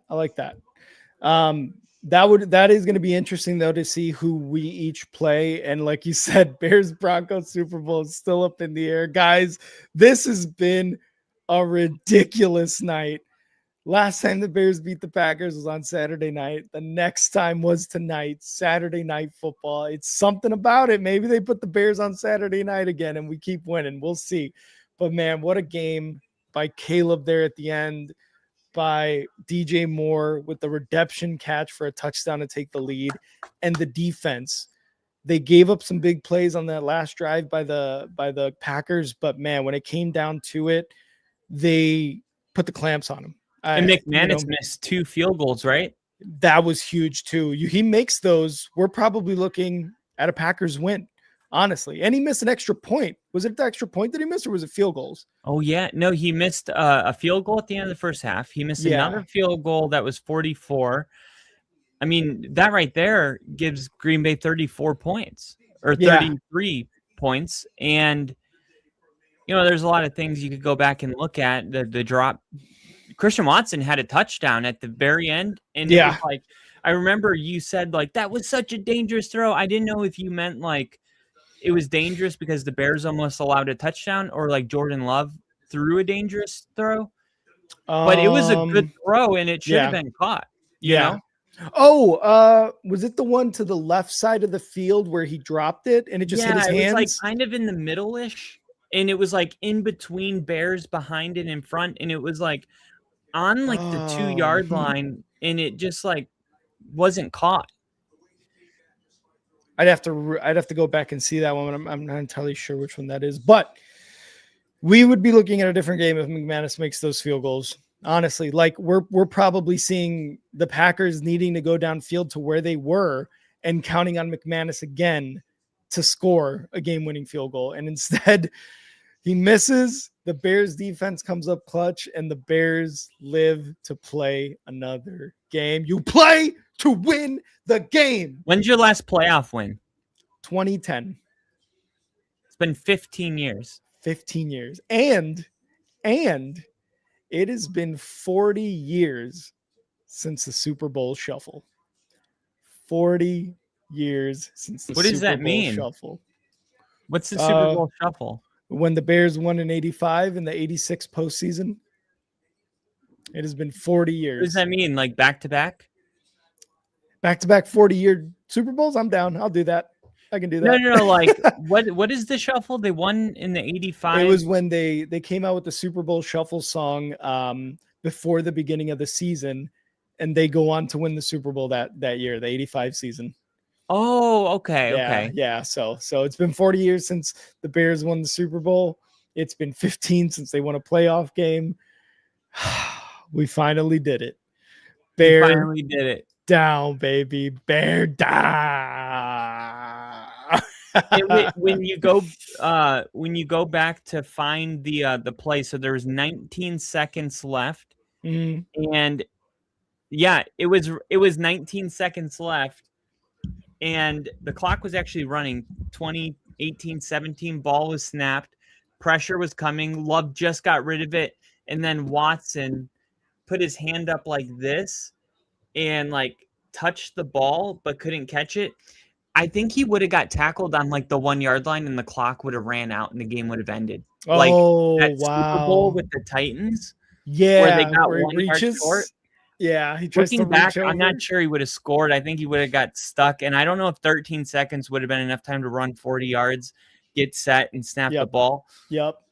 But yeah, dude, congrats! What a freaking game! Happy what a game. StreamYard's working, and I'll see you tomorrow. I'm glad I was able to stream this game. Thank you to everybody who was here. Bears beat the Packers in the first round of the wild card, 31-27. Thanks to Edub, Lil E, KC. We had Nick in here. We had Crafty in here. We had Ginge in here. We had Daniel Barry. We had Richard in here who left early on. But thank you guys. Everyone who was here, thank you guys so much for being here. We appreciate you. More Bears football and Broncos football coming up. We got Woody in the chat too. Oh my God, what a game. Kyle, you got anything else before we get out of here? Long live Bill. Long live Bill. Thank you guys again. And Kyle, always a good time, brother. Always a good time. Bear down.